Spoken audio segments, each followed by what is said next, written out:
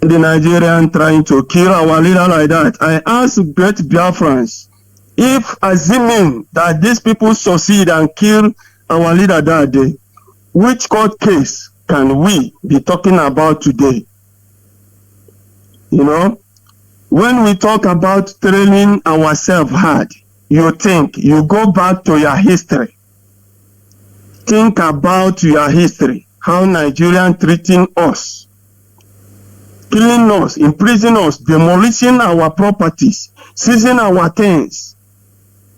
When you take all those things, you will come around and conclude that you must all the time get ready to Nigeria, because where we are living like cat and rat, and when like lion, hyenas, cheetah that cage one place and throw a small meat for them to eat. So you must know that you must train yourself so that you can survive, because Nigeria is a place. Igbo man in Nigeria is nonsense to them. That is why we as Biafrans, train yourself. We must train ourselves hardly. So then, our leader, Nori Chukwuka Biama, and the brave men who are there presently, who survived by whisking our leader away. A year and day, every news was going around. Then they kill our leader and throw it into ocean. They do this and this. They find our leader, they kidnap him, they find it in Ghana. They imprison him. All sorts of word was coming out. But men who are there that day knows that our leader is alive. So my great Biafrans, as we are moving forward till today, if I tell you that I'm not still shocked, why can't we defend the only man who stand up and speak? What we heard is that our leader have been kidnapped from Kenya and rendition him to Nigeria again. My brother, I will tell you the truth. That day, it's like I'm a dead man walking. I did not eat 24 hours because I was thinking the type of loss, the type of life we lost in our leader's compound. Not only in our compound, because many was calling that day from Anambra, people are entering bus coming, and the Nigerian military was kidnapping them on the road, coming to Aba, coming to Umuahia, killing them, torturing them, different type. Many who died there is more than 100. That day, many lost their life because our leader was be talking that our leaders home was invented, they want to kill. Many people lost in there and many lost their life. Today, Nigeria is telling us that we cannot do anything. Since then, I know that Biafran must, wherever you are, whether you are abroad, you must get ready to Nigeria, because the way Nigeria invented our land in 1967, we tell you that Nigeria can do the same thing anytime, any moment. The way Nigeria concluded and invented our leader home 2017, they can do the same thing anytime, any moment. So wherever, whether you are walking on the street, get ready for them. Train yourself hard, meaning that you must know that thing that your enemy know that you will make you fear them. You must know them and beyond them. You must know their patterns. You must lead how Nigerian works. The way they hate us is not what you can be moving around thinking that things are normal. No. You are the like animal that a hunter is chasing all day and night. You must get ready to escape from the hunters. So great Biafrans, what I always mean this, train yourself hard is what you're supposed to know. Go back and read the history of Nigeria and the Biafrans. And the same Britain, their pattern in Nigeria. You know, when you read about a Khmer warrior, till today, Britain have never forget about them. They know that these people are great. We must use some certain things to suppress them down. That is why Nigerian, British, and the Fulani Caliphate, the most backward people, are controlling our destiny. And after they kidnapped our leader and ledition him, what the late Buhari said when he came here, you know, Igbo people is always inviting their enemies to come and celebrate in their home, dancing here, mocking us. Ask Buhari, late Buhari, what do you want to do? They are just do that thing as, you know, use it as a campaign, the way evil politicians in our land they normally do. Using Nnamdi Kanu as their own campaign. The release Nnamdi Kanu say he will not interfere. Let him go and settle and defend himself in the courts. And since then, we have never asked the evil politicians why. You say your president said, let Nnamdi Kanu go and defend himself in the court. Now, court have ruled and said no court should try our leader again in the zoological court. Why can't Igbo people to stand up and said our leader have defeated them up and down? Why them not stand up and said, release him, let him go? We want federal government in their own court. And nobody said anything, showing that our people is among those who are holding us down. Mazi, great Biafrans, you need to know, in our land, Fulani can never give up in this land that we are seeing. British can never give up in this land you are seeing. Even if for those who are seeking for answer to travel away from our land, I ask you, if all of us will run away from this land, who will be here? And remember, whether you travel, go, our culture remains our culture. Whether you arrive, coming back, you must come back to your land. That is who we are. If you die in abroad, your people will landing up and bring their corpse back home. That is who we are. Don't think that you are religious of this. That will teach you that wherever you die, you can never settle in the spirit of death unless you come back to your home. So great Biafrans, you know, today is Eke Market Days, one of 4 days Aijagwizu in our land. You need to know your culture. You need to understand the way our ancestors live and survive and do everything, live 120-something years, 100 years, this, you know. If they tell you that the world is changing, is what we are eating is changing, what we are copy is changing, not our culture. Our culture can never change. We worship the creator of heaven and earth. That is who we worship. Anya di efe ye madu ngwala anyi fewe. Great Biafrans. It's true that we ignore many things. We are being begging for peace. We are being begging for peace to those who don't want peace with us. We want to live with the people who hate us. Some people who can go their mosque and come back, they will tell them, go and kill Nyamini.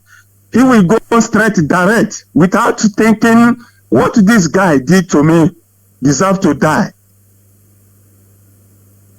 We are living in a place where people can see you coming their town with one bag and you are going back to your home with cars. So we need to tighten our belt very well. That is why sometimes when I try to tell our people we should train ourselves hard. Train yourself hard means many ways. You can try and stay 24 hours without eating so that you know what our ancestors suffered in the hands of British and the allies called Fulanis and some of their allies, even USSR, all of them gang up to wipe this small place they are called Dot. You ask yourself, what have we done to deserve all those things? Is it the blessing of Chukwu Kaduna make us to suffer like this? Is it what? What have we done to these people? When we talk about Nigerian, remember, the mistake our fathers did is they are stopped like women after 4 to complete 3 good years defending this land. And they are surrender. Everybody go normal his way. People travel, mingle with Nigerians, thinking that in Ogebego we are one. But in the mind of Fulani Caliphate, they did not see it that way. So great Biafrans, wherever you are, you should know that that thing that the people, your enemies doing, that make you fear them, you need to think beyond that. Learn that thing beyond their own so that you can defeat them all angle. You train how to dismantle any beach you see. Go to internet, try everything, follow your the leadership. Our leader did something I can never forget in my life. Our leader said, make us to know that is again to Fulanis. They said intimidation is intimidation cloth, that our leader should not be wearing that cloth. You know, that thing reveals many things from them. When we talk about us, think deep beyond the people that you wanted to live with. Okay. So, training ourselves hard is something you need to know. It's not only Sotima asks me this question, because in our families, you know, the way we structure ourselves, IPOB, when you go to your unit, from unit, you know, you get under zone. That zone you get unit 1, unit 2, unit 3. That is why you cannot destroy IPOB. Was formed by Mazinam the Kanu through Ezechukwu Kaduna. We build our structure very well. Thank you. So, great Biafrans, we are talking about the hardness of the zoological. We need to think and train harder more than them. If you are in the desert, you know our ancestors are those who are moving in midnight, chasing animals, hunting animals. So if you are afraid that Fulani are doing this, are doing that, meaning that you don't want us to exist as a race, You want us to be wiped out of this planet Earth. Ndewo, thank you very much, Mazi. Thank you for being part of this program today and for speaking to us. Ndewo, thank you very much. So that was our brother, that was our comrade. He spoke to us about training yourself hard, and what I learned from what he said is that there are several ways we can train ourselves hard. What we just need to do is understand ourselves more. One, understand ourselves more, be realistic with what is happening around us, be realistic with our expectations, and be realistic with the policies that are around us, that are surrounding us. And he also spoke about understanding the hatred, that is also be realistic with the policies against us. So I think it is very important that we recognize the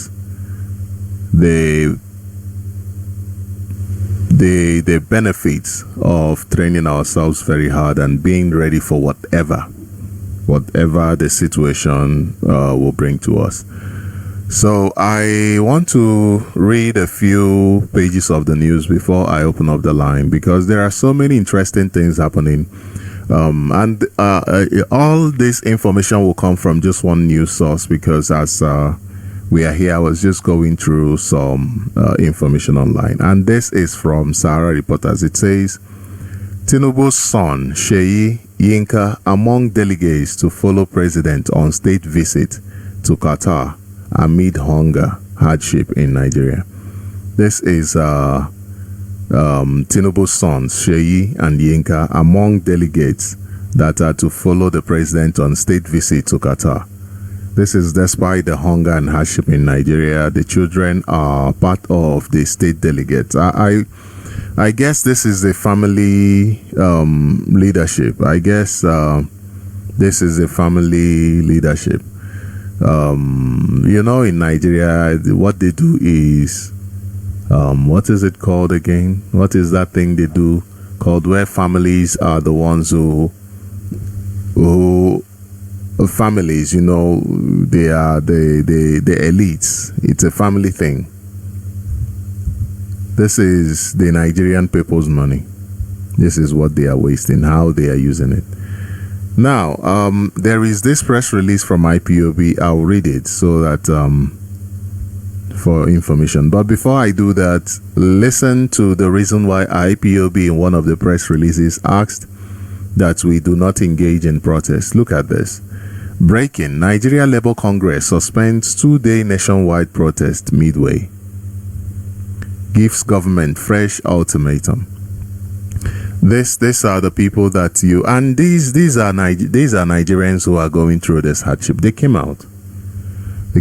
I don't get to understand what is happening with Nigerians.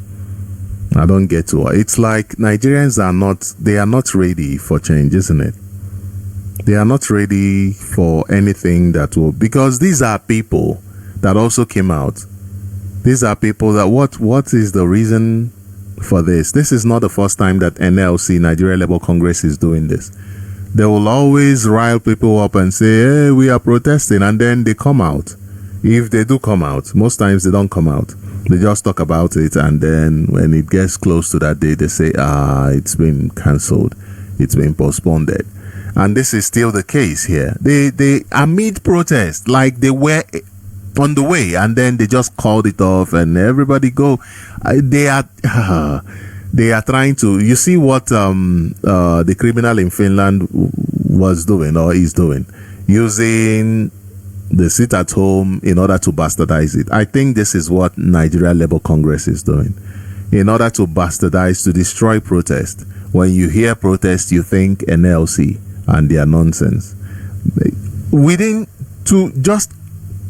It says midway, that is, they were in the protest, they were just protesting, and suddenly, hey, everybody go back,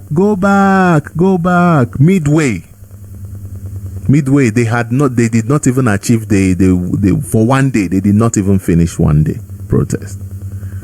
They did not finish. Look at this other news. Nigerian soldiers at Kaduna training depot lament, say, our commandant values his cattle more than us, sends 50 personnel to the bush daily to get leaves for cows. Their commandant sends 50 soldiers to the bush every day to get leaves for the cows. This is Nigeria. This is the place where people who say they want to protest midway, they stopped. Why won't your army behave this way? Why won't your army behave this way? And this is in Zaria. In Imo State, their armies are busy killing people. In Zaria, they are busy. This is in Kaduna State. In Kaduna State, in Zaria, Kaduna State, they are busy foraging, going to the forest, bringing leaves so that they can feed their cows with. But in Biafra land, they are busy slaughtering people. And the north is the epicenter of terrorism, but they have left terrorists to do whatever they want to do and go around the bushes plucking leaves. Nigeria is just a crime against humanity, and the people in Nigeria are not even awake to their responsibilities. Let me read this other news. It says NBS releases report of inflated cooking gas prices across Nigeria's south, southwest, northern regions as hardship bites harder. You see what is happening here. Prices keep increasing. Everything. This is despite that Nigeria has a huge deposit of natural gas. Price of gas is going so high. It's going so high. The National Bureau of Statistics, NBS, has released a report on the inflated prices of liquefied petroleum gas, popularly known as cooking gas, across the northern and southern parts of Nigeria. This is a lot is happening. And this is also from Sahara Reporters. This is Anambra community accuses Deputy Governor, Chief of Staff of bias in communal land disputes despite Supreme Court judgment. You see, these are people who you have put in charge of your land, in charge of your lives. Look at how they are playing with your lives. The people of Umuenu village in Umuawolo community in Oka South local government area of Anambra State have accused the state deputy governor Onyeka Chukwuibezim and Ernest Ezeajuri, the chief of staff to Governor Chukwuma Soludo, of being biased in a land matter.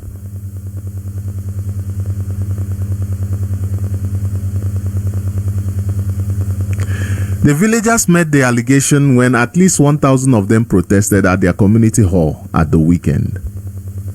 This is what is happening. I just want to read you a few lines of what is happening in Nigeria. But the main thing I want to read before I open up the line is this.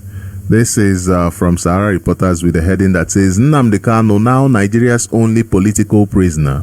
Tinubu government showing ethnic hatred against Igbo people.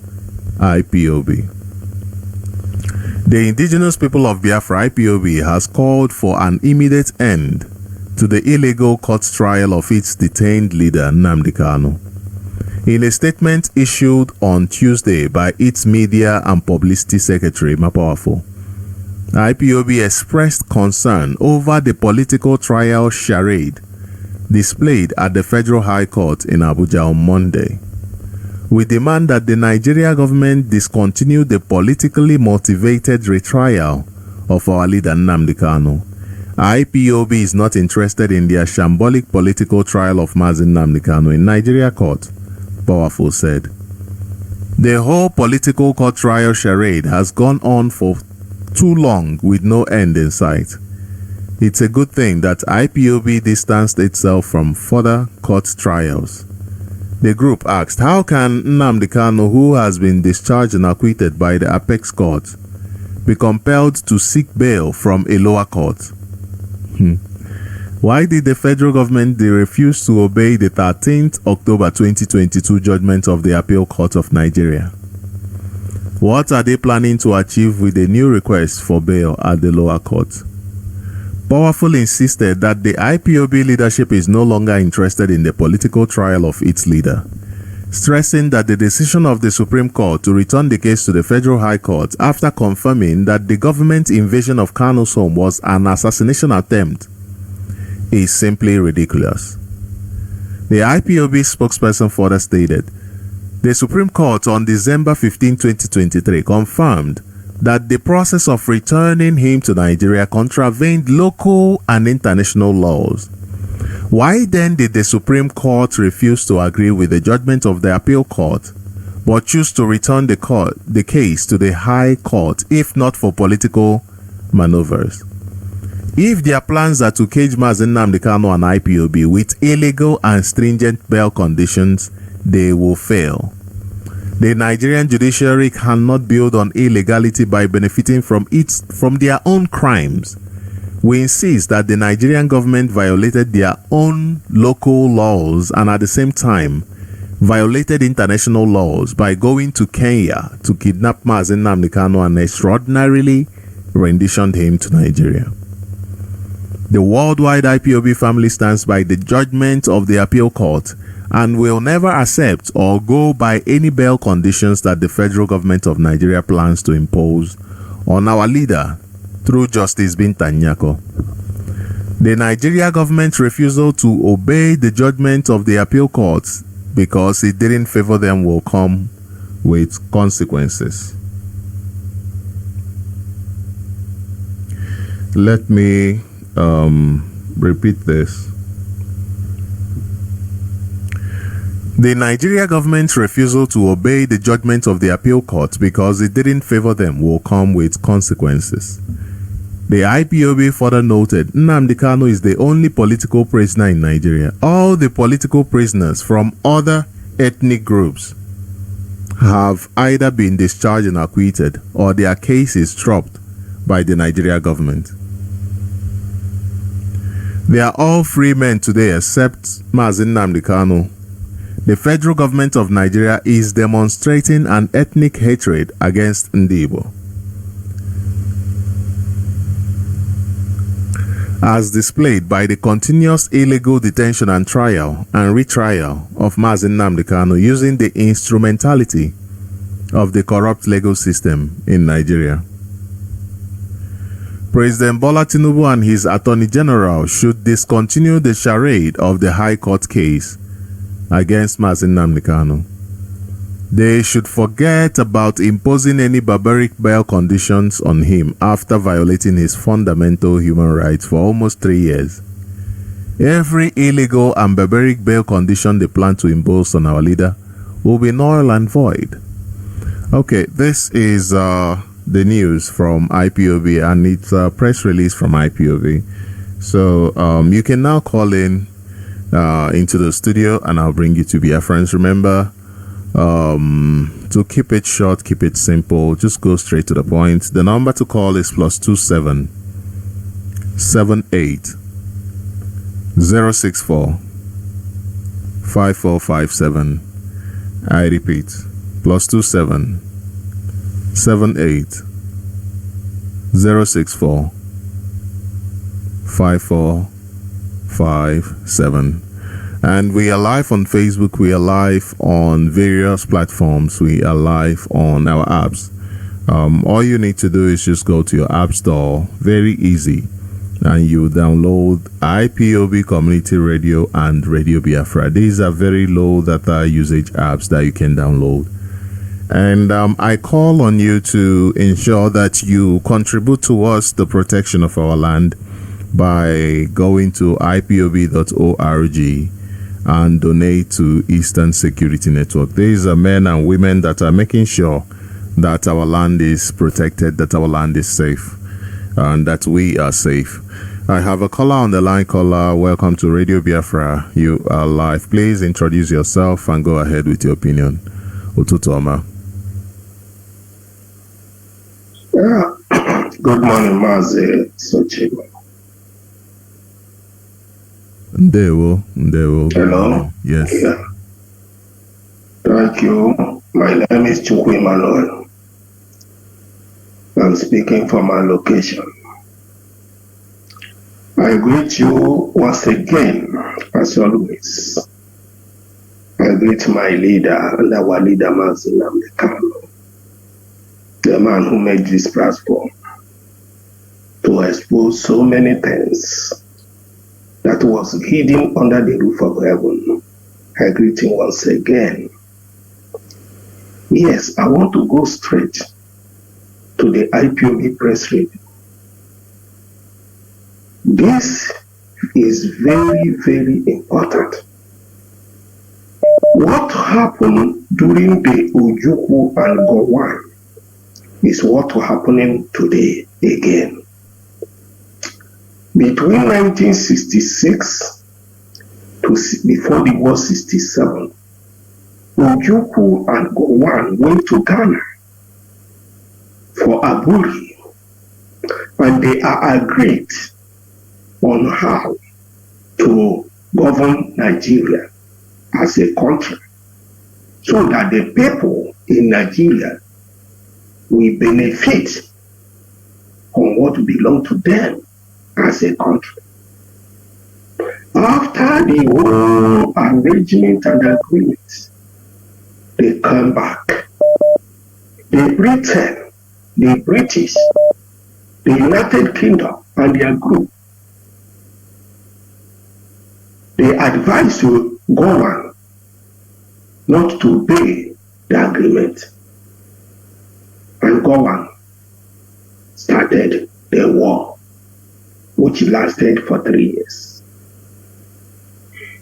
Today, it is between our leader Mazi Kano and Nigeria as a government. The appeal courts have discharged our leader on 13th October 2022 and said that our leader will not try in any Nigerian court. Very clear. Everything is very, very clear. But surprise, surprise, today, because of the evil in some group of people, mainly the Britain, the white people, and the evil black man in Nigeria, they are turning it upside down. That means another agree is that we stand on the 3-man panel judge that discharged and acquitted our leader on 13th October 2022. No more, no less. Whoever is running up and down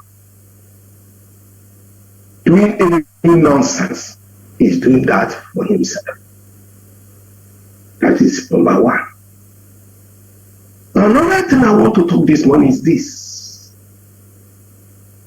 Black man as a person, the problem of black man, the whole black man started from Nigeria. Majority of problem of black man started from Igbo land. A people that cannot learn from the past. Any group of people or persons cannot learn from history is not a human being. Up till today, any evil man that is still talking of Nigeria is not a human being. It's not worthy to be alive. Because the thing that has happened to Igbo race in Nigeria is unbelievable. It is not something that a human being will say is a Nigerian. And this tells me that that thing we call Nigeria is created by Satan in human form. People are thinking that Satan is something else in other place. He's a human being. We have white Satan, that is British and their group. We have black Satan, that is also passenger and their group. The white Satan, they selected their black Satan from Africa to make sure Africa remains slave forever. And they are working hard for that. This radio is made to expose all of them so that people will hear what is going on. Look at a country that have 4 refineries. One of them is working. They are going to carry the crude oil to overseas. They come back and sell it to Nigeria in a high price. The fuel that was selling 11 naira during the time of Sonia Abacha. This Sonia Abacha is one of the best governments. But he's the only person they say they are providing him as somebody that's corrupt. Yeah. Leaving the corrupt people like a passenger, a crook, a criminal or passenger. Leaving somebody like what do you call this informant. All of them, we are there. Thank you. I don't know what happened to black people. Why not reason? You are protesting for food that you will eat today, tomorrow will be hunger.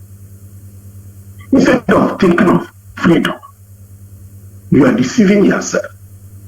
Have you seen how wicked black people is? They don't think about future. They think about only themselves, their family. What happened to other people is not against them. And the worst of the worst is that they take religion and blaspheme people. People are slaves in Nigeria in the name of religion. People are slaves, but they don't know they are slaves. Both Christianity and Muslim are slaves. Thank you, Mazi. I don't know. Thank you, my brother. I greet my people. I greet US. And those people who knows that our leader must be released so that we'll find our way. That's the only way out. There's nothing like food to protest for food. That is nonsense. Thank you. Thank you, and God bless you. Oh, hey, Biafra. Oh, hey, Biafra. Thank you very much. Caller, you are live on Radio Biafra. Please introduce yourself and go ahead with your opinion in 3 minutes. Mazi Sochima, good morning, sir. Good morning. My name is Ika Agwana, calling from my location. Yeah, we appreciate your effort towards Biafra restoration. I greet our leader, Mazi Nnamdi Kanu, and I greet all the members of the DOS and all Biafrans and lovers of freedom all over the world. Concerning the topic of today, a part of the news, Nigeria is not a democratic country. That I can assure you. But my main point is this: what is the fear of Britain and Fulanese concerning dissolution of Nigeria? Is it not high time for Yorubas, Fulanese, and other ethnic nationalities to start thinking about the bilateral trade that we'll have in future? So instead of doing all these things, because definitely we are going, Biafra is going, and we must surely get free. I want to appreciate your efforts. I've not been calling, but I said let me just call and make my contribution. Thank you. Thank you much, Chineke. Thank you very much. I really appreciate your call and your contribution. Thank you very much, Mazi. It's very refreshing to hear fresh people calling in. Honestly, I like it. I really appreciate that, especially if you are calling in for the first time. And those who are regular, I mean, without them, without people like that, this show will not happen. This will not be. So I appreciate each and every single person. And like I said earlier on, the NLC already suspended their strike. And that goes to show you, Nigerian, that you are on your own as a Nigerian, those who answer, who still call themselves Nigerians. They should know that they are on their own. They must understand that, like the Mazi that came in today, he said, you must prepare yourself, make yourself strong. Nigerians must prepare themselves. If they want to fight this time, then they know that it's fight to the finish. It is not a matter of, hey, we want to eat food, we want to change government, we want, no. It should be a fight to the finish. Look at this news from Amnesty International. It says, Amnesty International warns Tinubu government not to violate rights to peaceful protest, vows to monitor, document violations. Now, is the protest the one of NLC that they already postponed it, or what? Is it because, why did the NLC even do that? That's the question. Why do they do that every single time that it seems like people are about to rise up? NLC will rise up and protest only for a few minutes and then go back home, say they've cancelled it. Why do they even understand the impact of what they are doing to Nigerians? Do they understand it? Or is it that they do understand it and that is why they keep doing it? Why do they do that? Why are they doing that every single time that Nigerians want to do something, that Nigerians want to rise up? They do that, and this gives the Nigeria government the authority to treat Nigerians anyhow.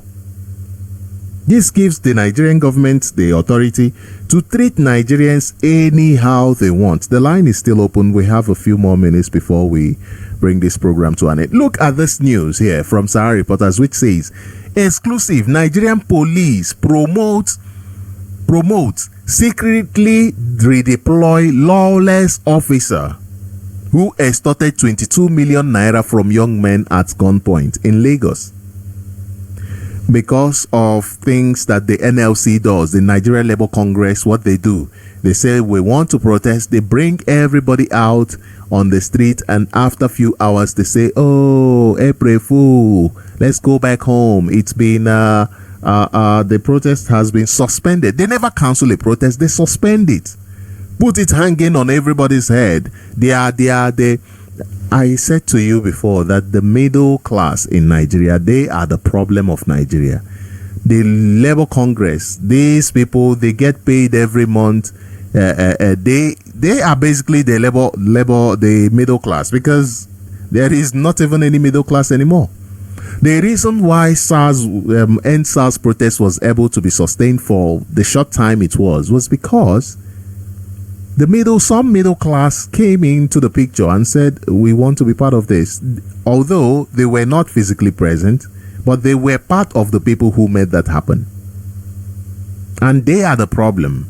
They are the problem. They have failed to lead people who are looking up to them, because the poor are looking up to the middle class.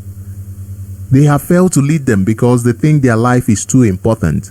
And today, the Labour Congress have suspended their protest because they have been told that don't worry.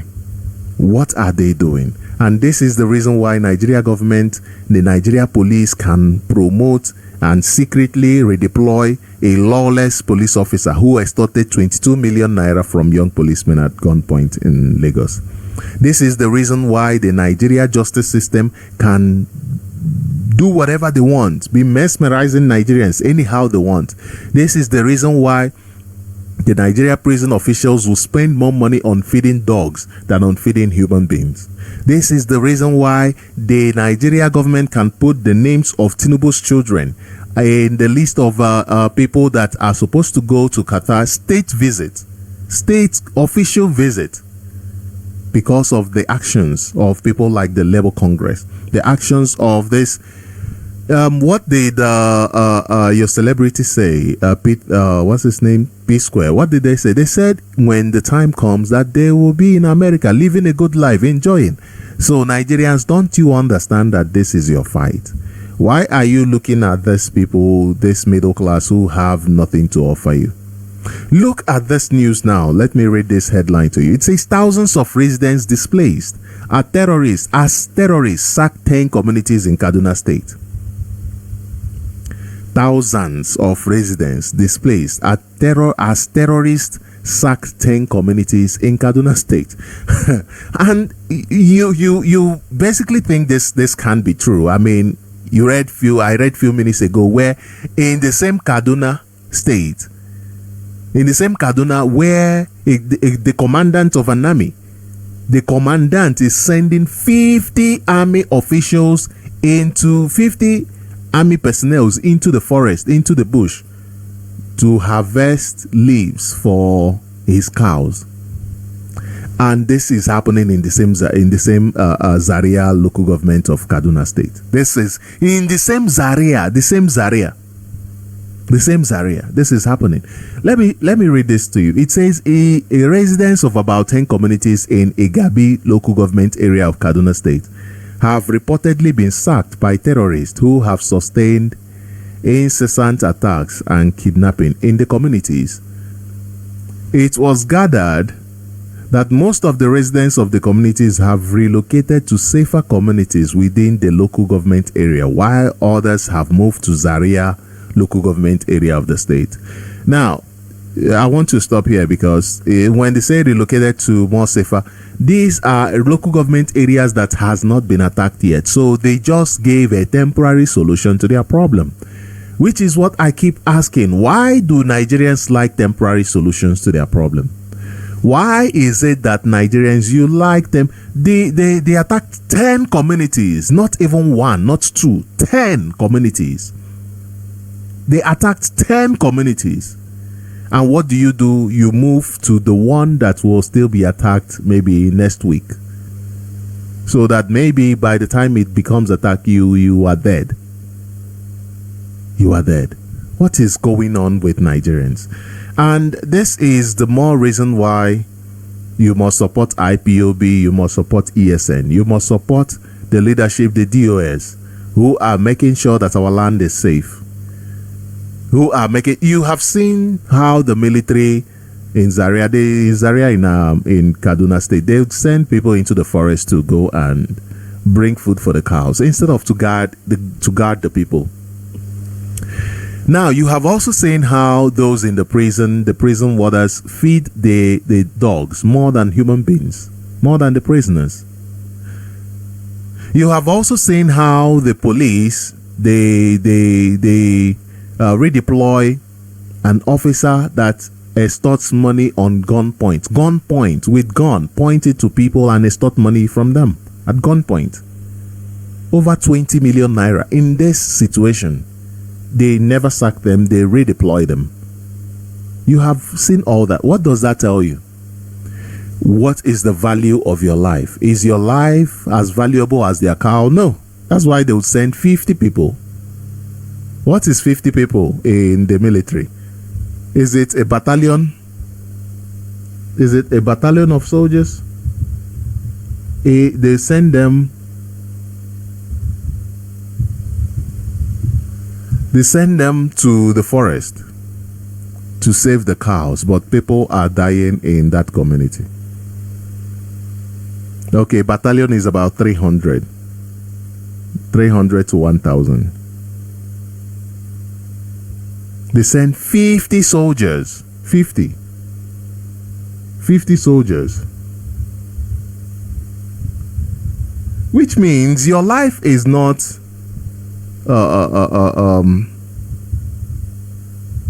your life is not valuable to them. Your life, it doesn't have any value to them. Any value to them. A platoon, a full platoon, that is what they send to go and get food for the animals while you are there dying. The Labour Congress is mesmerizing you. They tell you, oh, we are going to protest, and the next thing they say, April Fool, it was just a joke.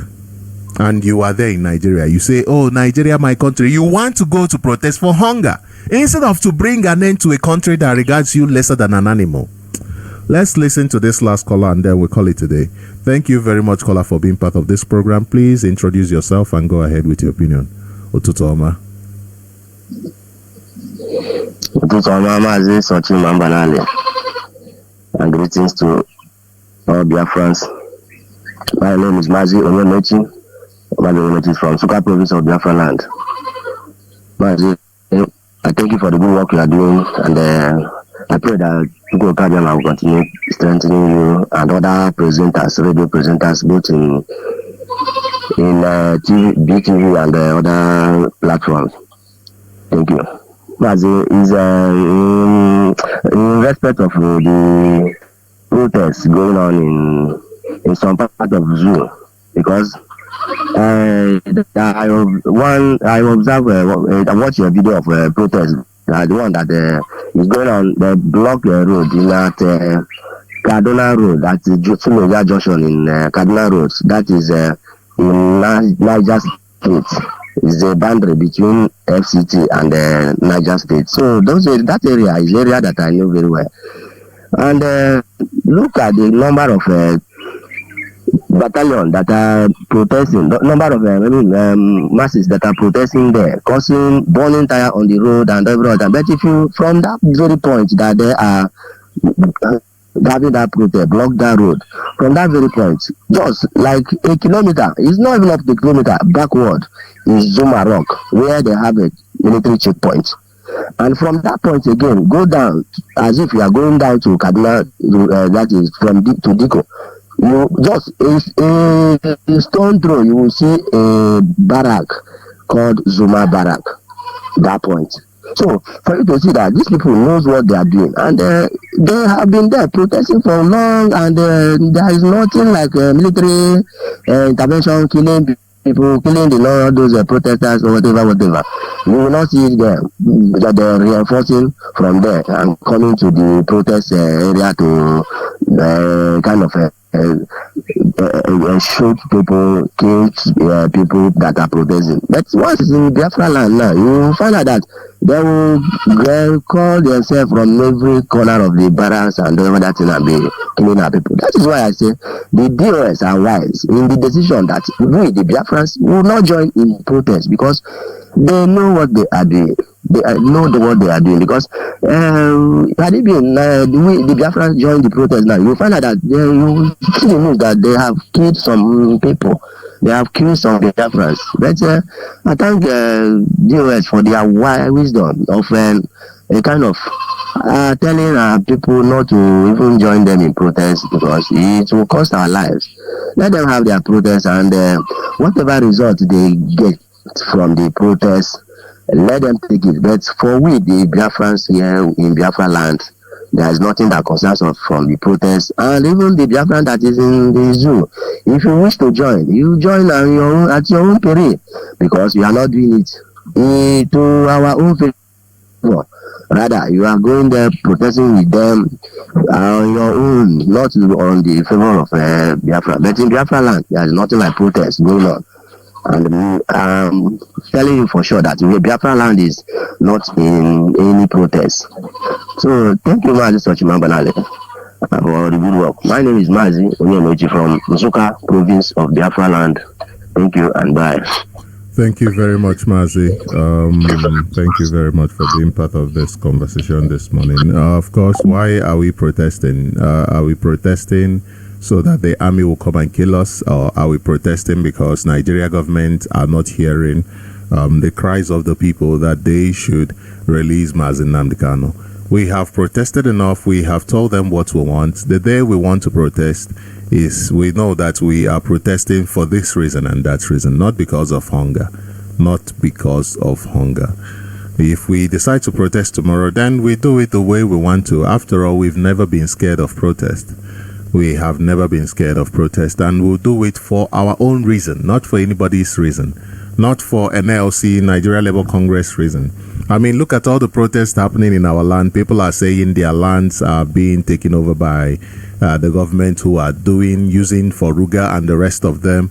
And look at the one I talked about in Anambra State, where people are asking the government to hands off their land, the deputy governor and the rest of them. I mean, these are serious issues. These are serious issues because they need this land. We need this land for us to cultivate our crops, for us to make sure that we have food for our children, for us to take care of ourselves.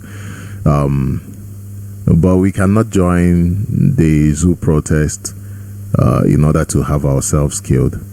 It's better for you to die for something you really know it is for the change of the lives of your children, for something really unique, not just a waste of time.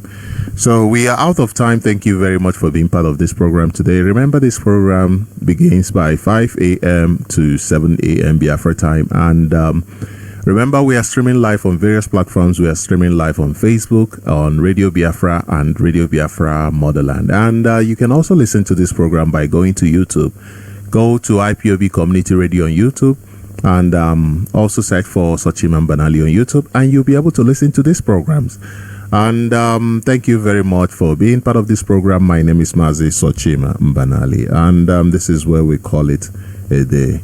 Remain strong, remain unflappable. Understand that Biafra restoration is our destination.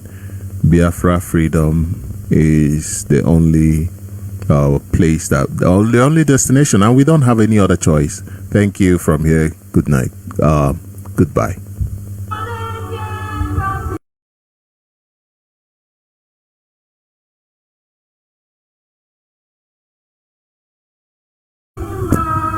Have any other choice. Thank you from here. Good night. Goodbye.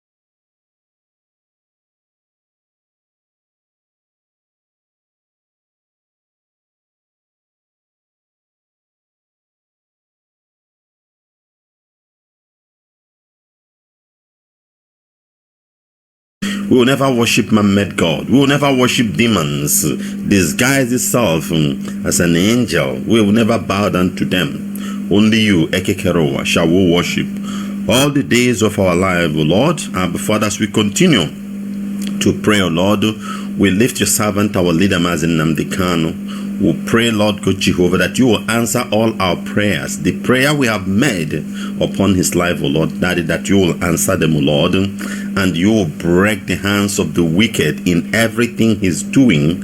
Anyhow the enemy is manipulating, Father, you break it into pieces, O Lord, as we continue to pray with Psalm 82, that God standing in the congregation of the mighty, judgeth among the gods. How long will he judge unjustly and accept the person of the wicked? Defend the poor and the fatherless, do justice to the afflicted and needy, deliver the poor and the needy, rid them out of the hands of the wicked. They know not, neither will they understand. They walk on in darkness, all the foundations of the earth are out of course. I have said, you are gods, and all of you are children of the Most High. But ye shall die like men and fall like one of the princes. Arise, O God, judge the earth, for thou shalt inherit all the nations. Heavenly Father, we continue to pray that you are his shepherd, he shall not want. You makes him lie down in green pasture. You lead him beside the still water. You restore his soul. You guide him in part of your righteousness for your name's sake. Yet though he walks through the valley of shadow of death, he fears no evil, for you are with him. Your rod and your staff, they comfort him. You prepare a table before him in the presence of his enemy. You anoint his head with oil, his cup runneth over. For surely your goodness and mercy shall follow him all the days of his life, and he shall dwell in the house of the Lord forever and ever. Father, Lord God Jehovah, will lift IPOB all over the world. We pray for your protection and for your provision, Lord. Father, those in prison, we continue to pray that you will free them, O Lord. Heavenly Father, we pray for the sick among us, O Lord, mostly the one that is incurable at this time. We leave them before you, asking you, O Lord God Jehovah, that you are that God that our ancestors said that you are the God of 11th hour. The Bible said that your right hand is powerful, O Lord, and there is power in your spoken word, that you send forth thy word and heal them and deliver them from grave, O Lord. Even though the grave has opened its mouth to swallow, but Father, your word came and said no upon that soul. Jehovah, we speak your word, O Lord God Jehovah, because wherever the Spirit of God is, there is power, O Lord God Jehovah. Father, that indeed you will heal them, that indeed, O Lord God Jehovah, they will be free, O Lord, despite whatever medical report. Those that are still in hospital, Lord, we continue to pray that they will be healed, O Lord. Father, those in need of help for bills, Father, we pray you make it available. Help them, O Lord, help them, Abba Father, because you are the only hope, Lord. The widows are crying day and night, O Lord. We lift them before you. The comrades of our the widows of our fallen comrades, Lord, and the orphans, Father, will lift them, that you will hear their cry. You will hear their cry, agent of agent, O Lord. Remember, you are that merciful God, O Lord. But Father, that say, call upon you, that you will answer and show you great and mighty things, secret things you do not know. Father, they are crying. Father, also the poor in our land, this poverty, this hardship, O Lord, man made it, O Lord. Abba Father, how much more you that control the universe, how much more you that program the natural things, O Lord. You command the sun to rise and set every morning. Abba Father, you send the abundant rain. The Bible said in Psalm 68 that you send abundant rain to water the weary land. Father, how much more you who control all these things, O Lord, who hold the life of these people, making things difficult, Lord. Father, we pray that you turn things around, O Lord. Let the poor have something to eat. After they have toiled within the days, O Lord, may they return back home with something to the glory of your name, O Lord God Jehovah, immortal Redeemer, Abba Father, my Lord and my God. Jehovah Nissi, Jehovah Jireh, we commit the Eastern Security Network. We continue to pray, Lord God Jehovah, that you will strengthen them and use them powerfully this time, O Lord. Father, we commit the DOS, O Lord, Abba Father.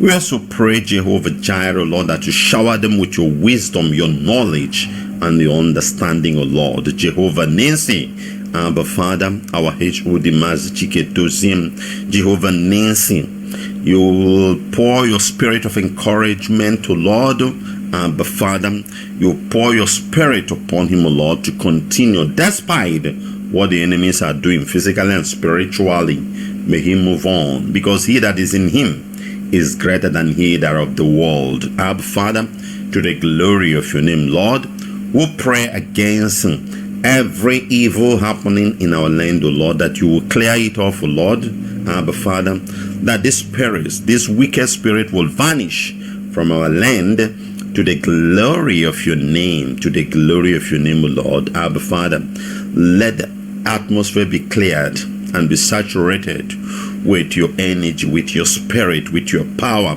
Let your people begin to serve you, to worship you, to follow you, to hear from you, Lord God Jehovah. And the enemies who are eating from the evil happening in the land, Lord God Jehovah, let the earth conduct its judgment, because every living thing must go down to the earth. May their own start now, Father, to the glory of your name, O Lord Jehovah. Lord, we continue to pray that peace will reign, that Biafra will be restored, O Lord.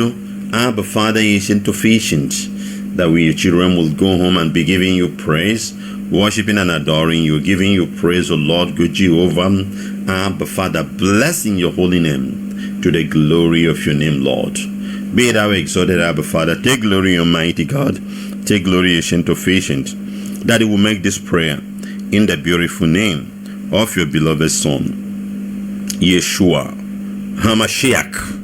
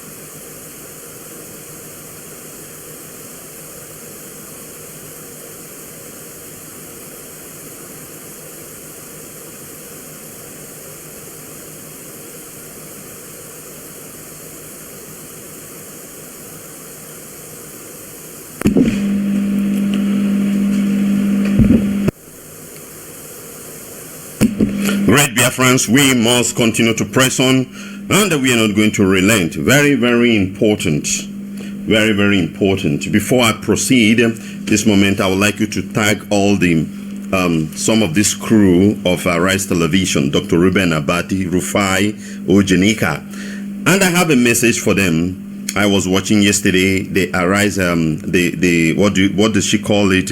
What is trending or whatever, and they brought issue of immolation, and that is where I want to speak about we black people and how we continue to press ourselves down. We continue to, black man is his problem. Black man cannot promote himself. Black man can worship, serve the white people in just to demote himself, to destroy himself. I don't know why. I don't know why. And all this thing is just to be in the good book of the white people.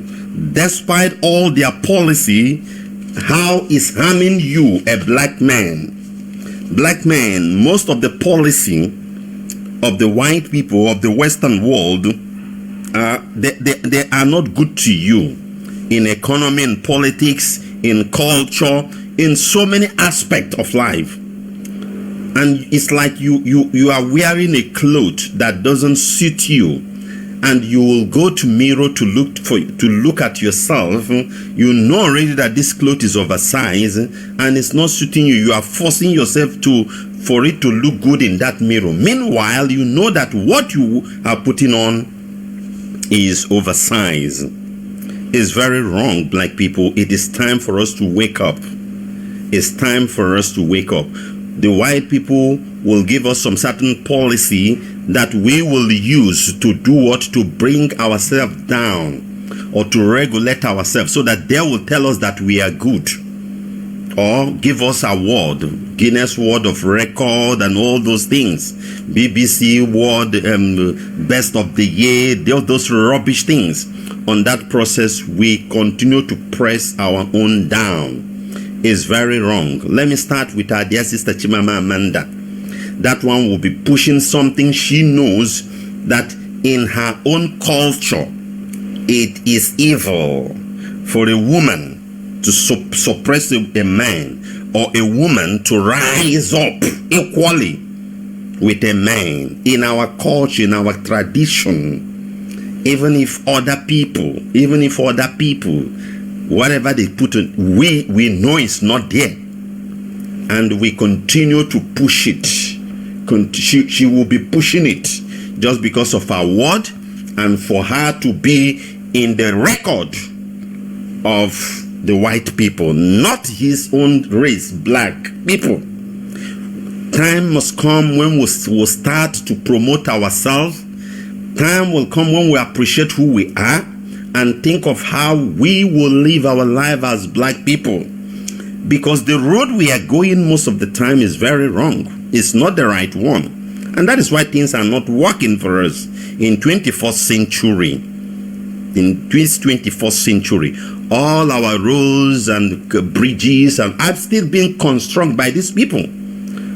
We go to their school, we learn everything, we can't practicalize it. We are just good in talking, giving theories, seminars, wonderful. We even speak the grammar more than them. Their theories, they concocted, they propound and give to us. We know it, their physics, their chemistry, their biology, their mathematics. They are the one who propound all these things. We are expert in it. Where problem lies is to put it in practice. Because when you have a dream, you could not be able to bring it, to localize your dream. That is where the problem lies. And this is our problems. Yesterday, I was watching Arise television, and this lady, who is also a Biafran, Ojinika, I think from Okwani or wherever, I don't know whether those ones speak Igbo, but I have heard her talking about her traditional chieftaincy name or whatever. It sounds like Igbo name. You know, most of these people, they will try to change their names, and even in pronouncing it, they will pronounce it in white man way. Sometimes you won't even it's an Igbo name, but for you to understand it, the way the person will pronounce it, you won't know. Or you can't change your soul. Listen, you cannot change your soul. Your soul is the real you.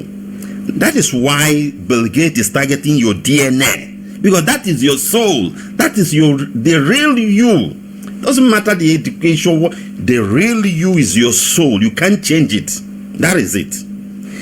This lady brought in a topic that we are looking into in Arise, which is immolation by a U.S. forceman, Aaron Bushell, who set himself ablaze on Sunday, 25th of February 2024, on a protest against what is happening in Palestine.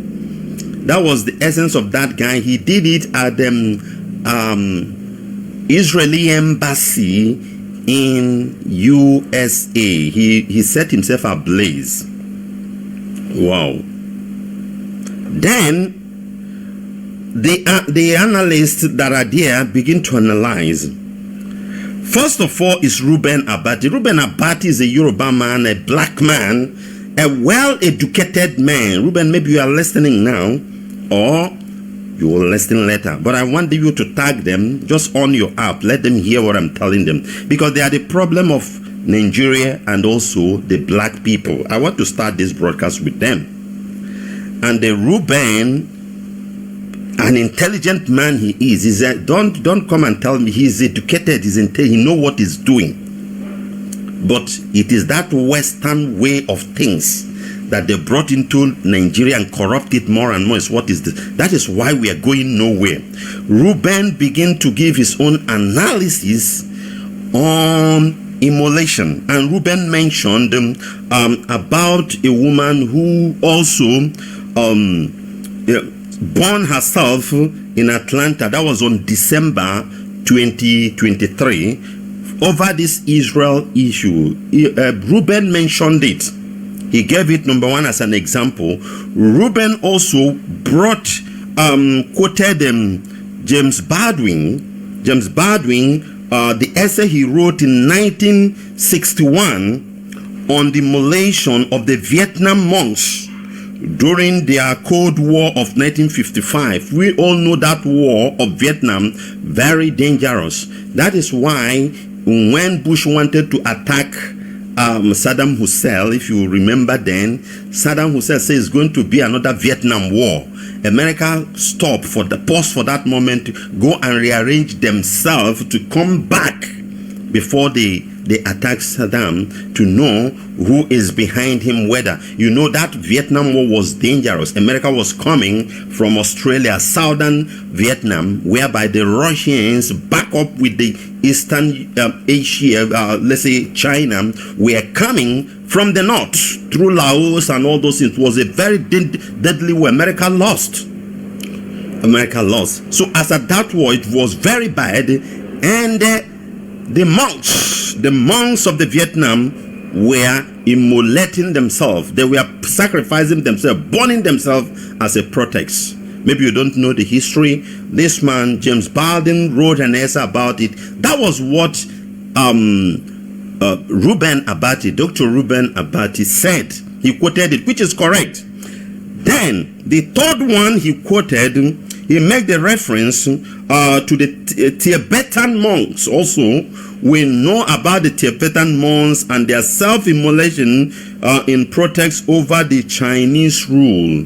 Chinese have been ruling the Tibet here. They want to cut away from these Chinese communists for a very long time, but it's not working. He quoted these three, and that was where he ended his quote. And I pause. Goose pimple fill my body.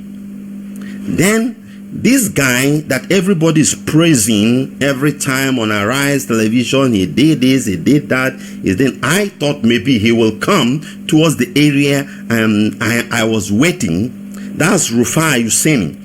Rufai Husseini now give only a single reference to a Tunisian man who set himself ablaze on January 4th, 2011. His name is Mohamed Bazouzi.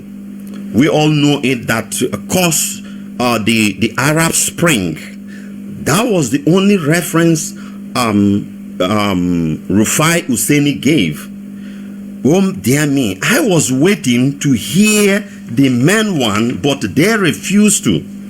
Ayo did not talk. Even the Ayo that when Ayo mentioned about Mazi Nnamdi Kanu case some time ago, I raised it. They suspend that lady. Forget about they refused to broadcast it. They suspend her. Later they say it was break. Since then you hardly hear them. Mazi Nnamdi Kanu came out on Monday, on 26th. Nobody showed it even on their television. I did not see anything. It didn't trend. But back to what I'm saying, Rufai gave his own, Dr. Reuben gave his own. I paused. I was waiting about this guy. We all know, we remember him on 30th of May. That is the area I'm going. Bruce Merrock. Everybody knows about Bruce Merrock, who immolated himself on a protest against the genocide war in Biafra land. He was the only one. He went to the United Nations Times Square. Go to New York Times. If you go to New York Times, you will see it. They publish it. The New York Times publish it. Are you telling me that Reuben Abati is not aware of this story I'm talking about? Are you telling me that Rufai, when he Googled to get some immolation for him to use it for his analysis, that they are not aware of this? Are you telling me that those who arranges the broadcast of Ojenika did not know about Bruce Mayors? If it is, then that means they Arise Television, they are not intelligent. But I know they have, but because it's connected to Biafra. You see the black man, he quoted that of Vietnam, he quoted that of Tibet, the white people, the Asians, the one that happened in his domot, behind him there. He refused to talk about it. Biafran genocidal war. Over 3.5 million people died in 30 months. Calculate it out. We were losing about 120 people every hour. Every hour, 120 people. Reuben Abati's grandfather or father could be part of that war. Rufai Husseini's father or grandfather could be part of that war. Ojenika relative could lost. They could lose some people in that war, but they did not even anyhow they can I don't know how to put this thing, compose their English to relate to that, but not to promote Biafra. They did not mention it, but they were quoting James Baldwin, the woman that were born in Atlanta, the Tibet and everything. They were quoting it, Muhammad Bazoum. This one happened outside. What of the one that connected to you? Nobody want to talk it. You see the black people. How many white people will give those reference in their national television on your own? Black man, let me ask you guys. You see why Africa is very poor? You see why we cannot build bridges? You see, Rufai, you that people are hailing every time. You try to swallow your doggedness that people were known you of. Since they killed what's his name? The brave Yoruba's journalist, Delegiwa. Nobody has taken over that. You could be in that because you people are still controlling the media. But somebody need to replace it. Let me tell you a journalist that they are trying to destroy now, but he still stand. You might have known him, Julian Assange. Julian Assange is a white, but he saw the evil that America are doing. He continued to publish it on his website. Today, the American lapdog, as they call them, the United Kingdom, they are contemplating to extradite that young man to America so that America will finish him. He's an Australian guy whom a lady called Chelsea Manning leaked the classified documents, as they call it. These are the documents how America were massacring people, children and mothers in the Middle East and all those areas during the Afghanistan, Iraqi wars and whatever. This lady leaked it. And as a journalist, there is a law covering a journalist. A journalist has a right. A journalist, according to their law, international law, local law, I don't know, has a right to publish whatever he sees. The only person that's supposed to suffer is the person who leaked the document. Chelsea Manning is like they have forgiven her or bring her out of jail, but this young man, they are still holding him, and he still stand. Julian Assange. Why can't such journalist? Tell me one journalist. Rufai, tell me a journalist that is in prison in Nigeria today. None. Tell me one journalist that will say that he's been targeted because you guys are not doing the right thing with all the humongous corruption. If I will blow that grammar, all the whole corruption in Nigeria, but there is no one single journalist that is being threatened. Black people, this is your problem. Tomorrow now, they will connect it to ethnicity, to religion, to this. In Igbo land, they'll tell you it's Jesus. Jesus is their problem. All this rubbish. The problem is the stupidity of a black man, which is a promotion to the Western world. Black man cannot promote himself. For them to open their mouth in that their broadcast and mention Bruce Merrick, who also immolated himself during the 1967 to 70 genocidal war against the Biafran people. For them to do it is better NEPA take off their light. For them to mention it is better for what? For electricity to go off. It's better for them. Then tell me how black man will progress. Tell me how we will survive. We'll continue to talk, give all the wonderful analysis, quote all the whole quotations on earth, but we cannot practicalize things. That is our problem. Hatred. Look at Nigeria today. We have journalists. Look at evil going on. Even people will die. You people can't even report it. You people can't even. This guy now that you Ojenika reported that burned himself. Do you know thousands of people that have been dying in Borno State, in Sokoto, in the Middle Belt, in the East? How many of time have you people come and report it? But you report that of the white man because you want BBC award, you want CNN award, you want white man award. Rubbish. All those awards are rubbish. Why I'm saying this thing, and I'm connecting to our dear sister Chimama Amanda, for you not to see it as a Yoruba thing. That one will always promote useless things into our culture. Useless things. That's what you'll be. Feminism, those things that eat your ear. If indeed you are a real natural black man, you will hate all those things. They'll bring gay, all those things, homosexual, rubbish things. That is what they will be promoting for us. Bruce Merrick immolated himself during the genocidal war of Biafra against Nigeria. Nigeria were killing the Biafrans. Genocide was going on. This guy could not take it.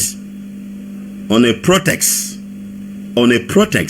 he went to the United Nations office there or whatever, and he burned himself down. American news did not promote it because America were complicit on that evil. You black people also, on your own media, you are complicit in it. You refuse to talk. If we continue in this way, there is no hope for black men. I tell you, I was so disappointed because when this man was, I was just during my break time, I was just watching that particular news, and when they brought this, I said, oh, the first name that came into my mind when Ruben was talking is Bruce Merrick. Waiting for him to mention it, this guy finished everything, he didn't. And Rufai want to talk. I said, okay, maybe he will be the one they asked to speak. This guy said his own. Nobody mentioned this guy. Goose pimple. So is it how black people still help themselves in 21st century, where white people are forcing you to die, to finish, reducing your number, giving you vaccines that is not correct, doing all sort of things. You see it koro, and you are still promoting all their rubbish. Because you just want to be on the pages of Time magazines and the Economics magazine and the New York Times and all those. Just want your name, that's all. But your land is decaying. Your race is going down. Tomorrow will come out, we blame this, we blame that. That's why I don't like excuses. I don't blame anybody, I blame myself when I fail. Black man, wake up. Ruben, all this your thing is rubbish. At your age, begin to fix your land. Think how your land will be good with your education. Convert that to education, how prosperous it will be to your people before you leave the earth. That is it. How can you localize that thing and people under you will be eating? Live good life. Stop using quoting all. Oh, I was not happy when I just watched that news. After that, I couldn't finish other thing. I just ended up there. Because I was waiting for them to mention the name Bruce Merrick. Bruce Merrick own was even before that of these people he quoted. It was before it. Because when the monk were killing themselves, the war started about 1955 or whatever. It was till 1975, I think. That was when that Cold War ended. It was within the heat of it, when the Vietnams people were dying and all those things. Those monks began to roast themselves. But this guy has done his own before that time. That is what I want to bring up. But you don't want it. And black people cannot go any place if we don't say the truth. That is it. This is Radio Biafra After Service 2, coming to you from the platform of Radio Biafra London, under the leadership of one and only Onyendu Mazi Nnamdi Kanu, Ohamadike, one of Biafra land. Mazi Nnamdi Kanu is the only incorruptible leader of the indigenous people of Biafra, the director of Radio Biafra and her television, the commander of the armies of Biafra, and the greatest man living on this planet. And this broadcast is coming to you from me, a servant of the Most High, a servant of the indigenous people of Biafra, the firstborn of Mazi Nnamdi Kanu, and a proud disciple of our leading, the person of Unwa Nke Chineke. Let's go straight, because of our time, to the newsline we have for the day. Just take this message to Arise Television. Let them listen to what I tell them right now.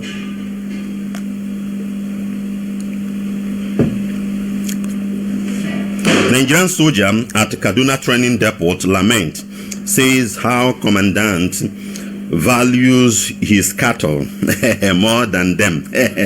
Send 50 personnel to bush daily to get leaves for cow. Are you listening? It's happening in the Zolo. That is cow republic. You remember Buhari time? His cow is more valuable, and to the extent they brought it to one useless governor we have in Anambra then, who was using one cow to equate to a life of human being, and the idiot bought it. This one now is using the soldiers to feed his cow. And all the soldiers are supposed to know that is why they send you to Boko Haram to slaughter you, because you are nobody. They don't value your life. Somebody they give 40,000. The other one came out and said his salary is 50,000. For 1 year he has been in bush fighting Boko Haram. He want to return to his hometown, and he went. He's 35,000 going, 35,000 coming back, 70,000. Somebody, he was just talking. Somebody record him. They put him in guard room. Because of that, that is why they continue to do all these things to you. A commandant of a military barrack or whatever is using the soldiers to feed his cow every day. Let's hear the news details here. Some soldiers serving at the depot of the Nigerian army in Zaria, Kaduna State, have accused the commander of the military training center, Major General Muhammadu Aminu Abdullahi, with his number N10208, of turning them into slaves. He is turning them into slaves, according to some of them who spoke exclusively to the reporters. They are forced daily to go into bush to look for dried corn leaves for the commander's cattle. Every day, about 50 soldiers move from farm to farm to gather dried corn leaves for Abdullahi's cows, and the soldiers must fill 2 trailers with these dried corn leaves every day.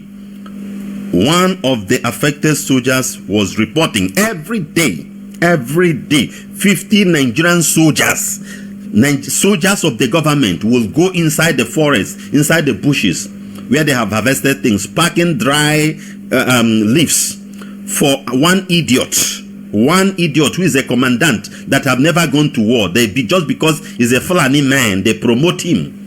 He is using Nigerian soldiers. I want you to understand this in a local way. A property of the government. One idiot who is part of the government is using them to feed his useless cow.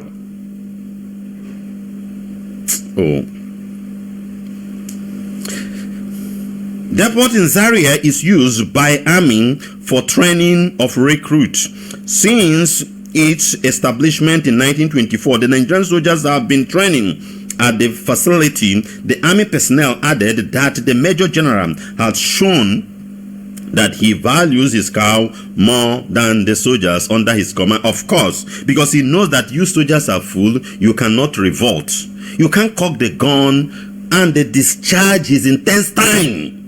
You cock one of your AK-47, discharge is in 10 time. Or because he knows you can't. That is why.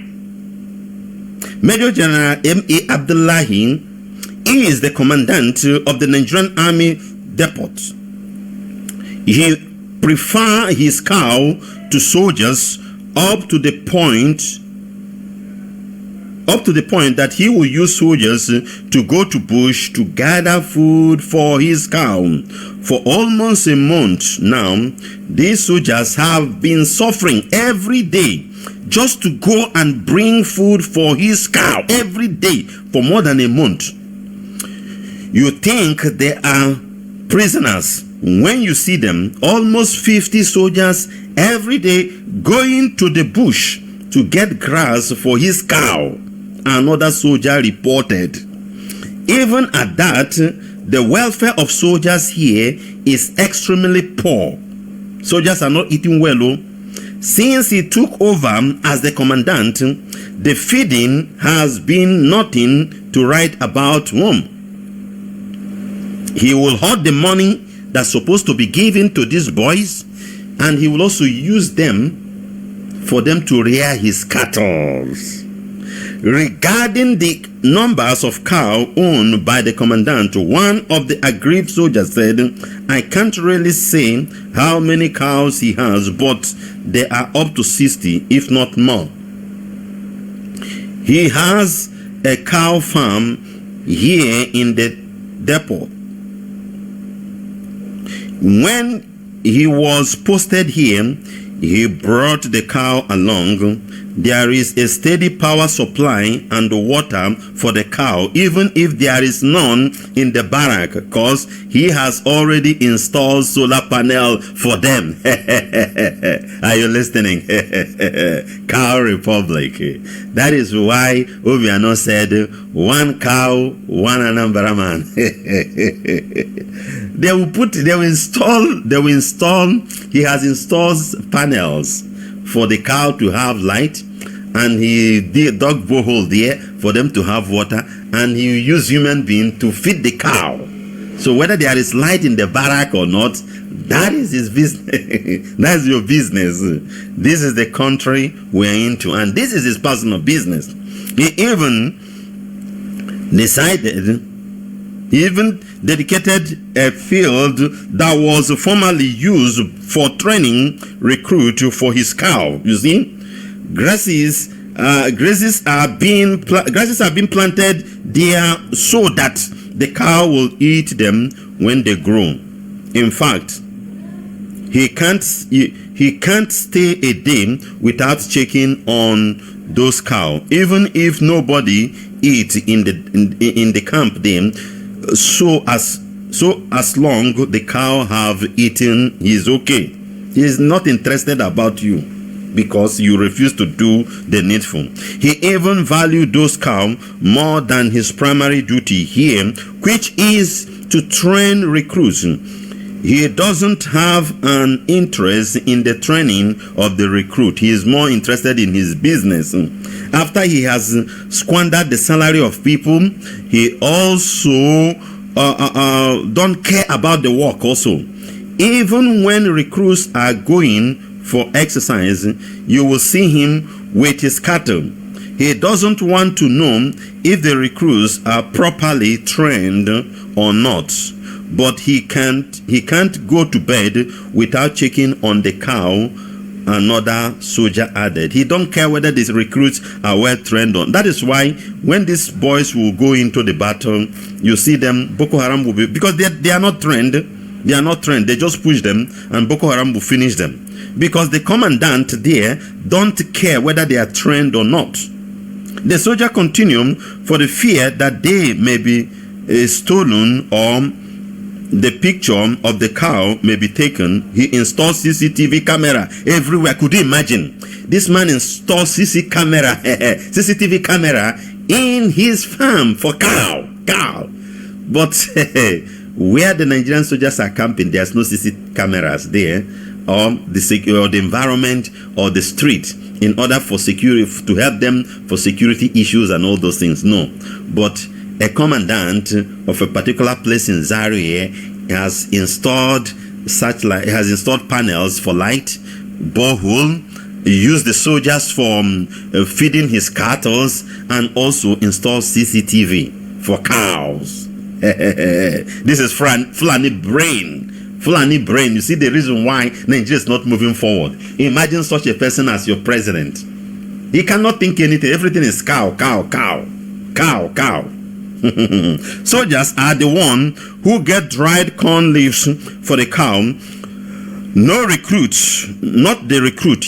People may say it's the recruit. This man say it is the soldier he used. The full-blown zoological soldiers, not the recruit. Able men, somebody's father, somebody's uncle, somebody's husband. This idiot, the commandant, will push them into field. They will move in the morning before they will return his evening, packing leaves for this idiot, for his cow to eat, despite stealing Nigerian money. Because know how you will investigate him now. You will not see some amount of money he might have stolen, money that's supposed to go to the boys that are working. He will confiscate it into his pocket. Soldiers are the one who get the dried corn leaves, not the recruit. In fact, since he came, there has been mismanagement of manpower. Soldiers are being scattered everywhere, doing what they are not supposed to do, taking care of his own cow. Some bring food, and so many others things that were never done before he came. He scatter everything. He corrupt the system because of his personal interest. Things are not working normal as it should, as is working or should be before the idiot came there, just because of his cow. That is why they brought one cow in Igbo land that has Odeshi. These people with cow, God have mercy. Every day we complain of manpower, but soldiers are scattered all over, tending to his personal business. The soldiers who get grasses for his cow, he doesn't even give them food. They leave as early as 6 a.m. in the morning, return in the evening. Even water he won't give to them. You see wickedness. As early as 6 a.m. in the morning, he has commanded somebody's father, somebody's husband, to move into the forest, into the bushes, gathering leaves. They will return back in the evening. Why wouldn't these soldiers molest people on the road? They may reach somewhere and mount roadblock and extort money and steal. That is it. How much is their salary? Oh God, destroy Nigeria. The overall feeding of the soldiers in the barrack is nothing to write home about. If we go for outdoor exercise, hunger is one of the major challenges we have there, because there is no way to get what to eat, and the feeding is very poor. Soldiers who passed out last October will tell you the same thing. On Friday, exclusively reported how recruits died in a strange illness allegedly caused by food poison at their camp there. The rate at which the recruits are dying at the army camp in Zaria has never been heard of before. Within 2 weeks, we have lost up to 14 recruits following the outbreak of a strange disease caused by food poison, a military source told them. Right now, over 80 other recruits are hospitalized. You see the reason why we tell you don't join all this there recruit. There was a news sometime in Abia State that the people are not joining. You see, look at, they are the one dying, even though it's their people there. 80 we have been hospitalized. And when it's either they use you for Boko Haram sacrifice or use you as a slave to be bringing food for the commandant. The army chief should visit the training ground and see by himself. It is so sad. Source also accused senior officers led by Abdullahi of making moves to cover up the incident. Efforts to get Major General Abdullahi on his mobile phone for a comment failed as he hung up immediately. The reporters mentioned Sahara reporters. Subsequent effort made to reach him failed. This is your zoological republic. This is a military man, a major general, who is using Nigerian soldiers to feed his cow. All right, this is 8 a.m. right now in the sacred land of Biafra. In case you are joining us, this is Radio Biafra House Service 2 coming to you from the platform of Radio Biafra London under the leadership of one and only Onyendu Mazi Nnamdi Kanu Ohamadike, one of Biafra land. Mazi Nnamdi Kanu is the only incorruptible leader of the indigenous people of Biafra. Is the director of Radio Biafra and her television, the commander of the armies of Biafra, and the greatest man living on this planet Earth. And this broadcast is coming to you from me, a servant of the Most High, a servant of the indigenous people of Biafra, the firstborn of Mazi Nnamdi Kanu, and a proud disciple of our leader in the person of Nwa Nke Chineke. We are, in case you are joining us, we are discussing the hypocrisy of a black man by Arise News, as they made mention of self-immolation that took place on earth, but they refused, that happened in white men, but they refused to make mention of Bruce Mayok, who protested and immolated himself, burned himself over the genocide going against the Biafran people.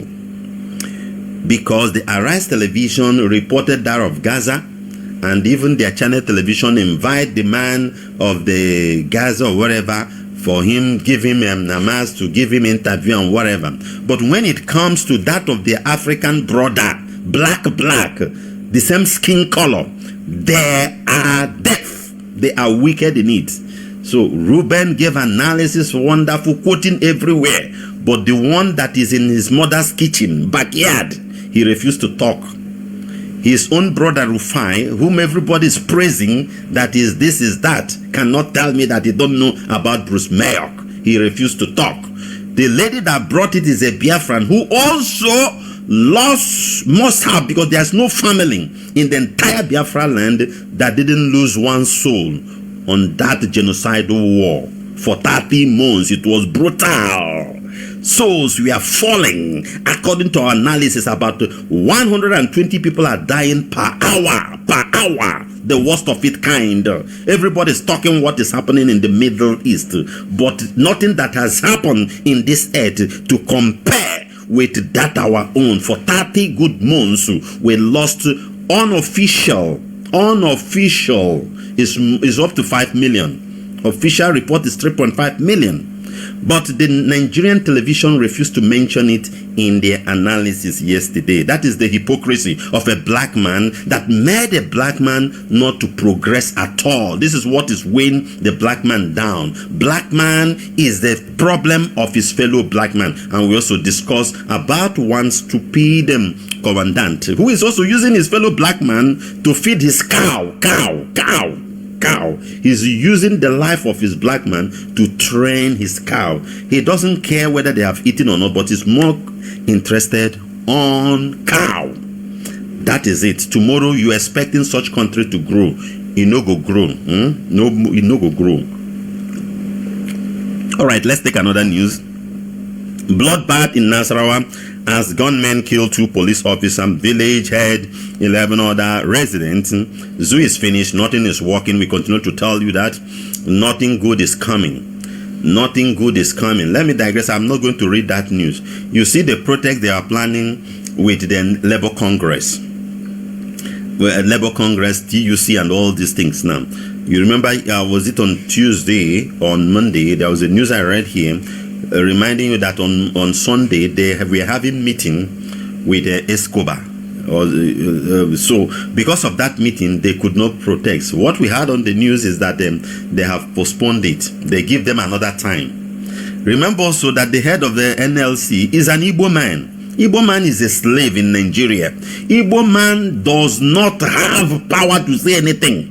It's either he rely on PDP, this our party, so that PDP or APC. Igbo man cannot come out and say, we Igbos cannot do it. They don't have that. You will only hear it in IPOB. You can only. So that man there is just a coon. Cannot do anything. Cannot do anything. So at the end of the day, maybe they will fatten his account or threaten him or remove him or kill him, whatever. So what I'm telling you, zoologians, is this.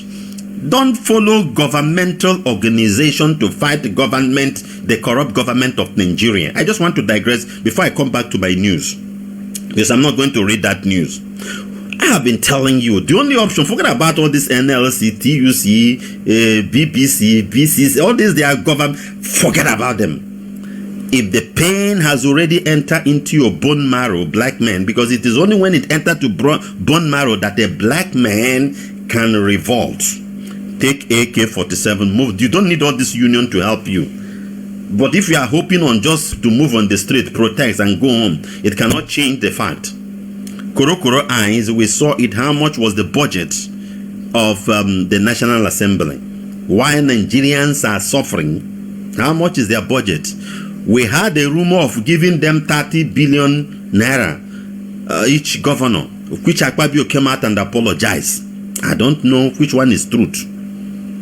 Where is the money? Tell me which state that have spent such money. Okay, we had Falana saying that they gave them 135 billion naira in December. Which state you see the impact of that? Nothing. Listen. Following government to protest is just like PDP want to protect, and you join PDP to protest against APC. You are a fool. You are an idiot. They are the same thing. They cannot disturb where they are eating. All of them are eating the same place. So what I'm telling you, zoology, you don't need these people, and you don't need normal protests. It does not make sense in the zoological republic. You need a bloody protest that you cock your gun, AK-47, be gunning these people down.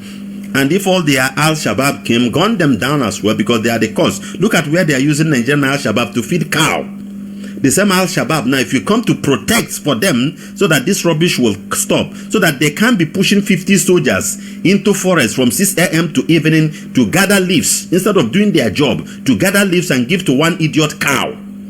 If you come out to protect, the same soldier will shoot you. So they don't have brain. You're equivalent to cow, just as a former Anambra governor made it. One cow, one human, all those kind of things, 500,000. So your brain and the cow is the same thing. If you know you have grown beyond, forget about peaceful protest. If it is peaceful protest, all you in the north and in the west, go home and relax. It cannot make any impact. I continue to tell you the gospel truth. If your ear will accept it or not, that is it. But let's come back to our news.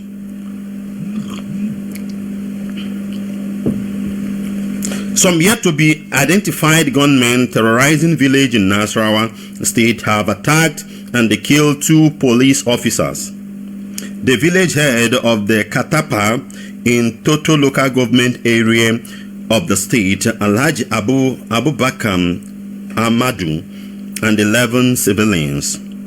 It was gathered that gunmen has invaded same Katapa on January 1, killed 8 people, and set houses ablaze, including the palace of the village head, as well as vehicles. All of them were set on fire.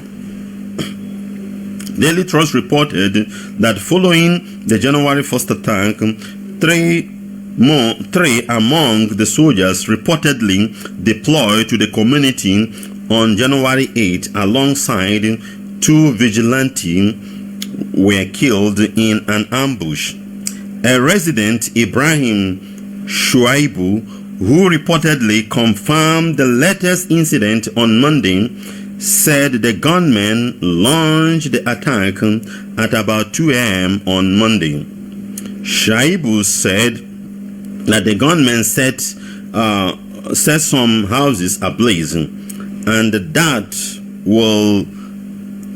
that while occupants were trying to escape, they opened fire on them, adding that gunmen earlier attacked the police outpost in the community and killed 2 policemen before proceeding to attack the village. Also, the chairman of Toto local government area, Alhaji Abdullahi Aliyu Teshi, who confirmed the attack and the killings, was quoted as saying, "I am yet to get details of civilians killed in the attack as I am at a function right now with the deputy governor in Umaisha." However, the Nasarawa State Police Public Relations Officer Rahman Nansel has yet to confirm the attack nor issue an official statement on the incident. This is what happened how many days? Still, they have not gathered. Zoological. This is what happened how many days, but they don't know how it happened. Let's take another news. Nigeria is dead. The more you stay in Nigeria, the more it will corrupt you to make you to look foolish, to make you not to be wise, make you not to grow. That is Nigeria. Grow up. Look at this news. This one say many people trapped in Anambra building collapse. Rescue ongoing. House is still collapsing. This one, that cement is very expensive now. House that will collapse, place is better you don't build. It does not make sense. Don't cheat yourself. Don't let Nigeria make you to cheat yourself. Because what caused all this collapsing of houses is inferior material, low quality material, black men. That is it. All these houses that are collapsing because you see somebody who will bring 2 trips of sand and use 1 bag of Dangote cement to mix all of them. I was watching on a video block. Somebody molded a block.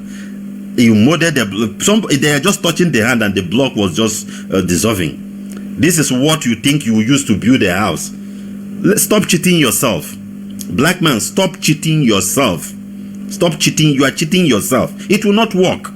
You cannot change the forces of nature. You can't change it. If you don't fix things well, it will not work. Just as I'm talking to Ruben Abati, them Rufai, Ujenika, Arise News, they don't want to mention Bruce Merrick.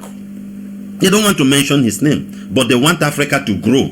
You want Africa to grow on injustice that you meant upon your own person. The same way it is on this building that are collapsing. You use inferior material and you're expecting it will not stand.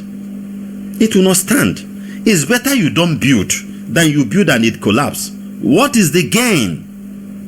What is the gain, my dear people?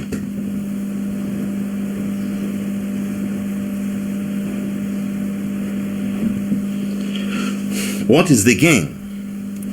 Look at this guy now is going to lose his money and everything, and this thing happened as a result of using 1 bag of cement maybe on 2 trips of sand. Let's hear the news in details. Let's hear the news in details.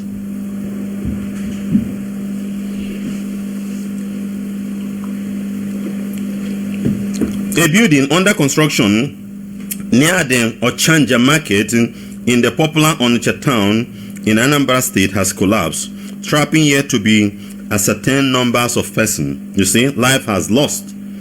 Souls has gone. As a result, Nigeria will make you become stupid. This Igbo man building this rubbish now. Don't you know that this thing will collapse? Don't you know? But if you are awarding this contract to Chinese company now, they will charge you extra. Why not to use, oh my God. Know how they will build your house and it will collapse.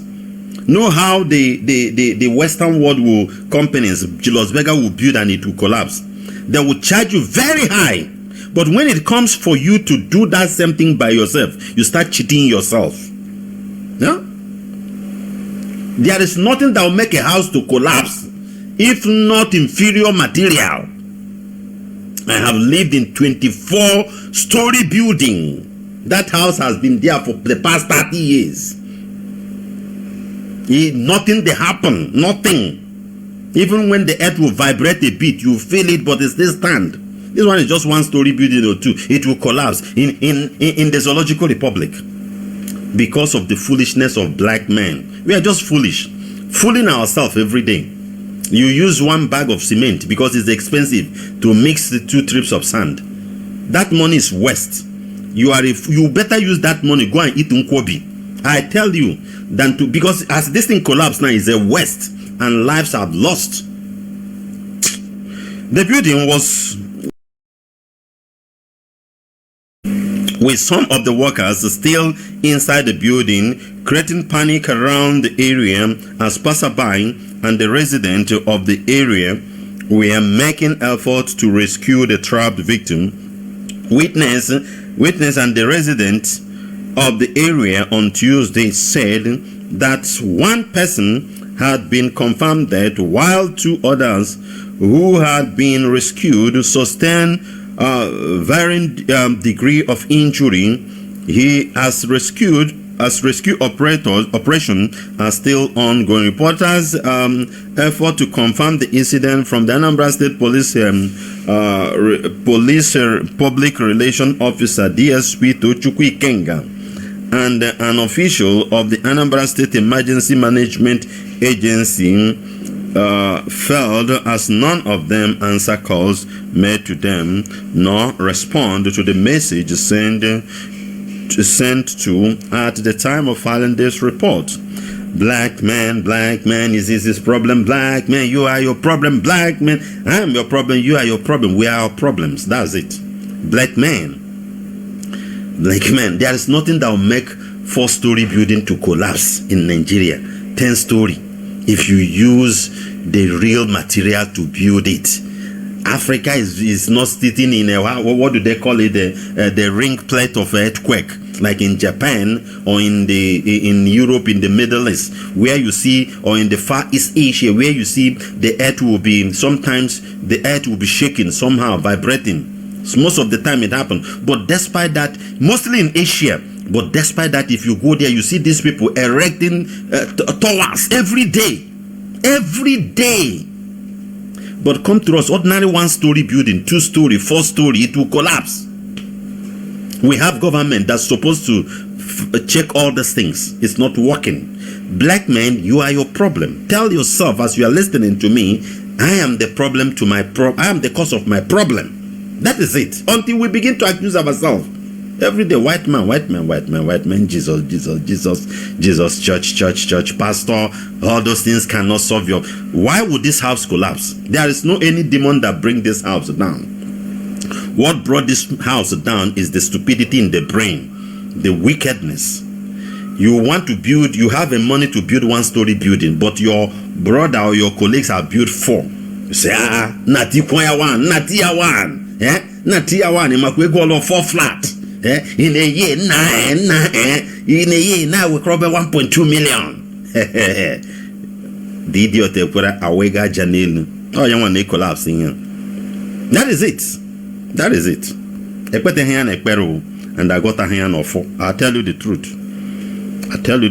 That is why nothing is working for African men. He refused to do the needful. He will prefer to fine-tune that of white man, make it very clear. But there is no how you do it, you become a white man. They'll only give you their useless award, Oscar award, it will be vibrating everywhere, Guinness World of Record, and you are dying. Because of that, you will live a kind of life you live and make some certain statement, the rotating statement to your culture, to your people, just to get that useless award. BBC award. See, let them come and take Ohanes award or a Fenifera award or what do they call the Northern Ones award? The Arewa Elders award. Let them come and take it. Live their life according to our culture. They won't. But we'll be going to, because of the award, you can't even speak the truth. You will not say there. Somebody will be in Italy and tell you a priest in Nigeria that a gay man, you should come and bless him, bless the gay, and you agree because he's from Italy. He's staying in Italy, and you agree. You know that this thing is evil. Then you start defending it. He did not say marry them. He said they come from airport. I was listening to one reverend father. You come into airport, you see people say hello, and you say God bless. Do you see black men?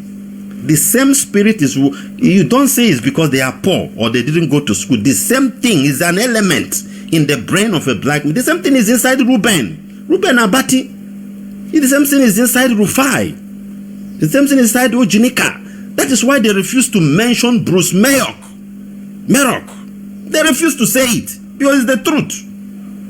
But they quoted that of the white people, everything, so that at the end of this year, see, they have been giving them award. They will go and give them award. Because if they mention that of Biafra, it will be springing out.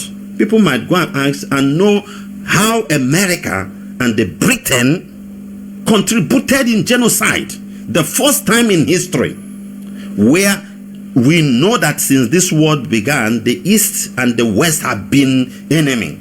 But do you know that as at that time, the Eastern Europe, the Western Europe, they come together, the whole world, to fight a tiny country, Biafra. Russia were supplying, they were in a cold war with them as at then. But when it comes to Biafra, they unite. This would have been opportunity for Reuben to speak out. This would have been opportunity for Rufai to speak out. But they will not. The owner of that Arise Television is from a Delta State also, Ntoka Ahibe. He's an Igbo man. He lost some people. His family, if you go to his family, but his media cannot speak about the death of his ancestors. Tomorrow will be black, white men do us this, that. Because we are fools. West African Volunteer Force. 5,000 black people from Ghana, one white man, they use it to conquer the whole Africa. We are stupid. Let's tell ourselves the truth. Foolish. Until we rise to this level, criticizing yourself, blame yourself, stop blaming that. We cannot change. I tell you the gospel truth. There's no need of messing things, papping things. We had this before. It's rubbish. A man sitting on a television analyzing immolation, a historian for that, an educated man, he was quoting and quote unquote that of the Asians, the white people.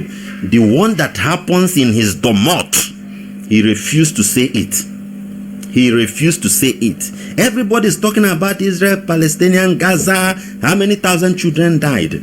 Do you know that out of 3.5 million people that died during the genocidal war of 67 to 70 against the Biafran, history made it that 1.something million were innocent women and children. Women and children died out of that 3 point, because the other ones could be soldiers and the other people. Women and children. And there is no family in the East, the entire East, the original Eastern region, that did not lose one or two persons. But a fellow black man cannot speak it out. That is the problem of black people. That is it. But you see, South Africa now will move. They are not reporting about what is happening in Congo and all those things. But they will go and sue Israel over Palestinian Arab. That doesn't concern all this rubbish. I don't believe in those things. They will go and sue Israel. Guys, every day, ICC, those things are rubbish. Your brother Congo is burning for years. You are pure. I'm not talking about the Northern Arab. Those ones are not my brother. I don't care about them because they don't care. With their mouth they open. They believe in the Arab world. And if I will rule Africa, I will chase them out of the continent. The land belongs to black men like me. I will do it. Forget about trying to paint yourself to be good to white man. It does not make any sense. White man can never like me. He will only use me. That is it. That is their way. They will use you.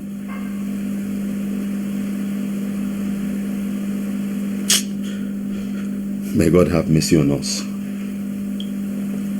Let's finish this news. Thousands of the residents displaced as terrorists sack 10 communities in Kaduna State. Residents of about 10 communities in a Gabi local government area of Kaduna State have reportedly been sacked by terrorists who have sustained incessant attack and the kidnapping in the communities. Kaduna is still boiling. Why they are using protests and all those things confusing you, Kaduna State is still boiling. 10 communities have been ransacked all this while. Nobody's reporting it. Nobody's talking about it. Zoological. Kaduna State have reportedly been sacked by terrorists who have sustained incessant attack and kidnapping in the community. It was gathered that most of the residents of the communities have relocated to safer communities within the local government area, while others have moved to Zaria local government area of the state. They are moving north now. These are southern Kadunas moving north, right? Moving north, where they will become slaves. Their land is being taken by foreigners, invading them on daily basis. You tell me that they don't know what is happening, and they are confusing inside the city with protests and all those things. Nobody's talking about it. Nobody's talking about it. Daily Trust report that one of the leaders in the affected communities, identified as Malam Jafaru Angwa Salahu, said that the residents of the affected communities, mostly farmers, are now living in their new environment as internally displaced person IDP camps. Salihu listed the displaced community to include Sabongedam, Anaba, Angwa Salahu, Gwabada, Garu, Rafin, Iwa, Geda. These are their towns in those areas. He was quoted as saying that all these villages I mentioned used to have people, but now we are all displaced from our houses and farms. As we speak, we are now living as refugees in Gwada ward and other villages. We are only living, but we don't know what to do. Salihu therefore called on the state government to come to their aid by getting rid of terrorists from the communities to enable the residents return to their homes and they continue farming and normal life. These are farmers who are producing, as they told us before, that farming contributes about 23% in Nigerian GDP, which means if farming is contributing about 23% into Nigerian GDP, and Nigeria is suffering now, is into economic situation, crisis. What can solve this thing now? As Escobar say, I floated my currency, I floated Naira, come and invest. The only thing that will save Nigerian economy is supply. Produce, give things out, or less importation. You less important things. That is what will cool Naira. Apart from the artificial, how they programmed it, that the governors will use money to be buying Naira and hoard in their houses. Apart from that, it is if you can produce the food you eat and also push some goods in the market, in international market, export it, then it will make the dollar to come inside the country and cool this increase of goods in your country. That is the only layman understanding. You just supply things outside the country, but it's not working. It's not working. The farmers that are supposed to produce things in Kaduna State are the one the terrorists they send in are killing, pushing them out. Then how can you produce? Go to the oil sector also.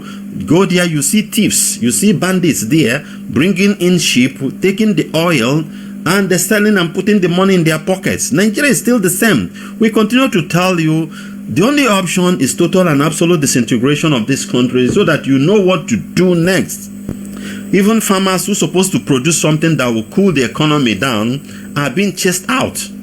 And the soldiers that are supposed to go and guide them or fight the terrorists in the bush are in Zaria camp, feeding one commandant cow every day. About 50 soldiers, according to the news I read here, will move inside forest, inside bush by 6 a.m. and they will return in the evening around 4:30 or 5. That's the time they will return to gather enough food for one idiot cow, one Abdullahi cow, just because they put commandant. He's a major general that he did not go to war for the first time in his life. They'll be feeding his cow. The soldier that's supposed to guard the farmers, soldiers that's supposed to guard the farmers in the forests so that they will produce something that will help Nigeria economy. Are you listening? And now feeding one useless idiot commandant cow somewhere in Zaria. The soldiers are supposed to be in the sea, maybe seen shooting anybody who is any vessel that is coming to take zoological oil.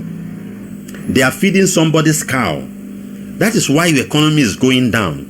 When we sit down and think all this thing, that is why I come with a clean heart. The only suggestion, you see all these corrupt officers, politicians, gun them down. There is no any other option. If you don't gun these people down, anything you are doing in Nigeria is useless. Nothing will work.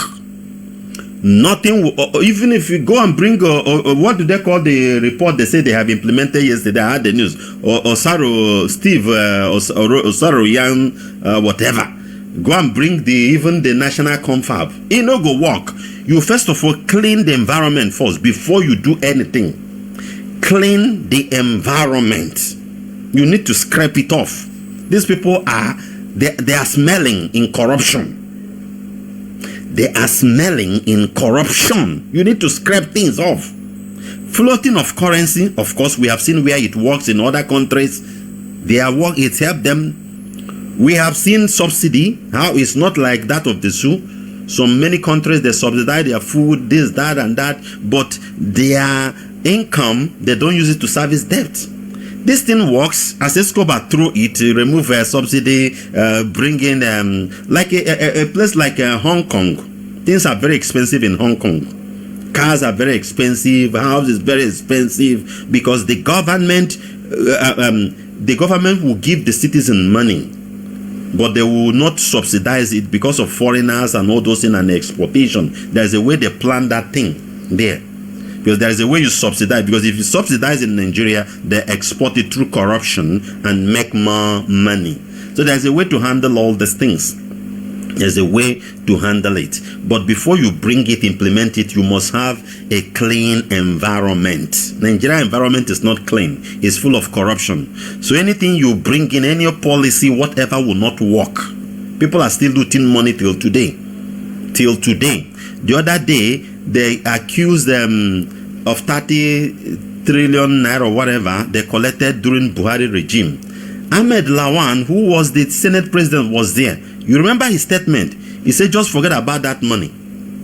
Ahmed Lawan said it is 23 trillion. Trillion we are talking, or not billion. Trillion. Then he said the statement that scratched my ear, Ahmed Lawan, rubber stamp, like his colleague there now, Erungwa Babio. He just said, forget about that, let's move forward. Oh, such huge amount of money you collected from central bank, not accounted. Nobody know how it goes. Less than Nigerians, zoologians, anything you are doing, you are wasting your time if you are not fighting corruption. First of all, that is the foundation. You scrap it. You are in the north, take gun, go see them wherever you stop hailing them. Rankade de Keaeka, Hutunka, all those things are rubbish. You are wasting your time. You will remain poor in this earth. Die. Go, that is it. Whether you pray morning, afternoon, it cannot solve your problem. What will solve your problem is corruption. You solve it, then any other thing will work for you. But your brain is dead. Most of you in the north, your brain is dead. They will tell you is Aaron and Nyamri. They circulated the video the other time of Malami, who is calling the wife of a president Aaron, and they're supposed to cut off his head. Yeah, that is the kind of thing. If you cut off the head of the president, will that make a loaf of bread to return back to 50 naira or 100 naira for you? No. But these are the things they preach for you. Go and fight corruption. Go and fight corruption. And when you are fighting corruption, don't look face. Do not look face of anybody. Don't look their face. As long as this person is bad, is dented, hold him accountable, hold him responsible. That is how white man did. Oliver Cromwell in England and many other places, go and study it. You see how they fought it and it get away from their way. If not, just forget about it. A black man will continue to make noise. Who will continue to make noise until thy kingdom come. just as Arise News yesterday refused to mention Bruce Merrock, who immolated himself, burned himself because of what Nigeria was doing to Biafrans. He burned himself down, and when these guys were analyzing, they refused to quote him, they refused to mention him because he's their own fellow black men. So because of that, we are going nowhere. So I'll be right back in a moment, and maybe take one or two calls before I bring this broadcast to an end. But meanwhile, please, there is something I want you to do for me right now. Please take your phone and take this number, www.ipob.org. I repeat again, www.ipob.org. www.ipob.org. Please dial this number while I come back, then we will continue. Please dial this number right now. You know what I'm talking. Dial the number right now. Dial the number.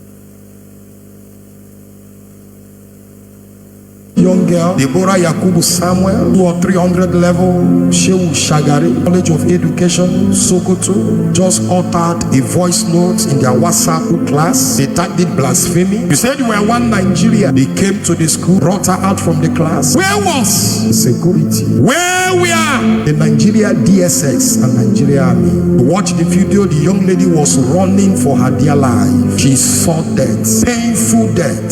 She was brutally killed.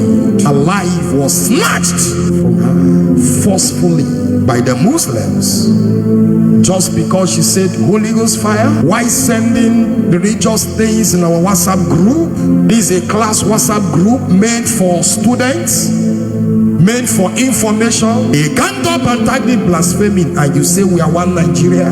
Where we are the politicians, where we are men, she was running and screaming for life. People were passing, cars she was stoned to death. And the only thing Nigeria could tell us was only 2 persons arrested out of hundreds of people that stoned this young lady. Not only that 2 were arrested, 34 lawyers headed by a professor of law demanding that the killers of Deborah should be released. 34 Muslim Islam lawyers volunteered, came out to defend the murderers that killed an innocent young girl. 34 lawyers headed by a professor of the law to demand for their release. Even the chief of Imam of Sokoto, Abuja, came out publicly to say what those people did, committed murder. They are right. Until today, they are not arrested. If you are to be a pastor, they will target that the pastor is getting war. One Nigeria is a scam. We can't be one, and we don't want to be one. No justice for Deborah Samuel Yakubu. We are still crying on the death of this innocent young girl. Our Igbo men in Sokoto, their houses and shops were set ablaze.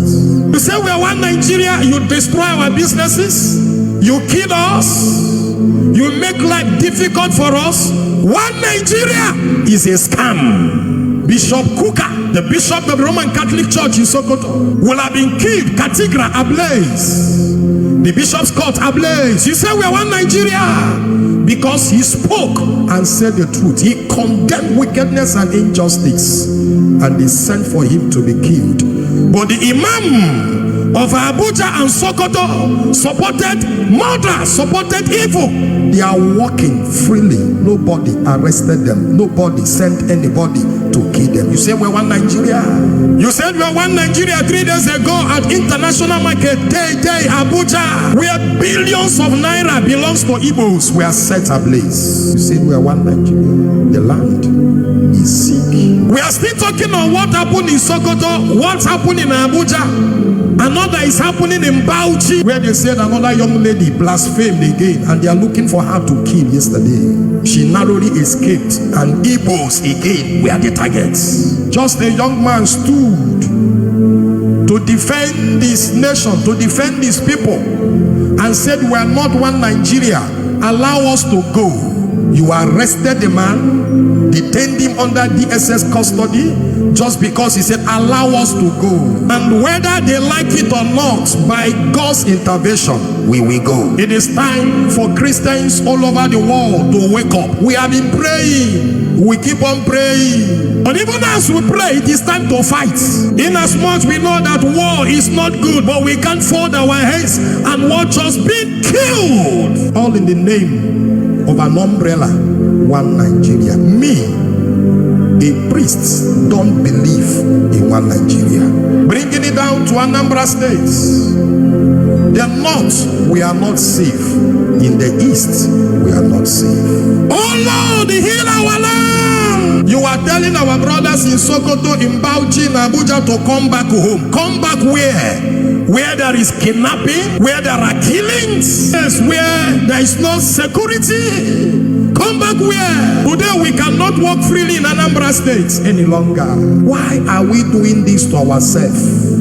I speak to the eastern region. I speak to my fellow Igbo brothers. Why are we killing ourselves? If you kill all the young men, who will stand on the day of battle? And they know what they are doing. They will not bring security men to the east. They want us to kill ourselves. How can your fellow Igbo brother, one negibo Igbo,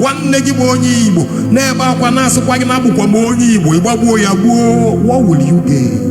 Is that how we are going to get the Biafra? All these people you shoot on the way, they are your brothers. We have a major enemy. We have enemies. We have enemies, clean us. Let's stick together and fight that demon, that enemy. We are clean ourselves. The land is sick. I want to plead with the Igbos. Don't stop killing your brother. The land is sick, filled with criminality, state of lawlessness, no security. And the honest truth to me is simple. That we can accuse each other. We can point fingers. The question is, who is actually better off? I'm a northerner. I'm from Kano State. And I have been accused by colleagues and brothers in a very civil political discussion of dominating the polity, dominating the economy, and dominating the security. So I ask the question, if I dominate the polity, I have the president. Yes, I have the executive council and appointees that are constitutional, just like every other state. But what is my economic situation? And what is my security situation today? So the question is it working for me if I dominate somebody? It's not. The question is, look at all the indices of development. The North today is actually worse off. Security, education, prosperity, development, I don't know. What have you? The North is not very well positioned. In fact, other parts of the country that have been pushed off in opposition space have managed to organize themselves into a survival mode and come up with a credible economic and development model. So I will say to you that, look, I think this country needs to be reviewed, and I think need to be fairly and equitably structured. I've always advocated for what I call development federalism. Development federalism, in my view, is a consensus by the 6 regions and Abuja to create a development template over time and devolve power gradually to the regions and to the states. The truth of the matter is, we all need to go back to our states. If all the states are working, the federation will be working, because development is not in isolation. Everywhere you go is either a local government or the state. So if you devolve power to the local government and to the states, and then create an economic investment template in the form of development federalism, which basically bring the potential of South-South to be an oil and gas hub in Africa, we will stop importing petroleum products. We will stop importing things that we should be exporting. and we will become net exporters of that product. The Southeast, we all know, are very ingenious people with technology, manufacturing, and trading. Please, let us invest heavily. Let us leverage on our resources and raise the capital to invest heavily in manufacturing so that we don't import things from India. We don't import things from China. We import and we produce these things we need for agriculture and for our transportation and other industrial machinery in the East. It's doable. I've been to Newi. I've been to the industrial hub of Aba. I have seen what the East can do. We will be proud to say, made in Aba, produced in Aba, made in Nigeria. And we will all be proud citizens. And the economy of the East will be a net contributor to the center. The same thing with the Southwest. Southwest dominantly is a manufacturing and marine economy. Singapore is exactly like that.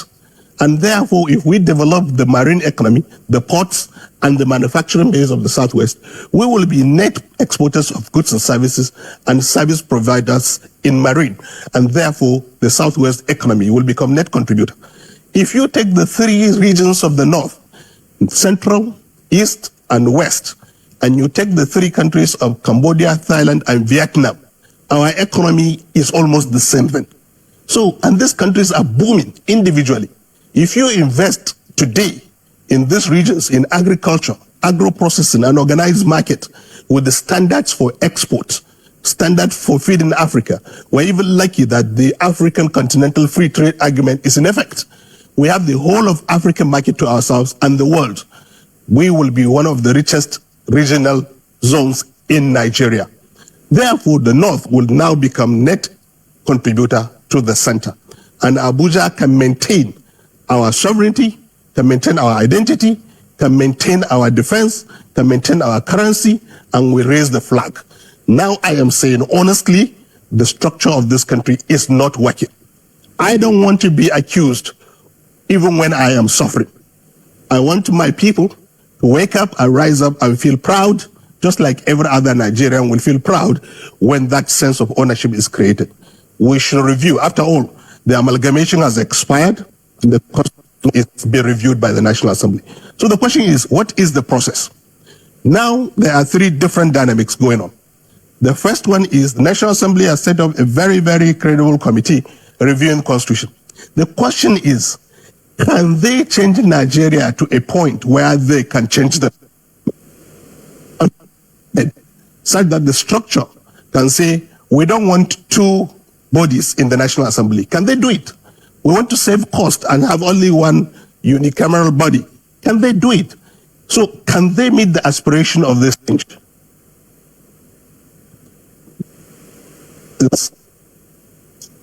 It's waking up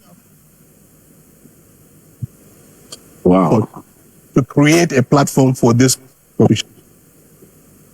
And the third one is the one we don't want. Is eruption, is anarchy. And that is important. And when you mention that DSS is talking about anarchy, I get very worried because we're almost there already. That citizens are advocating for change in an undemocratic way is not where we want to be. So the government of today should actually honestly review its position, and the National Assembly, as I said, with the political parties, both PDP and APC as the major parties and other parties, to sit down and say, how do we do this peacefully? We all love each other. We all are Nigerians. We all respect each other. At individual level, we all have friends across the whole country. And honestly, everybody wants to have a giant, functional, proud country called Nigeria in Africa. Not only Nigerians, the whole black are looking up to us. We are better off together, but we need to have a functional structure.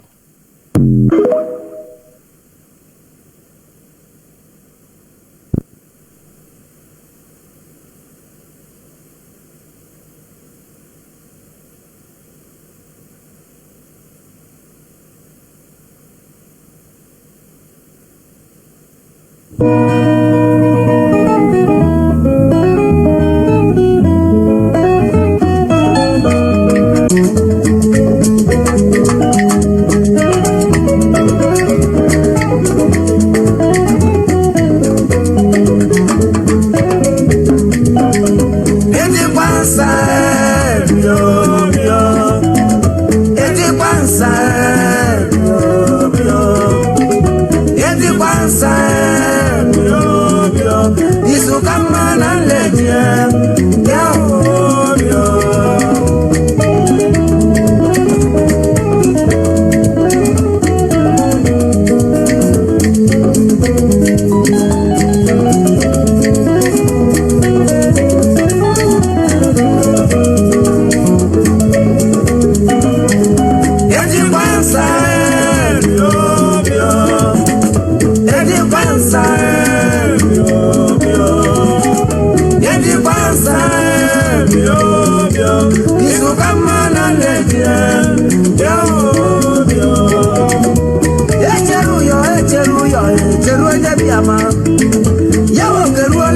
iberibe yerula megba atuma bijo cycle ndabanyo one dem on them apama ndaba basolo pop tampa ndabanyo baba tijo blow kiri piano mama se what you be cross awosaku tela banye dati eti cross macha ndaba chicken cross of West Africa ndaba general important class dealer, ndaba Mike merchandise, electronics dealer. Jona nye, bia wandem. Ayaye Toyota Crown, oh Meko. Edi bansa, mio. Edi bansa, mio. Edi bansa, mio. Isu kamana leje.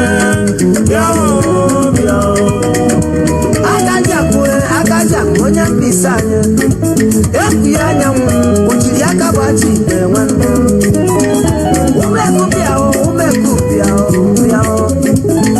apu weku ndamare ya tisike wasuchi Philip onye mma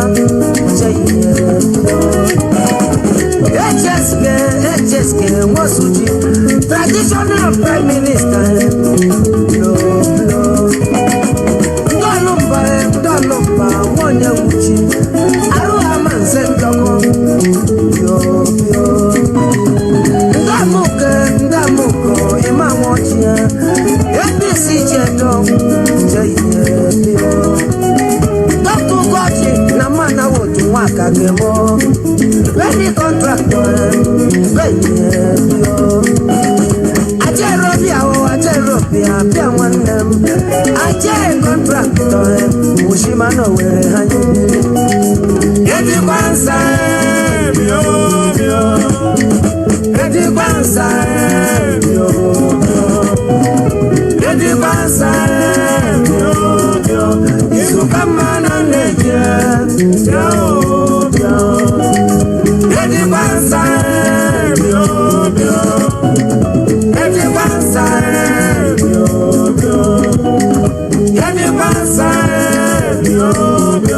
Isu kamana neje Bia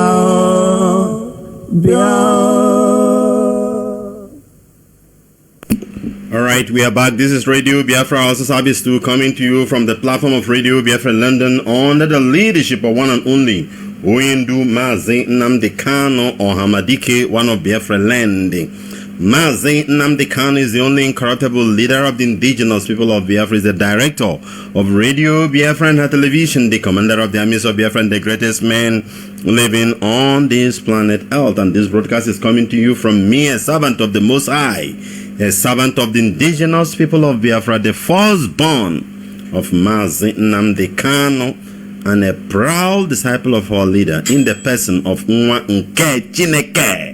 Right now, lines are open. You can call in +183-263-73499, +183-263-73499, +183-263-73499. You can also get us +614-818-70925. +614-818-70925. +614-818-70925. We're also on Skype with the name Nwanke Chineke. And also, you can dial this number as well, www.ipob.org. www.ipob.org. www.ipob.org. And you will do the needful. But meanwhile, my dear brother Mazi Chidubem is here with me. Mazi, can you hear me? Loud and clear, it's just exactly a minute after 12, so it's good afternoon here. Good afternoon, Tonyen Dumaz and Nnamdi Kanu, to the leaders of this noble movement, the HOD and his wisest men and women in the US, and every lovers of freedom. I say good afternoon from here. Mazi, Tonyen Dumaz and Nnamdi Kanu once quoted, and he said, I may not paraphrase it, but let me just speak exactly what he said in some analysis. He said, an average zoo journalist has a soul worse than the devil itself. That the moment you pay a zoo journalist handsomely, he or she will write beautiful things, that the devil is far better than God. That is to tell you who an average zoologian is. Secondly, the profession of journalism, its nucleus is principally based on telling of lies and propaganda. And those who orchestrated this evil journalism were the British government through their Luciferian mouthpiece called the BBC, whom we, the children of the Most High, as a Chukwukika Biama, has once gone into a ruthless battle with and defeated. IPOB remains the only group of people living on earth who has destroyed BBC and their agents. We prove to them that indeed that truth is light and lies is darkness. We destroy them to the extent that they sacked most of their staff who couldn't curtail the sophisticatedness and the zeal and the will of the IPOB people. Because in the history of warfare, no army has ever defeated an army of volunteers. We are an army of volunteers, and making it more stronger is that we are the reincarnates of the dead who died as a result of the cause that we are fighting today. So it is a fight to finish. Mazi, on the immolation you're talking about, how do you expect that an average zoologian who is Luciferian in nature will speak about Biafra? But the fact is that we have proven to the world that the Nigerian journalism is a shame and is a charade. Nigerian journalism, let me respectfully use the right word my pristine and indefatigable leader used, Tonyen Dumaz Nnamdi Kanu Hamadike. He said that Nigerian journalism is a gutter and a brown envelope journalism. That is the word exactly Tonyen Dumaz Nnamdi Kanu used. When Nnamdi Kanu told us a story about a man he met in a restaurant in the United Kingdom, I think he was a Liberian, where the man stated, and I quote, that anywhere he goes and any black person introduces himself as a professor, that he will spit into the face of that person. I think that was where Tonyen Dumaz Nnamdi Kanu carved out the word he tagged intellectuals. Reuben Abati is a PhD holder. But looking at Reuben Abati alone, he is worse than Lucifer himself. The moment you try to rise in journalism in Nigeria, just like the way Rufai Hussaini started, his life is even at stake. But the stupid thing about him is that they cannot pay the kind of price that the Legiwa paid. These are the people who love their life more than freedom. I have never had any respect or regard for any journalist in Nigeria, not one, apart from the one my pristine leader spoke about, the Legiwa, who in the era of the military regime spoke the truth in defense of truth. That is what journalism was supposed to be. If the world spoke about Bruce Merrock, a man who came out at the headquarters of the United Nations in New York and immolated himself, how wouldn't the Nigerian journalists, the likes of this idiot and bunkers, intellectuals called Rufai and what their name was, Hussaini, These guys are a bunch of scumbags. They have no pedigree. These guys are a bundle of intellectuals. I don't have regard for them. They are worse than the government itself. These are people who have a tool to fight against democracy and defend the truth in democracy.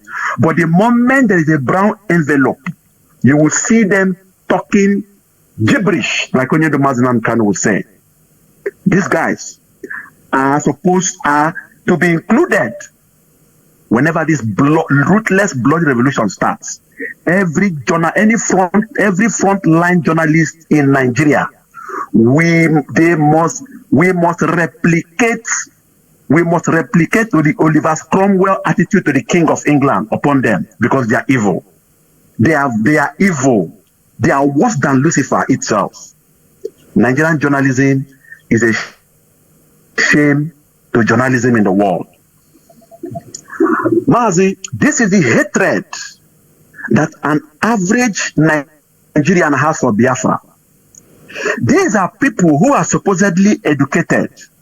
These are people who are supposedly, through their profession, are supposed to be diverse and rational.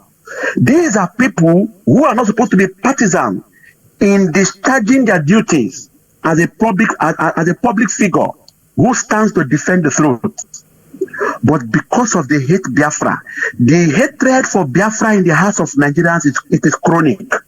That is why when they meet their doom, I feel no remorse or empathy for them, because they are evil. Ndị Igbo na-ekwu sị, isi na ihe ọma dị mma, ihe ọma ga na-eru gị n'aka ma ị na-aga ọfọ. Isi na ihe ọjọọ ihe ga-eji aṅụ isi, ihe ọjọọ ga-erukwene gị aka. Onye ọbụla sị n'isi anyị je mmadụ akwa aja, ga-ejekwe n'isi ike agwa ọkwara aja, ka ọ nwekwa n'otu isi eji ọkwa aja na chada n'ọfọ. This is the hatred these people have for us. Mazi, on the issue of Onyedo Mazi Nnamdi Kanu's health, I am re-emphasizing on this issue. Our leadership needs to look critically. How can we start talking about Onyendu's health? Because looking at Onyendu from yesterday's court's appearance, Onyendu does not look very healthy. His eyes is red. He has lumps on his head as a result of torture. Who knows how his body is? We are not seeing his body. We don't know. We know he's going through mental torture. But the physical torture on him, again, is another problem we need to talk about. How zoom into his picture and see, you will see lumps of logs on his head. We don't know. This inhuman action upon Onyedo Mazi Nnamdi Kanu, it is supposed to be the landmark. That is why you should have no pity for these people. These people are evil. They hate us so much that they want to obliterate us. I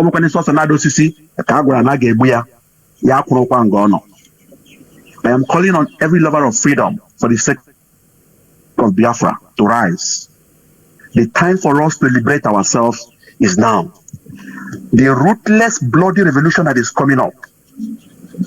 No political leader should be spared. No corrupt political leader should be spared. No corrupt religious leader should be spared. No corrupt traditional leaders should be spared. No corrupt journalists should be spared.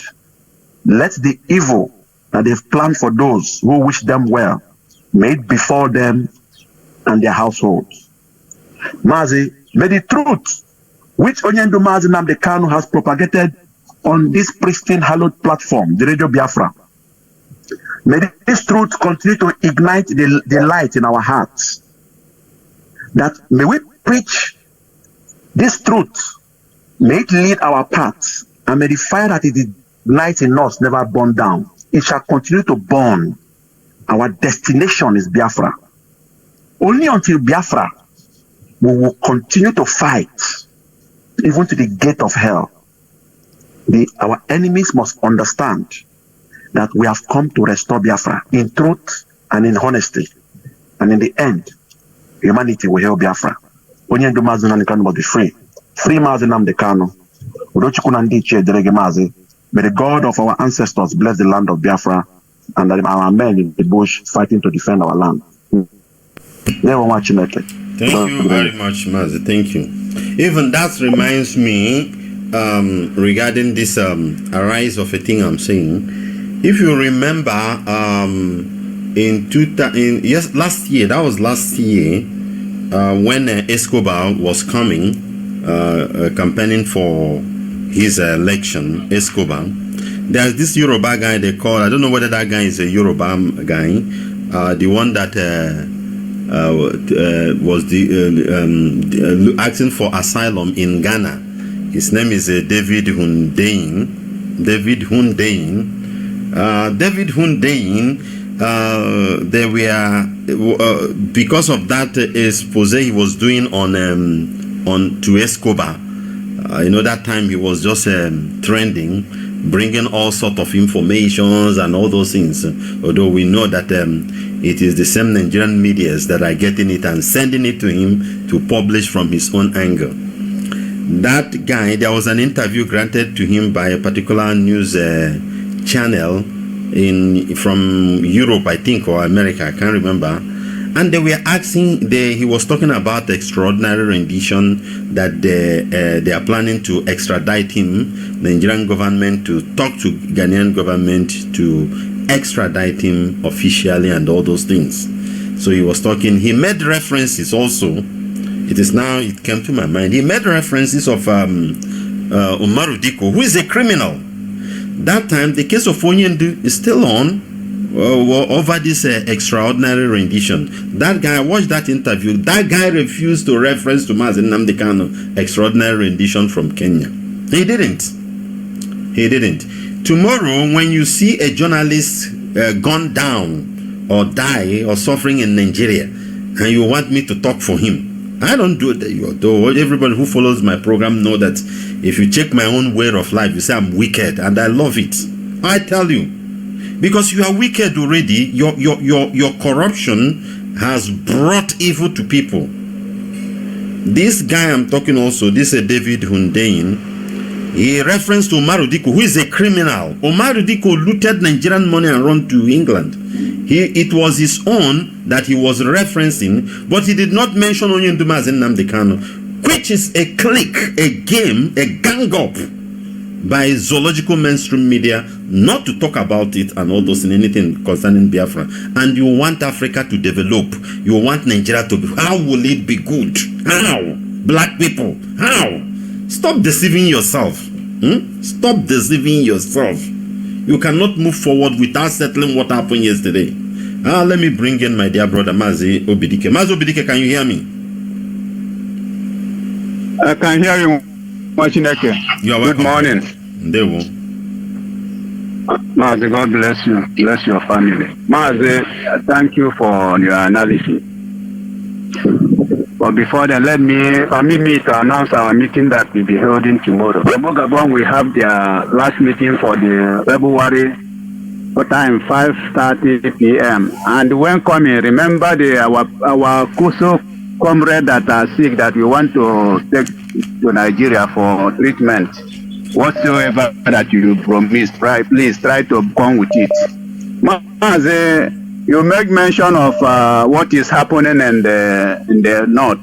That is exactly what the Fulanis and the Hausas need. Even the Christians that are there, those areas that they are killing. That repercussion of what they did during Biafran war, because it's them that fought Biafran war. That now they are taking their repercussion. Coming to Fulani that are feeding their, Fulani people, they don't joke with they even value their farm more than even their children and themselves. If you greet a Fulani man in the north without asking him about his cattle, you know that he will take time you as his worst enemy. That is their way of life. Then we, the Christians that are there, follow them like that. So let them suffer it. The one that is happening in Nasarawa, they invade police station. That is what they eat. That's what they fight for. They invite it, and it's happening there. Only that our foolish politicians and the so-called traditional rulers, the pastors and the reverends in Biafran land, they are also foolish. They don't know how to protect their own. Now, the Escobar is there. They are planning to make a coup. Let them make it. We don't care. Whatsoever that happened to Nigeria, I don't care. After the death of Delegiwa, there is no journalist again in the zoo. Even BBC, what they give is filtered news. AIT, they give filtered, before they give it, they will post of war, filter it before giving it. Even CNN, all of them, they are dissenting. But only that the one of the zoo are the worst. That is the Mazi, let me give chance for others to talk. God bless you. Bless our Mazi Alozi and the other, Jonathan and others. Mazi, remain blessed. Thank you very much. Thank you, Mazi Obidike. Thank you. Ezomawa, can you hear me?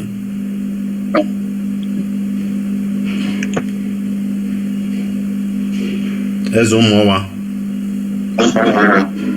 Wa Chukwu okike abịama gozie gị, gozie Maazị Chidubem, nwanne m nwoke, Maazị Chidubem. My brother, gee ntị, ịhụrụ, without Biafra we're finished. Or we can save our people complete comfortably.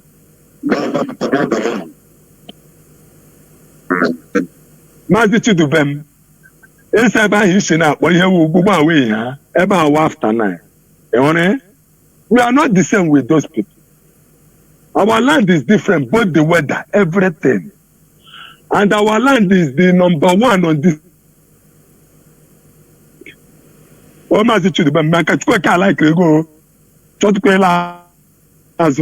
you see this in Nigeria, we will tear it into heaven. Onye ọbụla ga-ala. Maka Nigeria is a complete stupid entity to the world. The whole world, I see, they say I'm dead Chidubem. My United Nations, they are complete compound idiots. They want to damage where they're responsible. Because now we will be Biafrans. Now we are the light. The center of the world. Okay, Chinek, I want the power say na kingdom complete darkness. Makadene chike deuxième square can sim saying Mark chapter 12.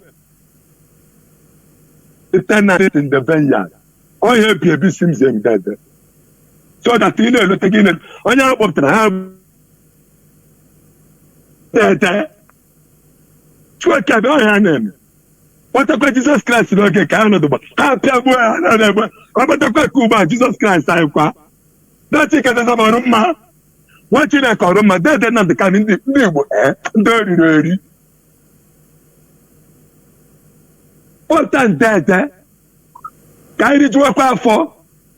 Can we I call Fulani? But terrorists will not come under our land as they do for Kaduna to kill 10 villages and occupy. You know they see them for number 1. For Abaya, unless what you know, no be. And then the same military want to take over Nigeria. Boko Haram to take Nigeria. Unless what you work for you might no like a can more work as kind of joking. No, turn up up. You are the governor of the state. But to be influenced by any judge and the Shatima. We want to know that it's not in Finland that is operating with. Some complete information. Make sure that in every territory of Abba, Gwandogum, they complete 45. I try to come nonsense. And the ULS get ready to defend yourself. And if you know you are a Biafra, come out now. You know you'll be Nigerians, Biafran, Navy. And this Nigerian terrorists come out now before they kill you. But you say this want to take off. Our leader doesn't have the can. Nigerian soldiers and DSS, you see our leader doesn't have the can. If we bring his clothes up on his body, that will tell us that you are happy. To send the sergeant acquitted and return it back to father. That was all when I get a letter. To go to me, Mapa. Only to attack the break. Oh, one more kill Yoruba want to come and take my sister. Who are you? Where are you? Are we the same? Then I put Yoruba, they're the same. Why not? I hear Keta with you for where you do. You said you want to damage my contract. Are you stupid? As all my any nonsense no more. Can you tell guy? We're watching the corner. It's in Biafra land. Every community has a history. Can you tell you she wouldn't? My God, no. Oh, no, can't you get regular with this? Oh, come by the Galala. Oh, no, I will regular Major Biden. Come, the president of Jonathan. Come, take my ancient land. Thank you. Thank you. Thank you. Mazejike, can you hear me? Yes, I can hear you. Watching it here. You have the mic. Good morning, all over the world. Yeah, I'm watching it. When you watch Nigerian journalists,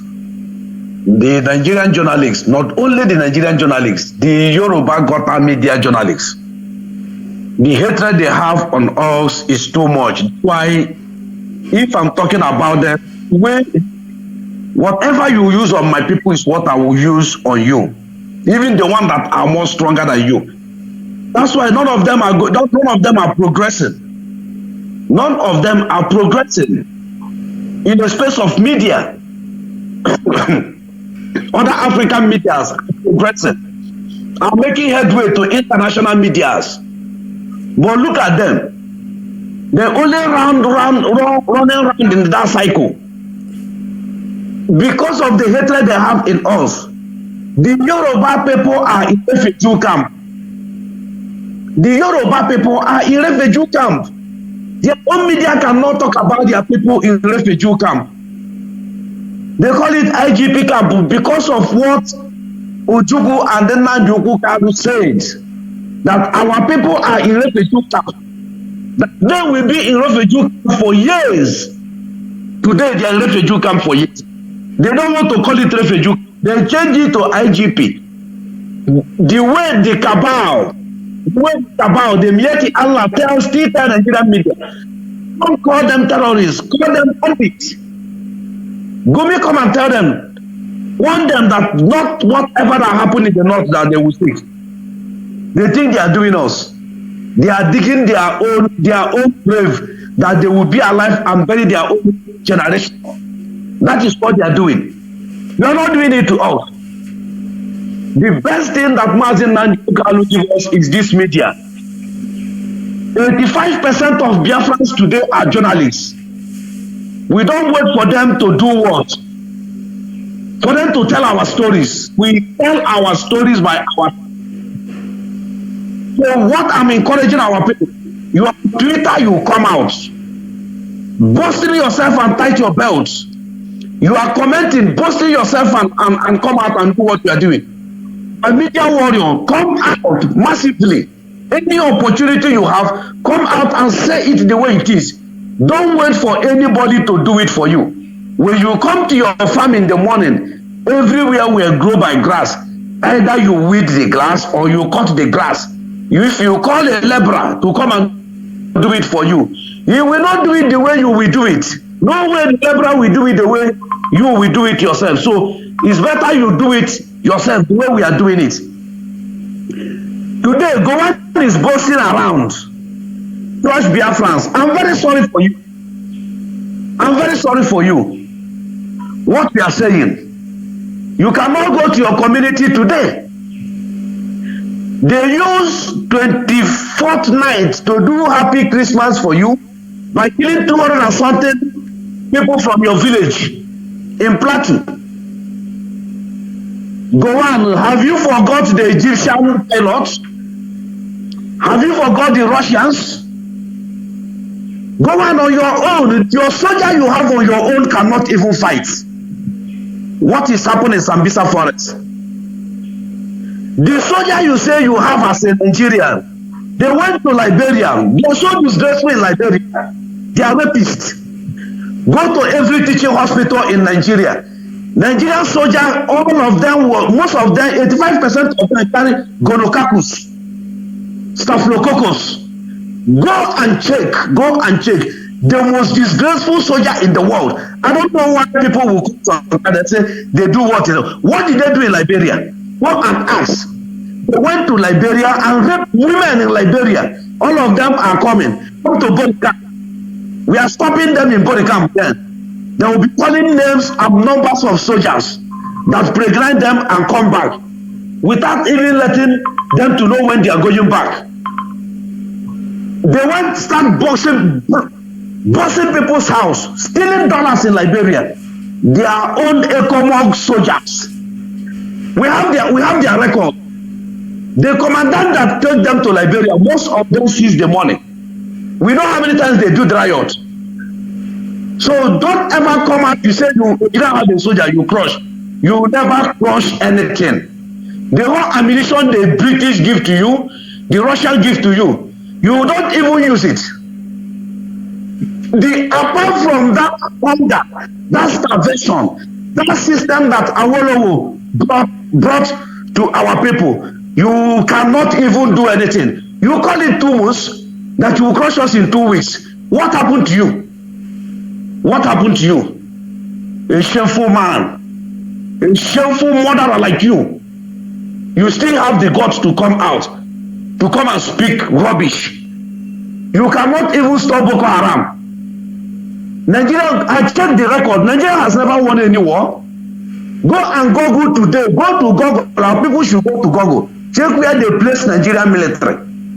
Check where they place Nigerian military. The most laziest and the most cowardice military in the world. Go and Google and check. Those they are calling military. Is it the military in the street, blocking road, asking for particulars? Is it your military that they cannot feed well? Is it your military the one that are feeding cattle?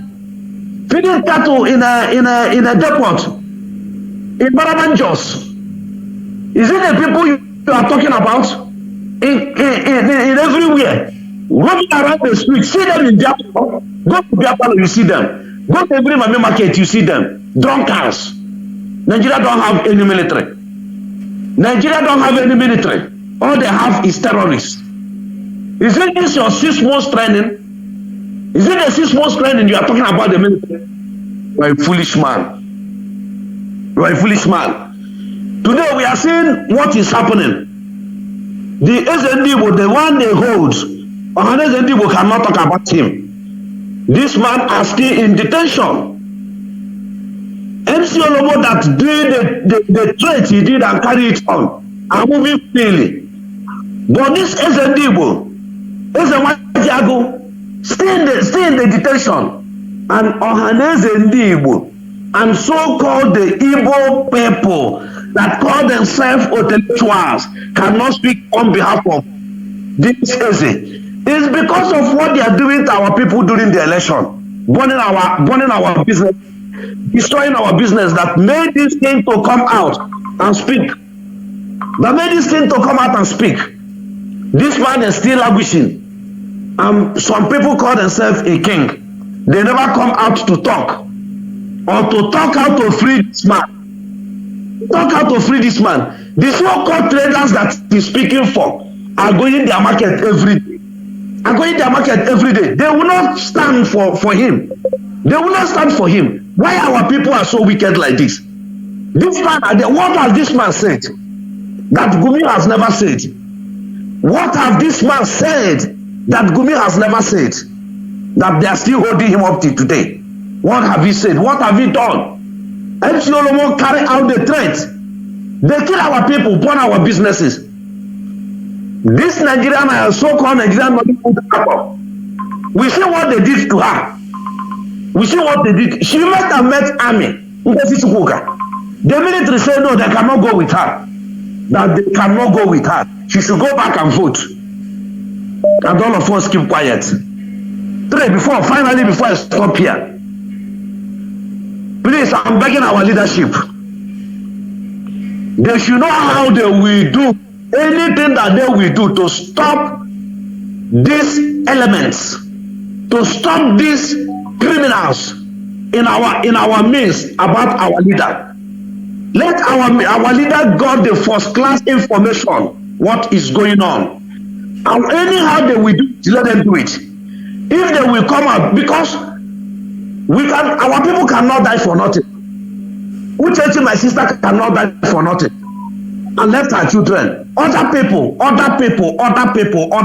I'm calling Uchechi every day is because he's the one that's close to me. Other people, the same thing to other people. Many has lost their father and their mother. People has lost many things and stay for years in IPOB. This dying minute, people that has never done anything and think Allah Ejimako should be one. But anything that will happen, let it start happening now. Our leaders should get that first class information. What is going on? You think you will chase other people out and you now sit. Look at how you are doing, covering every other people that are coming to talk to us, blocking people. Go and watch that video, how we are nowhere, shading people from not to come close to our leader. What sort of thing is that? Are they the DSS? They have stopped people that will come, even when there's a list. You see what they are doing. Even when the bishop there, see how they are shading every people there. They should start. Why are they shading people not to come to? Why are they shading them? I heard that the bishop is to Nmanjuku Kanu. Why are they shading them from the same place, the same family with the mother? Why are they shading them? They don't want them to talk to him. There must something in that. Our leader must get the first class information from us. And this thing that they did not see IPOB in the court. We are not in the court with them. Does not mean that IPOB will not come and stand solidarity. Say that Nigerian trial is fake. We can be there and speak that word. Nigerian trial is fake. We don't trust their court. We stand on that verdict. Discharged and acquitted. That is what we stand. And that is our campaign from now. I'll start from here. Please, the chiefs to do the needful. Thank you very much. Mazi Ejike. Thank you. Let me bring in Scavenger, and I'll be rounding up because I missed your call yesterday. Scavenger, can you hear me? Thank you for taking my call. Okay, you're speaking to a brother who's in the Scavenger. I'm calling from Africa, South Africa. I greet my leader, Mazi Nnamdi Kanu.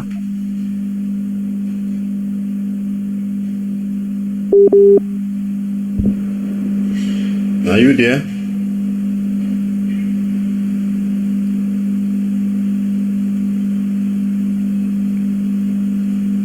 To educate. Are you hearing my voice? Yeah. Go ahead. I can hear you. Oh, okay, sure. So, I've already greeted my leader, Mazi Nnamdi Kanu, prisoner of conscience. You talk about this morning. You talked about your program this morning. You talk about the soldier who was using other soldiers as laborers. That is the new Nigeria they're talking about. That is the one Nigeria, the indivisible Nigeria they're telling us about. They always preach about. If you can look at this soldier, I'm not going to blame him because this soldier is working in an environment where there are the boss. This boss is a good man. He's very initiative. He is and also an innovative soldier for keeping those soldiers busy because these people, this one are not soldiers. They don't give them uniform. These are Al-Shabaab. They are Kaduna in Maghreb. The ISWAP and all of them that Antonio Guterres, the United Nations Secretary, advised them to incorporate in Nigerian army. So they are good for that. Watching again, you must know that the Fulanis, they know what they want. And they take advantage of everything that is in Nigeria, knowing that nobody will ask them any question, knowing that they are the boss. So they do anything they like. Watching again, when you said the Sahara, is it Sahara Reporter or which news agency was reporting it? I forget their name. They said the man is not reachable. They are lying. They are liars because Fulani, somebody who got camera and everything monitoring his farms, monitoring cows. How can he be get? How can he be reached? Let me tell you the answer the man told them. The man, the Fulani man told him, or the owner, the boss, the main boss, he said to him too, why are they worrying me? Are they their soldiers?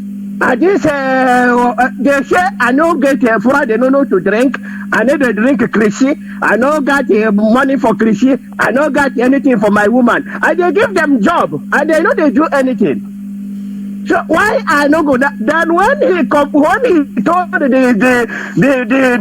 Gota media that you got in Nigeria, they are ashamed to broadcast it. They were not going to say this is what the man said.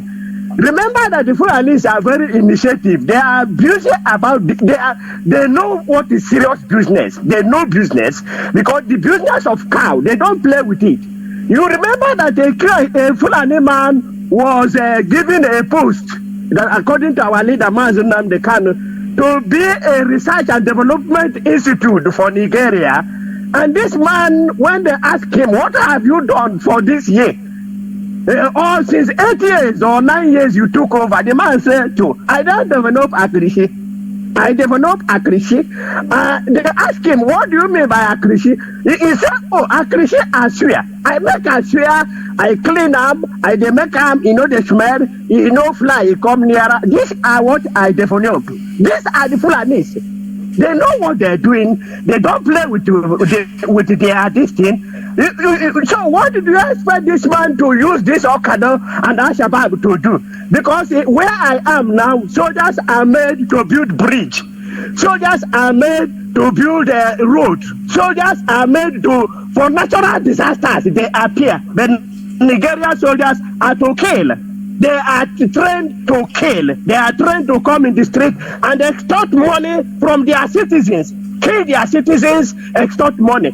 Where I'm going to end this morning is IPOB members listen to me attentively. Barrister Ejimako is not our lawyer. Agape is not our lawyer. So anything they did, let them do what they are doing. But why we are involved is because they are using our leader's name. They are using our leader to provoke us, to make us angry, to make us to look as if we are stupid. Our lawyer is Barrister Ejimofo. That is our lawyer. That is the man we know. Osakome is also our lawyer. These are the men we know who are representing us. So don't come and tell me I'm tired. After this judgment, I'm tired. I don't get no, you need to have yourself. You need to be strong. You need to tight your belt because they will come with so many tactics. They fight this one, they come, we go another one. That is how we are moving. We are moving. Our leader must be released because he is a prisoner of conscience. He has been discharged and acquitted. That is, I don't know, lower court cannot dictate to the higher court what he must do. So the judgment we got is number one judgment.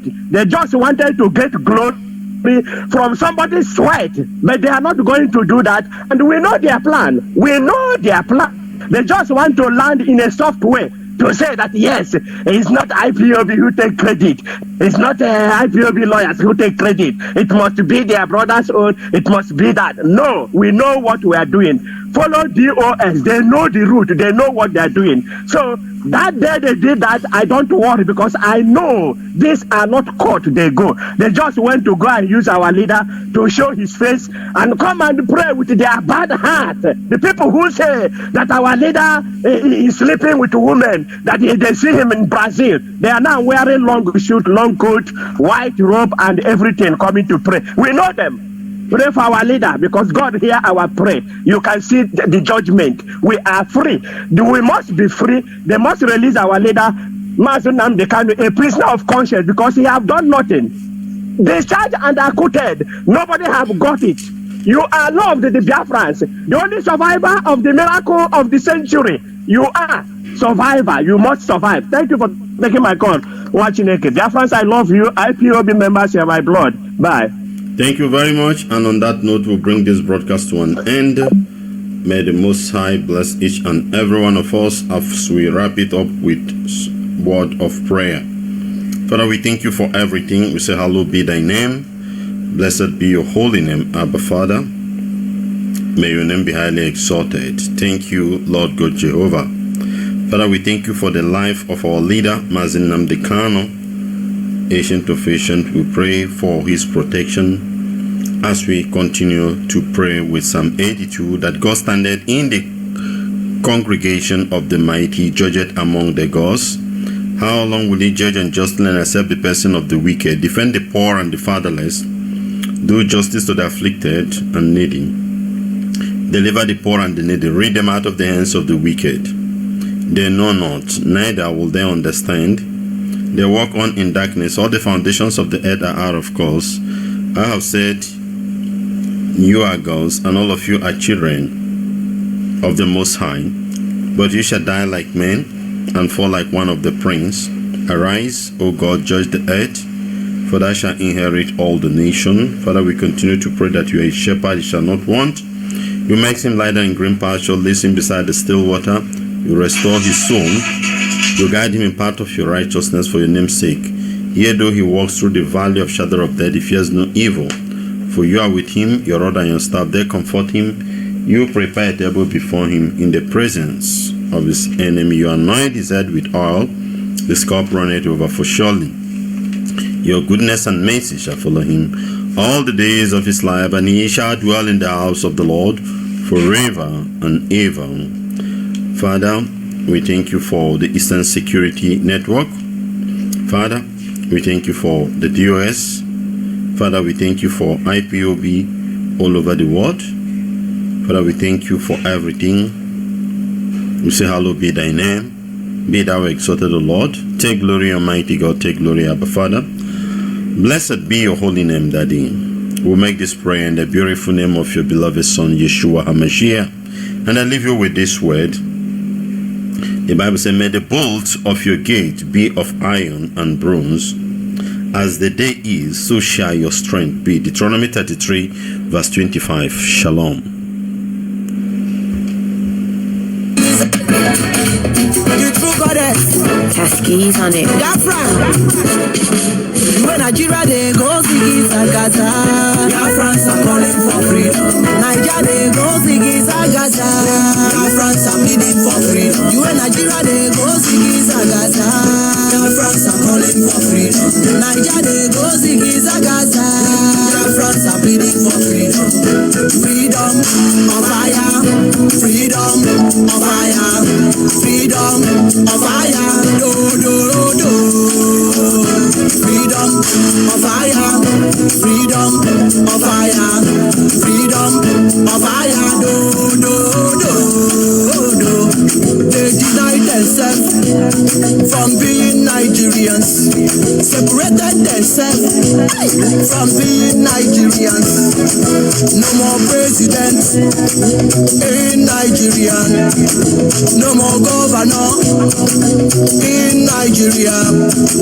No more senator in Nigeria.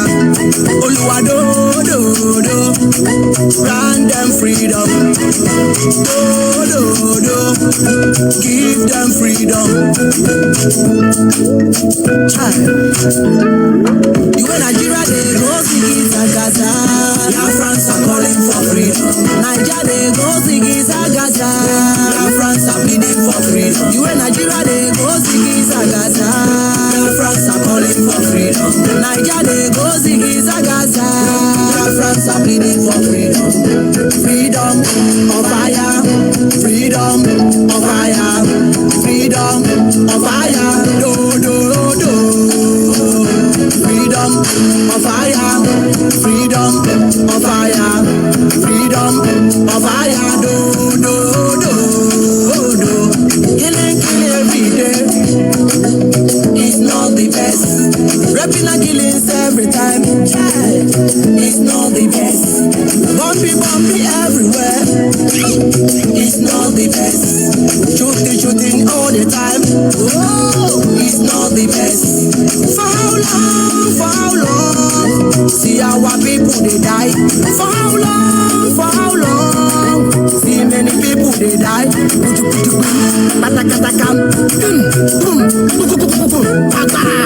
Hey, oh Lord, when will this stop? When Nigeria they go sing Gaza. Biafrans are calling for freedom. Nigeria they go sing Gaza. Biafrans are pleading for freedom. You in Nigeria they go sing Gaza. Biafrans are calling for freedom. Nigeria they go sing Gaza. Biafrans are pleading for freedom. Freedom of fire. Freedom of fire. Freedom of fire. Do, do, do. Freedom of fire. Freedom of fire. Freedom of fire. Do, do, do, do. Nandi Kalu fight for freedom. God will surely give you way. Nandi Kalu fight for freedom. God will surely give you way. Rising sun. Biafra is the rising sun. Rising sun. One day Biafra will get their freedom.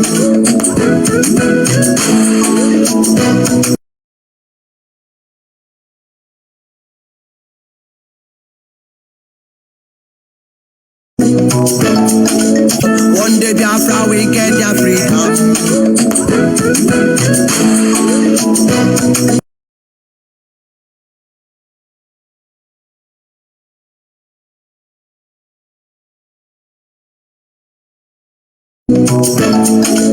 Thank you. Thank you, great people. Thank you, freedom fighters. Of course, we said that we are going to be here 1 o'clock Biafran time. But because of some technical issues, we can't be able. And you people knows that this platform is not ours. We will keep on doing our best to be able to preach this gospel of redemption to our people. The gospel of freedom. Of course, we are fighting for survival. And our leader, Mazen Nandi Okuchukukano, who is championing this struggle today. Of course, we know he is in DSS dungeon. And we are going to talk about him today. We are going to talk about the system of that contraption.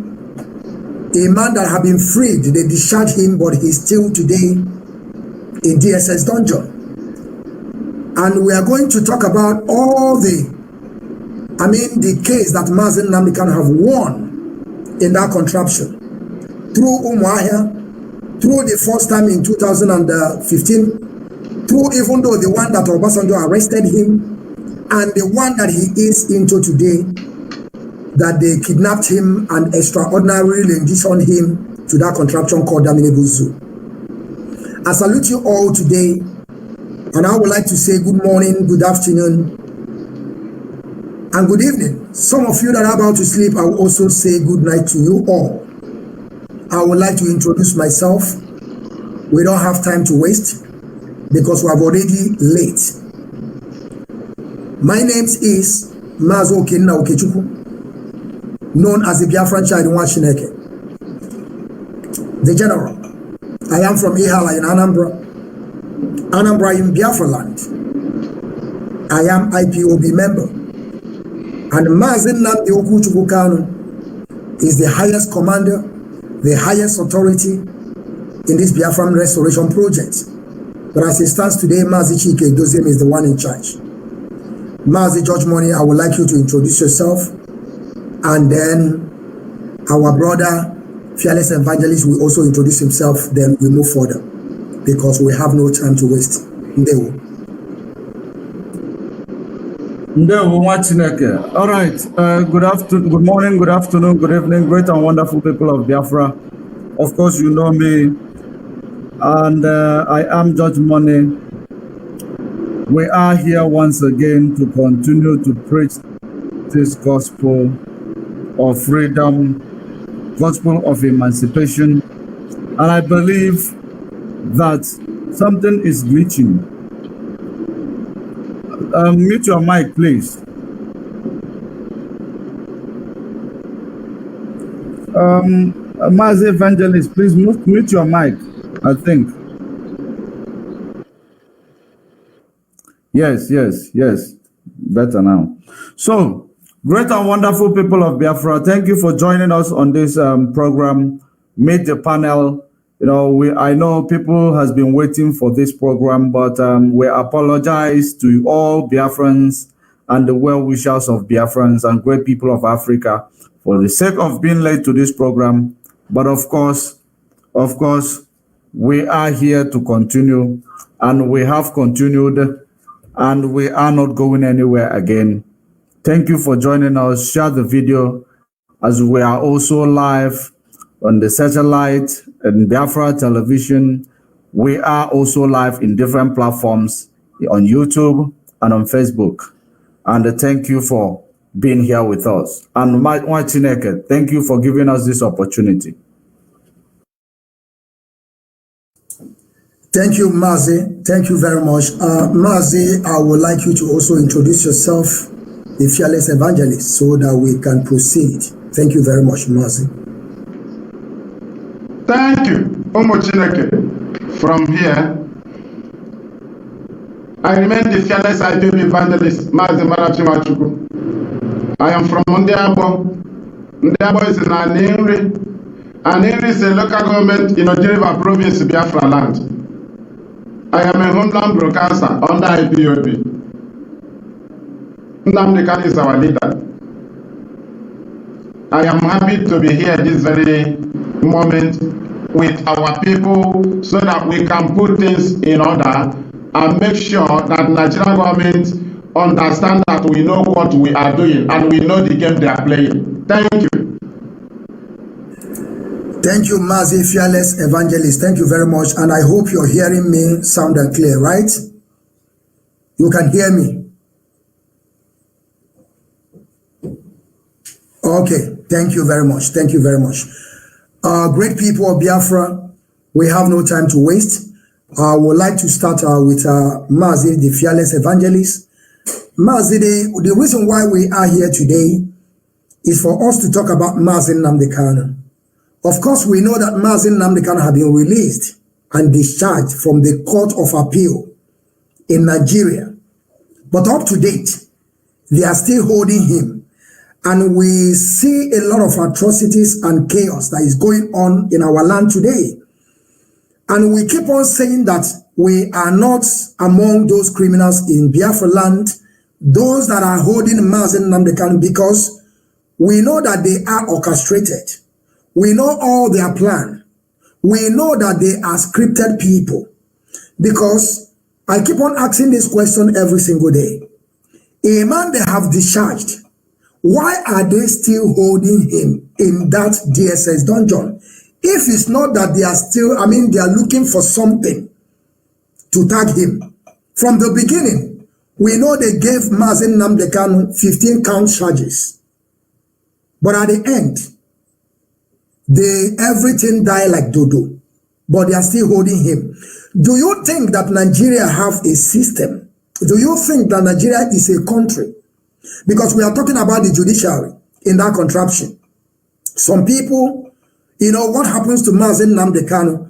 I don't know why some people are thinking that a man that the court of appeal have discharged, and they did not release him.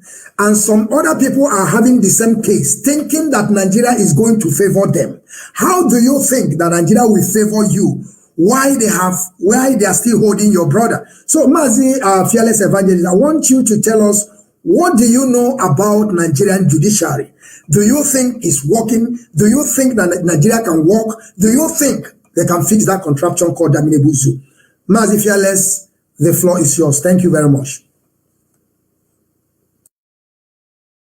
Thank you once again, and we are happy for this very topic.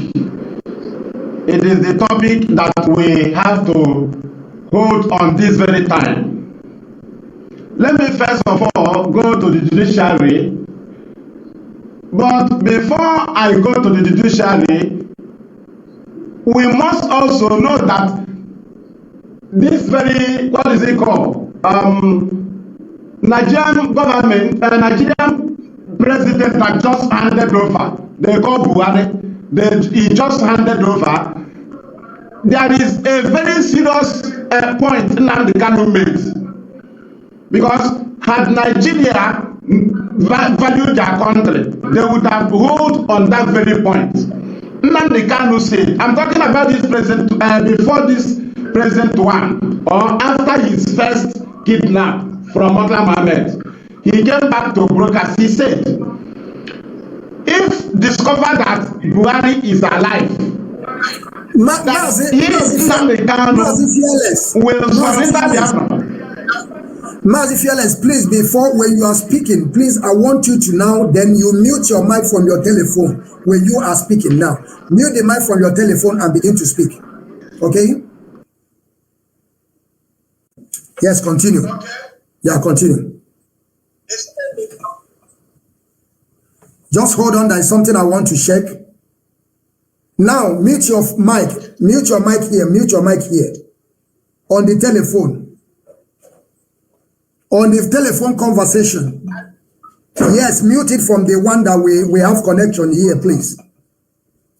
I have muted now. I have muted. Okay, continue. Okay. Thank you. So, what I mean is that Nigeria taking Nnamdi Kanu to court is just like they knew what they are supposed to do to Nnamdi Kanu, but they are running away from it.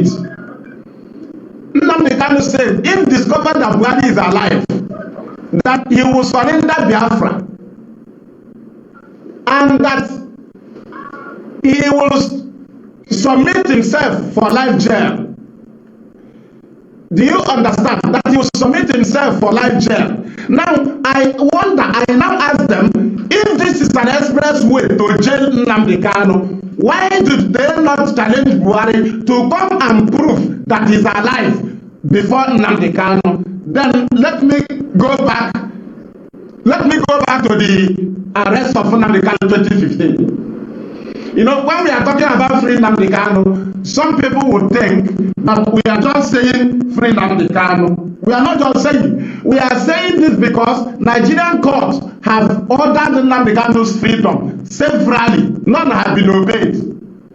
Starting from 2015, that they said he committed treason. We know Buhari committed treason. 1983, December 31st. We knew Buhari did it.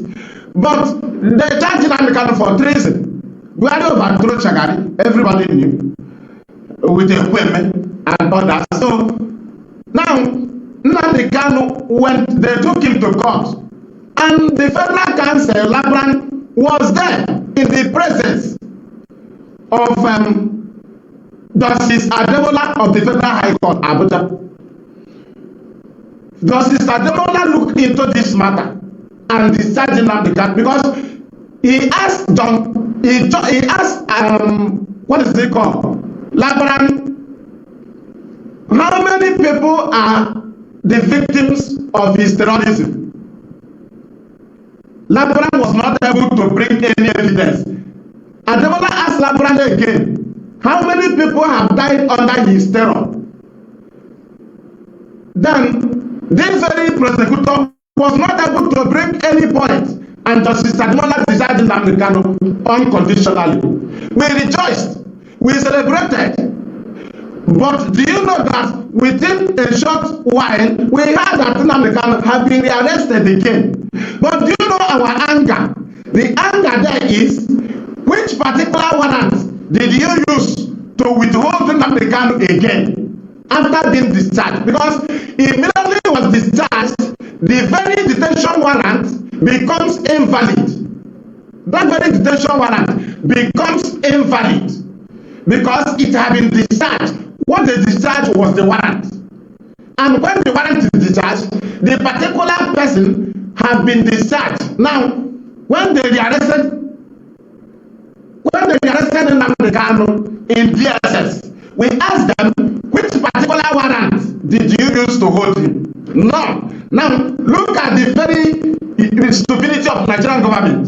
They took Nnamdi Kanu to the court of Justice John Sowu of the Federal High Court again, not appeal, not anywhere. The same Federal High Court, they did not go and appeal against the ruling of Ademola. They went to the same Federal High Court of Justice John Sowu.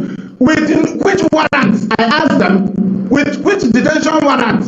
Let us just say that they went with an invalid detention warrant, but Justice John Sowu decided Nnamdi Kanu unconditionally again.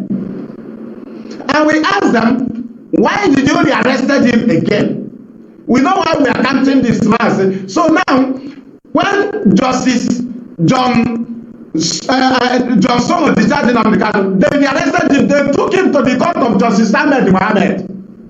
Federal High Court again, no, not a big court. They did not go to a higher court than that. They remained in Federal High Court. 3 Federal High Courts I have counted. December 2016, that John Sowu freed Nnamdi Kanu because Nnamdi Kanu stopped John Sowu from secret trial. He wanted to go on secret trial. Nnamdi Kanu said no. We said no to secret trial.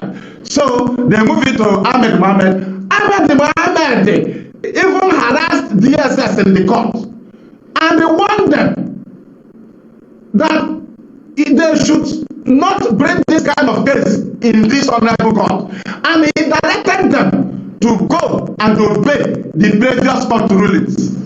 Which ruling? The rulings of Justice Ademola and the rulings of Justice John Sowu. Do you know that the same Nnamdi, we are saying this so that the world will hear us. We are not cowards. Waiting is not waiting. Be patient to receive information. We know what we are doing. Now, the same case that 3 Federal High Courts have seen, they took it to another Federal High Court again in Abuja. The Court of Justice Fagima Binta Montanyako. At the end, Binta Nyako, that is, brought herself down at her court by neglecting the rulings of other Federal High Court judges sitting in the same Abuja with her. Her court is in Abuja. These people's courts are also sitting in Abuja. Her court is the Federal High Court, and the Court of Justice Ademola and John Sowu are also Federal High Courts. Her own is not different. The federal government told him to grant Nnamdi Kanu bail. Nnamdi Kanu that had been discharged. They told them to bring. They told Binta Nyako to grant him bail. And at the end, Binta Nyako granted Nnamdi Kanu high conditional bail. 3-man shorty. They said the one will be a billionaire businessman living in Abuja, Igbo businessman living in Abuja. One must be Jewish rabbi. One must be a senator from his side. The other Jewish rabbi from our land is in Olu. He came. A Igbo businessman came from Abuja. We signed it. Then they now gave other conditions. He will not address the press. He will not be in the midst of more than 10 people. But unknowing the Nigerian government, they shot themselves on their leg. Because saying that Nnamdi Kanu will not be in the midst of more than 10 people means that they will not bring him into the court. Because Nnamdi Kanu already have date of court as they continue in the trial of a case that have already been discharged by 2 courts. Now, knowing that if Nnamdi Kanu comes to the court, he will meet more than 10 people inside the court. Because the judge will be there. The court class will be there. The judge security, personal security will be inside the court. DSS personnel will be there. They brought Nnamdi Kanu, they will be there. Nnamdi Kanu will come to court from home. Nnamdi Kanu will come with his people. They will be inside the court. And if you look at it, journalists will be there. Observers will be there. There will be more than 10. And Nigeria failed it without any bare condition that he will not be in the midst of more than 10 people. That's why they ran away. It was one of the reasons why they went to kill Nnamdi Kanu. And on this issue, to see what Nigeria did in this 2021 after kidnapping Nnamdi Kanu. Remember the allegation was that Nnamdi Kanu jumped back. He jumped back. They presented it to US senators. They sent it to US government. They sent it to UK. They sent it to Russia. They sent it everywhere, to Germany. Anywhere where leader reach, they will ask him, but why did he jump back? But do you know that after the kidnapping Nnamdi Kanu from Kenya, that the same warrant that Nnamdi Kanu was granted bail on, that warrant have not been presented to the court. Binta Nyako told them that if you present that warrant and start handling the matter, that the issue of the invasion of his house by the army will be raised up. So Binta Nyako told them to keep it aside, that they should come with new amended count charges. Because that warrant is the warrant that should be treated. That warrant, there are charges there. That warrant, there are charges there. Which the courts, so many courts have discharged it. But Binta want to try it. Why did they not present that very warrant? They came with 5 amended count charges. First one. Second one, 7 amended count charges, 2021 stroke 2022. Then, third one, 15 amended count charges. We asked them, these amended count charges, that all the charges started from 2018 to 2021, 2018 to 2021. What about the warrant? You told the world he refused to come and stand the trial, that he jumped bail. That warrant, is there no charges there? Those charges in that warrant started from 2015, 2016, 2017. Right? Then how come in 2021, all the charges against Nnamdi Kanu is from 2018? That you, Mr. Nnamdi Kanu, incited members of the public to go and destroy government properties and the transport company in Lagos. That is NSAS. You see how stupid Nigeria is. But there is a warrant he was granted bail on. Because you know, you went to his house to kill him. And if that warrant is brought forward, Binta Nyako knew that the lawyers will raise the issue of the invasion of his house because the killing of just President Jofo failed. That was their target. They wanted to kill him before bringing Nnamdi Kanu so that they can know if they will go ahead with that very warrant. But when the killing of Jofo failed and they kill his PA, they know that they should not go ahead with that very warrant. They should come up with amended charges. Because the bail you told the world he jumped from is the very warrant you are supposed to be trying him on. How come the warrant, the charges increased to 15? You started bringing unknown government because government sponsored it. They brought attack on INEC facilities because government sponsored it. Because they knew they would not use the old warrant. Everything they sponsored, attack on security formation, it is all in the charges against Nnamdi Kanu, all these amended count charges. The only charge from 2015 that came in was the transmitter issue. Now you ask them, why did you not try him on the charges you said he ran away from? Why did you start trying him on new charges after you attacked his house? Charges from 2015, from 2018. That's where they fell. Now, no, I will not finish everything now. Mazi, I think I will not finish here. Yes, yes. Still touch? Yes. Come back. Mazi, we are going to be taking it like one after the other. Can you hear me, Mazi? Can you hear me? Can you hear me, right? Mazi, should I still come? Should I continue? No. No, Mazi, just hold on, please, hold on. No, Mazi, I mean that we are going to be taking it one after the other. from 2015 to 2017 to 2018 to 2021 to 2023, and today we are, Mazi. So I would like to. Let me move. Yeah, I think I want you to wait so that I can be able to ask Judge Money also some question because we are taking it one after the other. Mazi, it's all right. Thank you. Okay. Ndewo Mazi. Mazi Judge Money, I want to bring you in now. Of course, you know the mess that we are into. If we are telling people that everything we are doing is correct, that means that we are lying to people. There is a lot of mess in Biafra land, which Nigeria government are those that are behind those issues, because we are not going to shy away from that, even though today they are using their own military to commit a heinous crime in our land.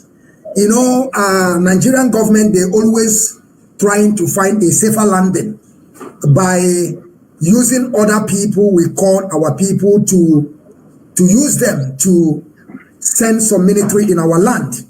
And everything that Nigerian government are doing, they are playing game. They are playing game, except you lack ability to understand. That is when you will not get that these people are playing game on us.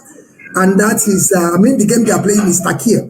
Fulani, they too much love to use Takia on us. So, Mazi, I want you to say something to our audience. What do you understand about Nigerian judiciary? Do you think that country or so-called country is working? Do you think Nigeria can be fixed? Because sometimes some people will tell us, let us unite. Or they will keep on telling us that diversity is our strength. Maz, I want you to take take mic to tell us what is happening. Why Mazi Nnamdi Kanu is still in DSS dungeon today? We are going to be taking it one after the other. The floor is yours, Maz. Thank you very much. It is obvious, looking and having seen the trajectories of the Nigeria judiciary today, just like my comrade in the studio here said, that there has been a lot in several occasions where Mazi Nnamdi Kanu was granted bail, and then going back to the same court of the same instance to appeal. It is actually something that is Nigeria judiciary. They are behaving very, very amateurly, or will I say they are not professional. Having seen the experience, or ever since the Mazi Nnamdi Kanu's case is presented to them, I don't know if I will say that Nigeria judiciary is actually, professional, because having seen from the case of Mazi Nnamdi Kanu, believe you me, I cannot say that Nigeria judiciary is working. I have never, stand trial in Nigeria judiciary, but I have been in police custody for the case that we have not committed, just that we were in the marketplace where we were working. Police came in to arrest many people. And we know that in every court, in every law of every nation, you don't take more than 48 hours to present somebody before the judiciary.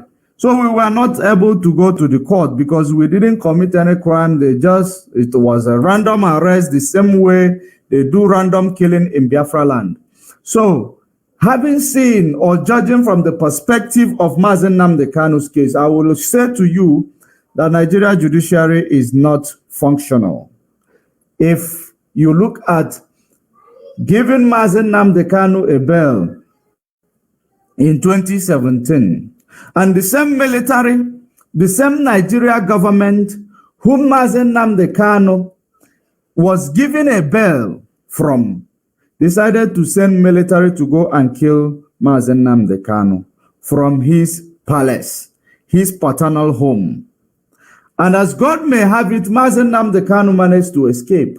So when we think about the issue of Mazi Nnamdi Kanu and judiciary, you will see there is a deliberate act to make sure that Mazen Nnamdi Kanu continuously detained in a solitary confinement, because Mazen Nnamdi Kanu is a man who exposed every evil and atrocities of Nigeria. Mazen Nnamdi Kanu, if you will remember, he is the man who made our people to be conscientized and be informed that Ojukwu did not cause a war. Rather, Gowon was the man who caused the war. From there, exposing that, secret that they've been hiding from us all these years, exposing that, shenanigan of Gowon, which Gowon was granted interview in several occasions. He made Ojukwu the aggressor, just like Britain called Ojukwu the aggressor, because they wanted to overthrow him. There was, a report that I was reading the other day.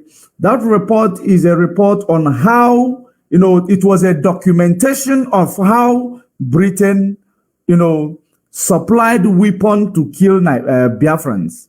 Supply every weapon, including bombs and ammunition, in order to destroy Biafra land, because the only thing that Britain wanted from Biafra land, it is to establish their business of oil, to establish the business of oil exploration. So in so doing, they had to go to extra mile, they had to go to extra length to make sure, even if it warrants that every Biafra has, will die for Britain's business to stand in Biafra land.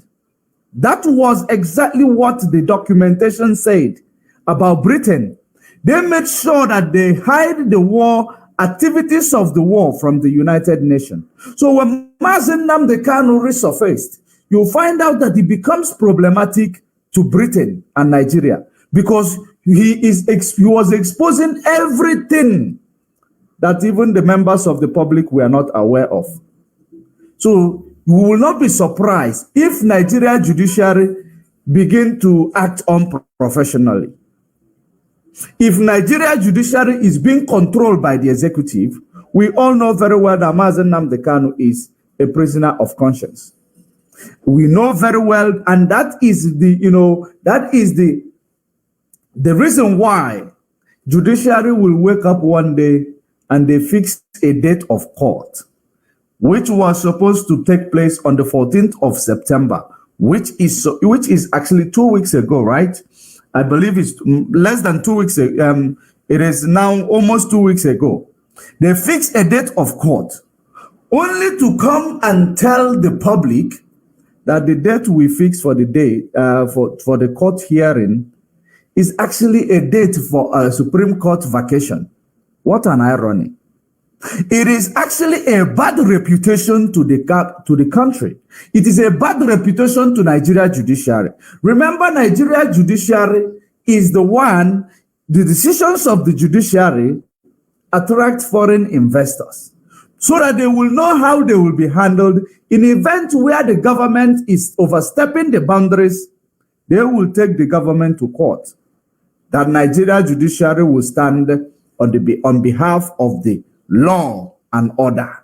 So in doing, the people who are supposed to be the investors coming into Nigeria space will see that judiciary is fully in control.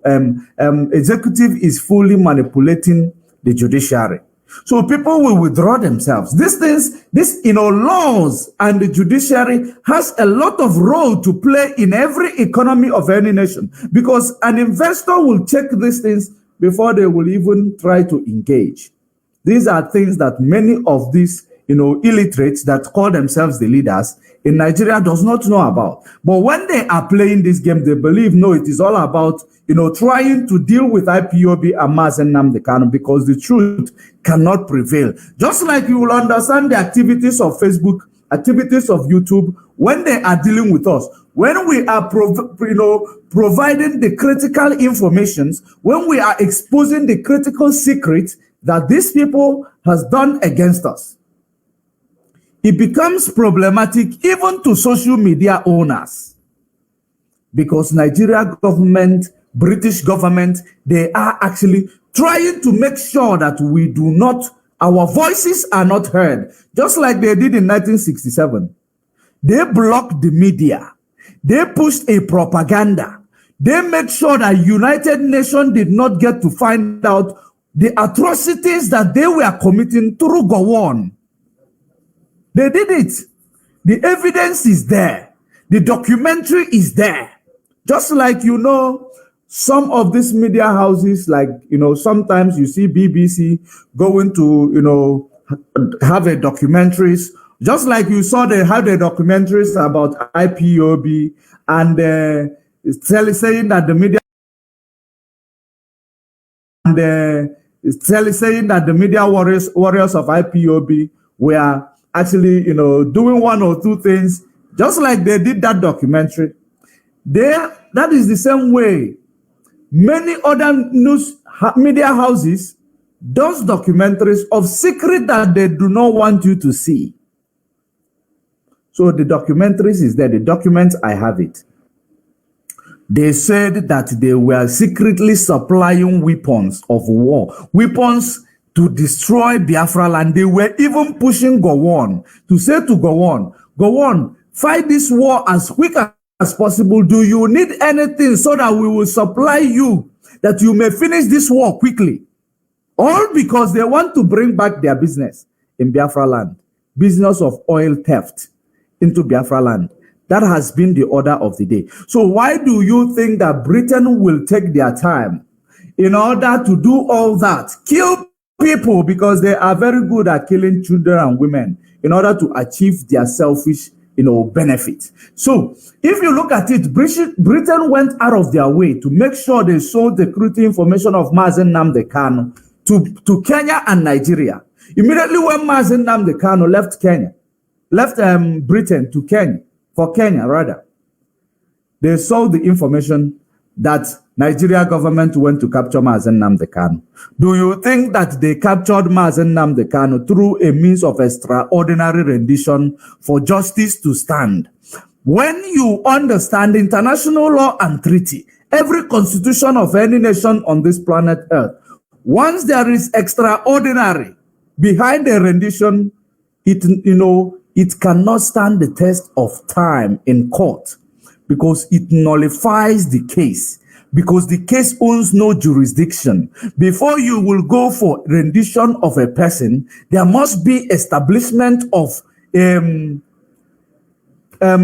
court. There must be establishment of court hearing from the host nation to discuss whether this person is going to be treated fairly or going to get justice from the nation that they are going to rendition him to. But because they know that there is no nation on earth that will see, having seen the antecedent of Nigeria and their judiciary, will allow Mazen Nnamdi Kanu's rendition to take place from their host, from the country. That is the reason why British override everything to make sure that they went through this means of extraordinary rendition. Because Britain knows that we in Africa, we do not pay attention to law. We in Africa, we do not pay attention to the law. There is nothing that works according to the law in Africa. That is the reason why they waited to get to Kenya in order to do such. They could not do it in Britain because they know that the law is going to hold them responsible in an event where they override the laws. And the rendition, extraordinary rendition, Mazen Nnamdi Kanu from Britain. They couldn't do it. They had to wait for Mazen Nnamdi Kanu to arrive in a third world country, which was Kenya. They carried their evil plans there because third world country where crime is prevalent, where crime is condoned. Have you now seen, it is not even about Britain, Nigeria. It is not about Mazen Nnamdi Kanu and Nigeria. It is now about the continent of Africa being a place that condone crime. That's why they will always use Africa, African people, to destroy the lives of African people. Mazen Nnamdi Kanu arrival in court in Nigeria in 2021. The first thing is, how did this man got here? Is it through rendition or through extraordinary extraordinary rendition, because there is difference between rendition and extraordinary rendition. Rendition is the protocols of following the due protocols of extradition treaty. If you have bilateral relationship with any country, you are bound to have a rendition of a person or individual who is presumed to be a fugitive or presumed to have a crime to answer in their own original country. And the establishment of court proceedings must start so that the host nation will know whether this person is going to be killed. Because if the host nation is not a place where does not condone treason, they don't have treason for anything, they will not rendition somebody who is going to be killed back to a place where he is going to face treason. Because they will now, unless if there is a written agreement that this person will get justice and will not be subjected to treason. That is the process of extradition, which is rendition. But in a situation whereby there is extraordinary behind that rendition, the court cannot entertain it. The court cannot entertain it because it is an act of kidnapping somebody to extort information forcibly, which is, the person is subjected to torture. That is the reason why you see Nigeria Judiciary from the court of the first instance, which is the court of Bintanyaku. They stood trial. Bintanyaku could not help it because there is a lot of pressure from the federal government. Bintanyaku managed to strike some of the count charges because she does not want to be seen as an unprofessional, and she does not want to, go contrary to the, manipulations or the control of the executives. That is the reason why Bintanyaku had to, remove some of the count charges, knowing that within the ambit of the law, those charges cannot stand. Then he now decided to hand them over so that they will go to the higher court. When they go to appeal court, the three-man panels who were learned, who understood the law, who understood the extradition treaties and the bilateral treaties of nations, international treaties or laws, they understood it very well. They know exactly that as long as Nigeria, prosecutor is not able to analyze to this honorable court, how and, which means did you use to bring back this man from Kenya? They were not able to prove that there was a rendition process. They were not able to prove there was an agreement between two nations, that, there was establishment of court hearing, which will now promote a rendition process. They could not prove it. So, in other words, it was a extraordinary rendition, which there is no competent court in any part of the world who will entertain any case of extraordinary rendition. You cannot commit crime and bring to the court. You cannot commit crime against a person who is even presumed to be criminal. Presumed to be criminal. You cannot commit crime. You cannot go against the law to come and try that person within the law. It does not work like that. So the three-man panel who are learned discharge Mazen Nnamdi Kanu and even tell Nigeria government to send him back to Kenya, with actually, making sure that they do something to compensate him for the act of terrorism being meted against him, because he could charge the Nigeria government, and Nigeria government could pay billions of dollars if laws is working in Nigeria. So that's what the three-man judges was trying to prevent for Nigeria. Nigeria executive, which are made of bunch of illiterate cabals from Aso Rock, led by Garba Shehu, Attorney General Malami, who is now answering so many criminal charges that I don't know what is holding them from, executing these, criminal charges against him. Because this is as a result of we know this person, we know that person.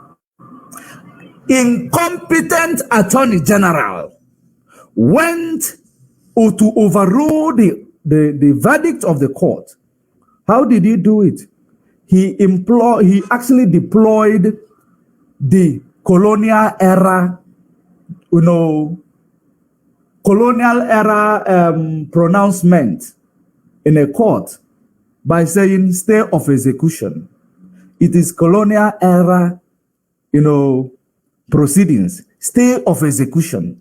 Now, having seen that he ordered the stay of execution because he used his authority in the office as Attorney General, because Buhari at that point in time is much interested in dealing with Mazen Nnamdi Kanu decisively.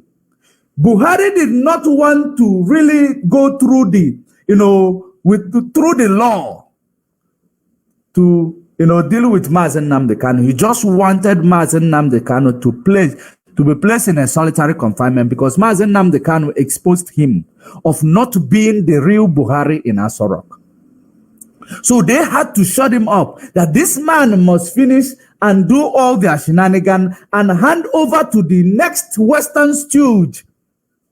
That was exactly the reason why they had to do this, that APC may continuously be in position of power.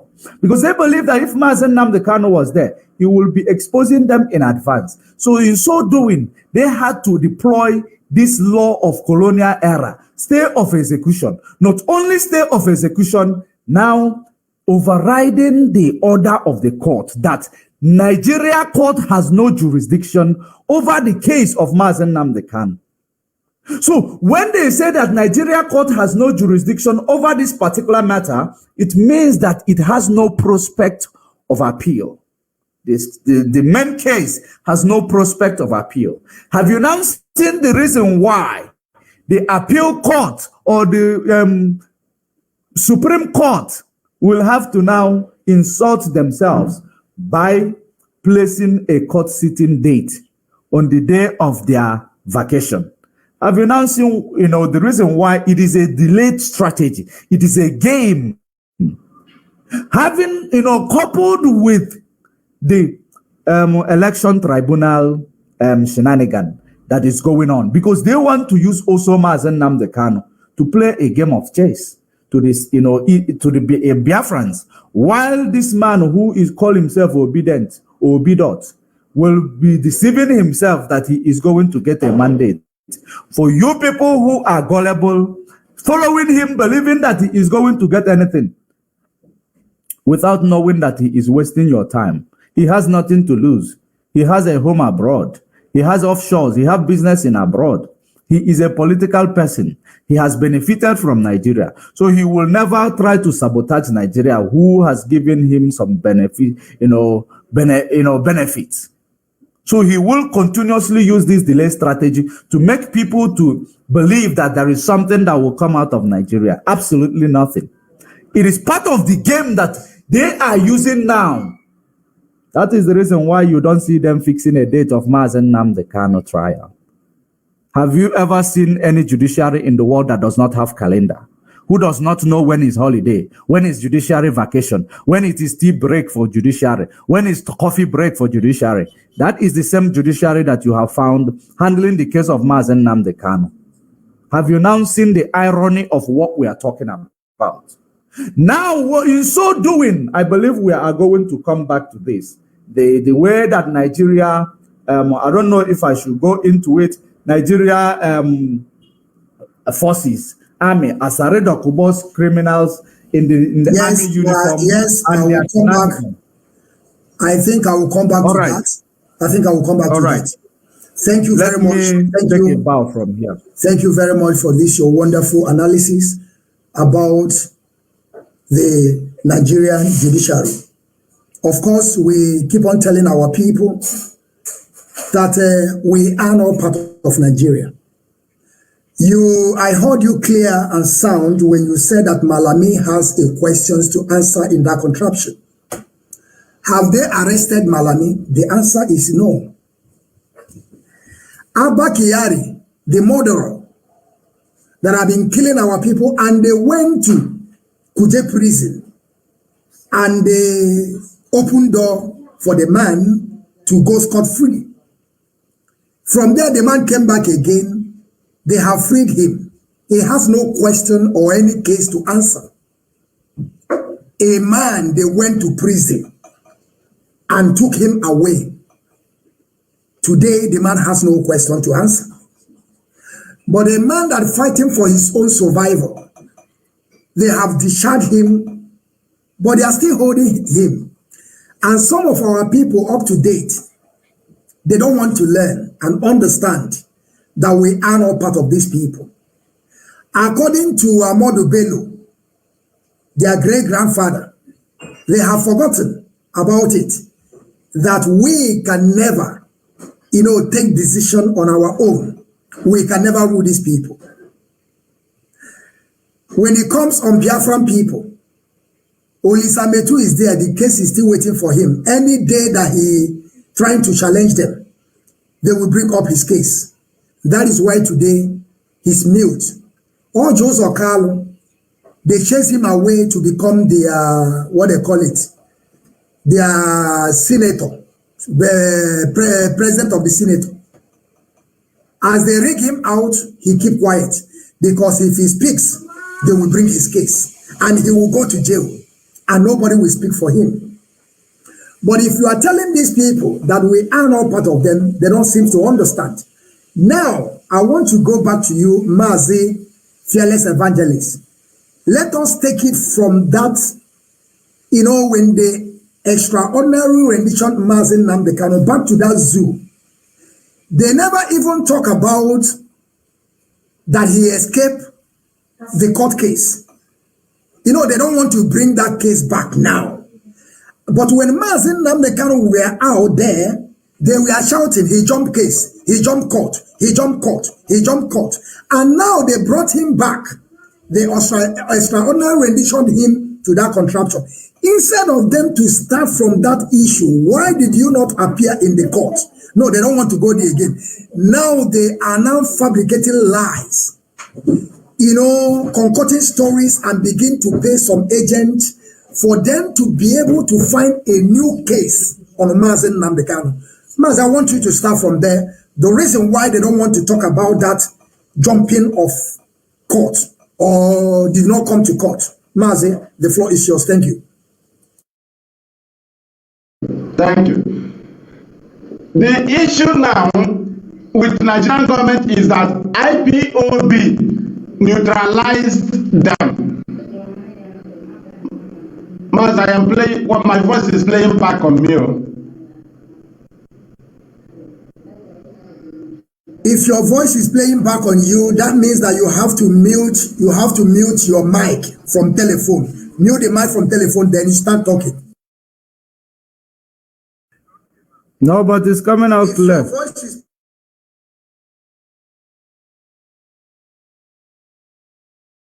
A peaceful approach. That was their only weapon, and I must have to go there because that was the weapon of Nigeria and the British, even when we have not started agitating for Biafra, this second one. Their weapon was that they labeled our fathers rebels. They blackmailed our fathers before the world. Thereby, they blackmailed their children. That's why so many parts of the world, when IPOB have not come and clarify issues, they don't value us normally. Because if you shout too much, they will now go and check their paper. They check their book, their file. They discover that your fathers are rebels. And that's why it is important you will not start the next Biafra agitation with war. You must come with self-determination. Because with our self-determination approach, we vindicated our fathers. Why? Because when Nigeria started killing IPOB family members in peaceful protest, we refused to retaliate because their trap was when we retaliate, they will tell the world that that's how their father did, that's how Ojukwu did. They don't have patience, they don't have that's what they wanted to present to the world. And the children of the Biafran warlords, our fathers that defended this class system to 70, their children should suppose not to talk about Biafra without clearing the faces of their fathers. The faces of our father was blackmailed by the British. And we cannot present our matter to any table without clearing our face and the faces of our father, so that our faces can be seen clearly. And today, through our perseverance over different extrajudicial killings uncountable of IPOB family members by Nigerian army and police, we never retaliated. That's when we was able to vindicate our fathers, and we now created express road for ourselves to move to any government in the world, because initially we cannot be accepted. Now, with our endurance and self-determination approach with peaceful conduct, we have neutralized Nigeria plan. And that's why they are angry. They have no other plan than violence. Instigation. When they instigate, we retaliate. That's why they failed to make us terrorists. They expected us to act like terrorists from 2015. 2016, we never acted like terrorists. Remember that when they killed IPOB family members in National High School at the 9th of February, that Nnamdi Kanu have already been discharged by Justice Ademola. And Ademola discharged Nnamdi Kanu on the 20th of December 2015. And the IPOB was in National High School praying, not protesting, praying for free Nnamdi Kanu. Not Nnamdi Kanu that have not been freed, Nnamdi Kanu that have been discharged by the court.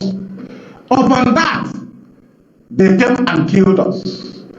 That was when they expected that we should retaliate. No way. They were pushing. The British told them, keep pushing, because that's what they did to you. Right? Then they were pushing. They now came to war again. They killed us. Daybreak, the night to 30th May. They told them to keep pushing. They will retaliate. That is the only weapon. We refuse to retaliate. That's when we neutralize them.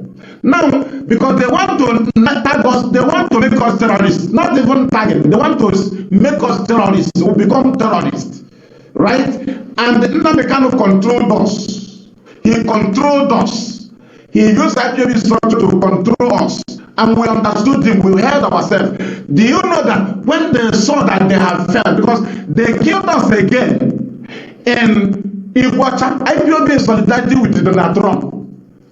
20th of January 2015. They killed us. 2017. They killed us. Under Wike killed us. Now, we refuse to retaliate like bullet. And during this very killings of IPOB members, do you know that Nigerian army and police, they burn American flag and Israeli flag and Biafran flag together. That Wike will provide that commissioner of police. That commissioner of police Rivers State, that burn it to ashes. He put American flag, Israeli flag, and Biafra flag together and burn it in Iguacha next to Wike. That this one the make minister now. This criminal, they will later kill very soon. This is for government to kill him. Then we move. Now, when they saw that we refuse to retaliate, they now say, okay, we will now finalize, we will grant him bail. When we grant him bail, remember, they wanted us to retaliate while Nnamdi Kanu was in detention. They said, okay, let us grant him bail. They discussed with our arrest, let us grant him bail. Then keep him, we'll not give him his international passport. We'll keep him here. Then we'll plan and go and kill him. Now, if we kill him, we'll tag them terrorists. Do you know that when they tag us terrorists, they have not even finalized that Nnamdi Kanu escaped. Even within 1 month, Nigerian government did not believe that Nnamdi Kanu succeeded the attack. Because what they did there was, now we let us go and tag and kill them. If we kill them, the world will ask us, why did you kill them? So what we'll now do is to tag them terrorists, so that if the world come to ask why did you, we'll tell them they are terrorists. Because we refuse to act like terrorists. So they now make it by themselves, by killing us and to shut us up the target terrorists. The same thing they did to Jubu. They made agreement in Ghana. They agreed together. They came back. Then go on, the British told him not agree. Instead of them to call him again and say, let us look into another option. Or instead of them to say, okay, we don't agree, let us arrest him so that we'll still discuss. No, British said, go and kill them. If you kill them, there will be no opportunity to bring out the Accord agreement so that the world will be looking into it. No, just kill them. So now, had they killed Nnamdi Kanu, they know they will now, what will now be on the fence, because they will say they killed a terrorist leader. Because their target is attack them, then we declare them terrorists. That thing they told you are not to read out. They wrote it and gave to Southeast governors. We know that they just read it out. They first of all declared terrorists. They planned it, they wrote it and gave it to them. They gave it to them. They even gave to Traditional Rulers Council chairman from the East, all the states, because a Traditional Rulers Palace was invaded and the 28 people was killed. The Nigerian government shed blood in a palace in Igbo land. Why did the Traditional Rulers kill them? They received a letter. They were controlled. Now, if they didn't fight for Nnamdi Kanu, why didn't they stand for the invasion of a palace? Okay, why didn't they stand for attempting to kill a prince? Attempting to kill a prince. So, man, that's where they fell. When after all this thing, they were the people that attacked us. They say we are terrorists. They came to our home. We did not go to Abuja. We did not go to oil well. We did not go anywhere. They just killed us, the target terrorists. And since then, they fell. Immediately, Nnamdi Kanu survived it. That's when they fell. Today, they brought him here. So what we're asking them now is, that very blackmailing, you blackmail Nnamdi Kanu, that you jump there. Why did you run away from it? Man, see, you know their target in the court of Bintanyako this second time. You know, Bintanyako facilitated this thing. Justice Bintanyako. That's why initially I refused to add justice to her. I added in justice, but I just added in justice. Recently, she just looked into the health of our leader and started granting some fundamental human rights. You know, that's when I started adding justice. A woman that overlooked the judgment of other judges and ended up granting bail. So we asked Bintanyako, that warrant you granted Nnamdi Kanu bail on, where is that warrant? Why did you tell the federal government to keep it aside and come with amended camp charges? Bintanyako, did you know that warrant, in short, Bintanyako is not, although there was a warrant signed, where is that warrant signed? The bail condition was met up. Where is that warrant? Nnamdi Kanu tried to defend himself before the war that he did not jump bail. If he appeared before US senators, he would be defending himself that he did not jump bail. And the time will be up for him to present the matter. Then when you kidnap him, where is that very warrant? No way. And the man said, do you know the people that facilitated these things happening? Nigerian citizens. Because this very Nigerian citizen, when they heard that Nnamdi Kanu was exposing Buhari, they were saying he was in abroad. He's in abroad. When he come back, do you know that since Nnamdi Kanu was brought back, we were expecting Nigerian youths. Immediately, Malami brought out the first 5 amended charges. When they read it, they did not see that Buhari died among the charges. We said, okay, maybe they'll add it in the next second one. 7 amended charges. They did not add it that Nnamdi Kanu said Buhari died, which would have been the best weapon of the Nigerian youths. They neglected it. They did not go to Minister of Justice and they asked Malami, why did you not add this thing in the charge?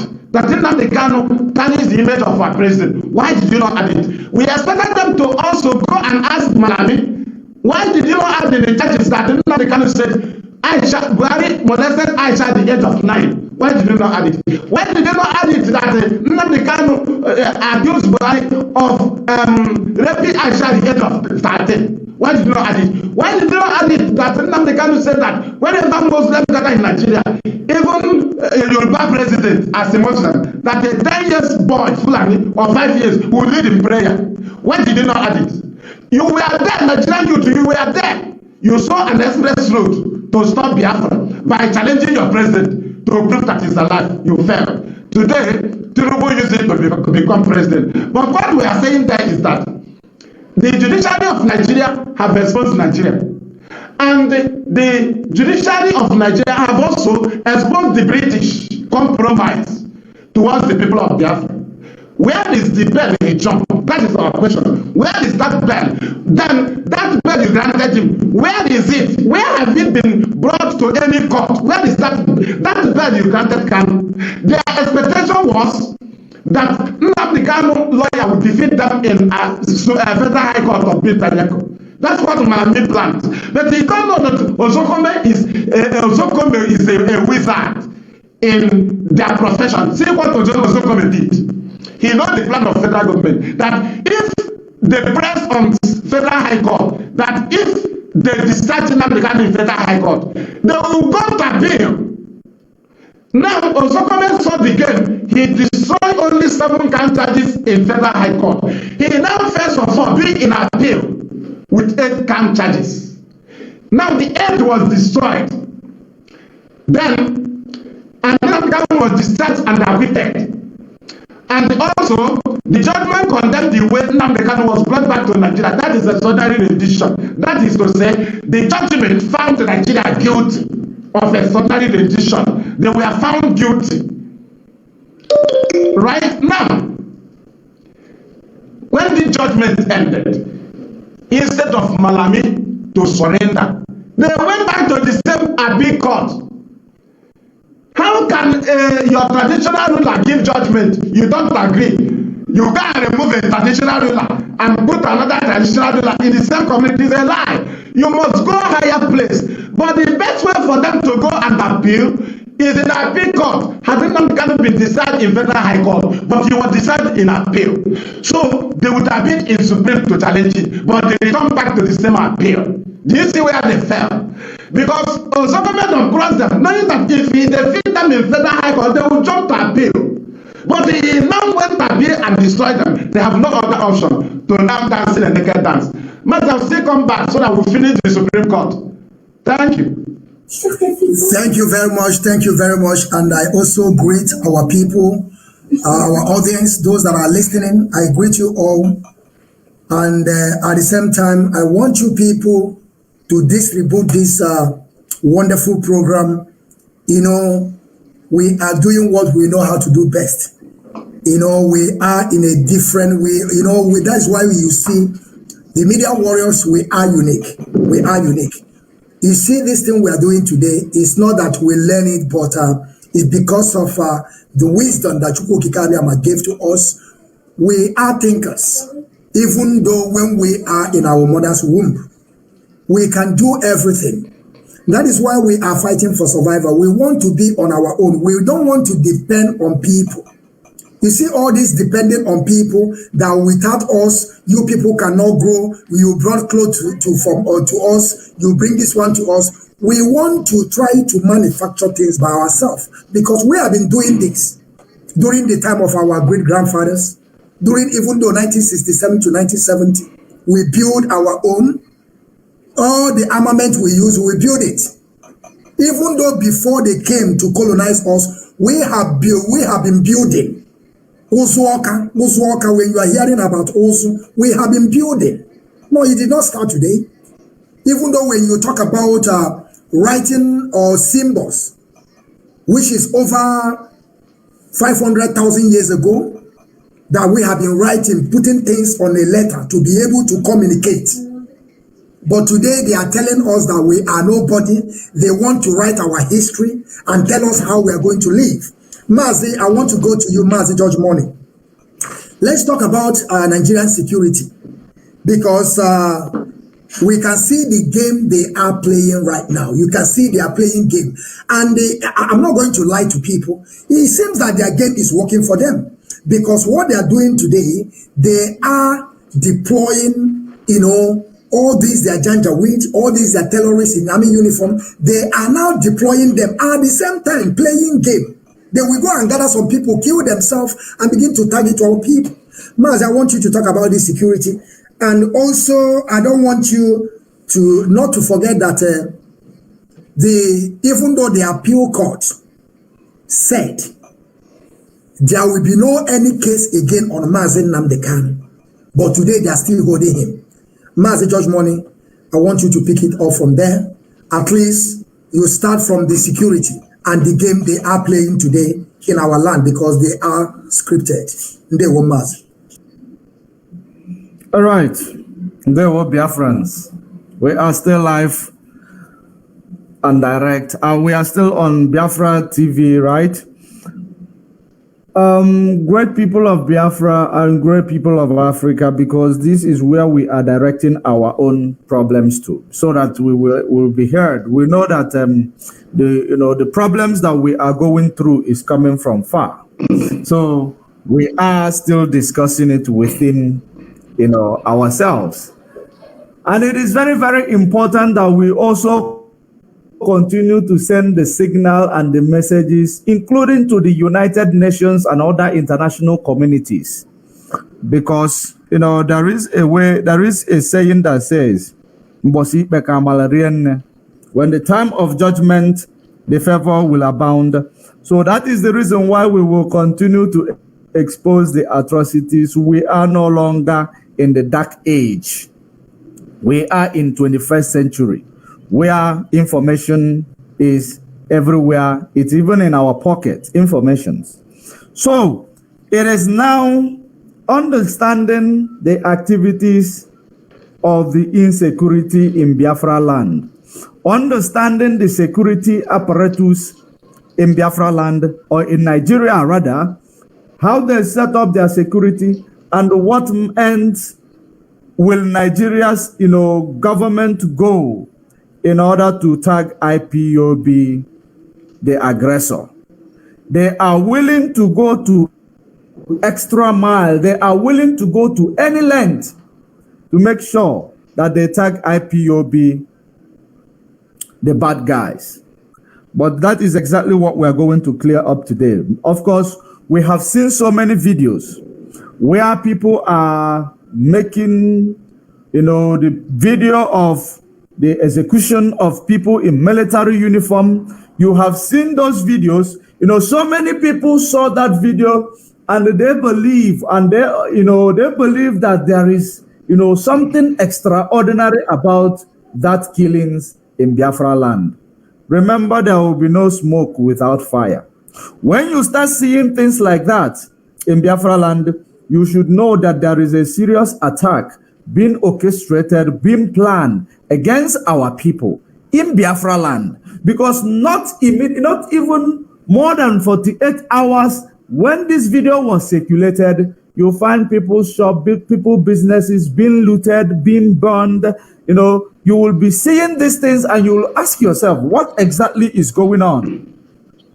The same law enforcement in Nigeria were the same people carrying out these plans, the attacks on themselves, in order to have access into Biafra land. Because everything they are doing it to have access into Biafra land. Believe you me, so many people might see those military killing in Biafra land, and they will start, saying maybe this military killing is done by, people who are fighting for freedom. It is not done by anybody fighting for freedom. It is done as a result of Nigeria government. They are good at creating faction. They are good at creating weapons. In order to use it to counter, they can go to any length to counter any strong organization. They have created it in social media to use them to counter the activities of IPOB, so that we will be here always talking about these people without remembering the activities, the heinous crime and the activities of Nigerian military and Nigeria police against our people. Now they have seen that we have defeated them in the media space. They have to now create another, faction of these criminals. Of course, today you see those factions, they are wearing military uniform. So what will you say? How will you tell me now that those people who were killed are indeed Nigerian military? When the same people who killed them were wearing Nigerian military uniform. So these are the people who become the sacrificial goats or sacrificial lamb for Nigeria, just because they want to truncate the judgment of court against for Mazen Nnamdi Kanu. They want to turn everything around. They want to actually implement what will back up their colonial era of state of execution. That's exactly what they are trying to, deploy here. We are very, aware of, because I've been thinking about how can they see, of course, when I'm done this, they will start writing. How will they come to tell us Nigerian military was killed? And there is no, they did not even bring out in the media how this Nigerian military was killed, who killed them, and they did not even bring out the names of these people who were killed. Are they not people? Do they not have an identity? They show us the video. Who will go to kill Nigerian military? After that, they stood there. They were taking videos, taking videos. Because those who were taking those videos, they were still the same people who committed the crime. Because if you see a crime scene in Biafra land, you will never see any ordinary individual around it. Talk more of a crime scene where military were killed. Because when military is killed, or any crime scene in Nigeria, of course, you are familiar with I follow and I no follow. So, how can military be killed and people were there taking video, shouting Jesus, Jesus, Jesus? If you remember what Charade Okubo said a few months ago, Charade Okubo was making a mockery of Biafrans and was saying that their house go they burn, we go they burn their houses. He was making a mockery of that. And if you look at who were those burning the houses belonging to Biafrans, was it not people in military uniform? So if Charade Okubo was saying that he was burning out Biafra houses in Biafra land, will you now tell me that those people that was killed there were Nigeria army? The same people, even whoever that they killed there, the same people who put them up there, they are the same people who killed them. Because all these things these people are doing, it is all about to make sure they tarnish the name of IPOB and tarnish the name of Eastern Security Network. Now the people who are claiming the responsibility of doing these atrocities, remember that all these people, these things they are doing, it is a shenanigan. They are trying to redirect the narratives. They are trying to change the narrative. They are trying to make sure they incriminate Mazen Nnamdi Kanu, even while at the DSS solitary confinement. That's what they are trying to do. Now, coming back to the same people who were claiming responsibility of carrying out these atrocities, who call themselves, is it government, or non-government, or non-military. That's what they call themselves recently. The same people made mention they don't want to see anybody carrying weapon in Biafra land, carrying gun in Biafra land. They tell you they don't want even to see Eastern Security Network, who is protecting our land from Fulani terrorists, carrying gun in Biafra land. That the only people who are supposed to carry gun in Biafra land are the unknown government in military uniform. So when you see this, that is the reason why when I see those images of those Nigeria military, they projected to be Nigerian military, whether it is a Charade Okubo's terrorist giving me uniform to go into Biafra land, because if you look at the antecedent of Nigeria, in 2020, to destroy the NSAS protest, Nigeria government created a faction who came to the street acting or behaving like they are in solidarity with the protesters, but they become so destructive in order to give Nigeria army, assistance to come in and shoot people at Lekki toll gate.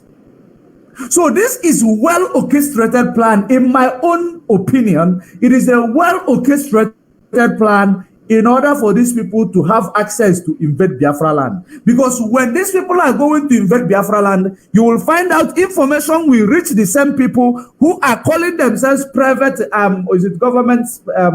private government or special government. The information will still reach them. They will know where to be found. Then the Nigeria army and the Nigeria Joint Task Force or police will start now going to destroy people's businesses, burning individual houses, people who has nothing to do with their shenanigans. They will start destroying their properties and they will start destroying the lives of our youth. So when you look at all these things, will you come to the conclusion to say, now Nigeria government and those who are carrying out their, whatever they are doing, the shenanigans, that's why I didn't talk about it. That is why I didn't even, feel pity about any of them, because we don't know who is who anymore. These people can do anything. And when we say, when this thing started from the media space, I continuously telling our people there is a Western agenda here. And that Western agenda is to make sure that they destroy the grip of IPOB. They want to destroy the foundation of IPOB.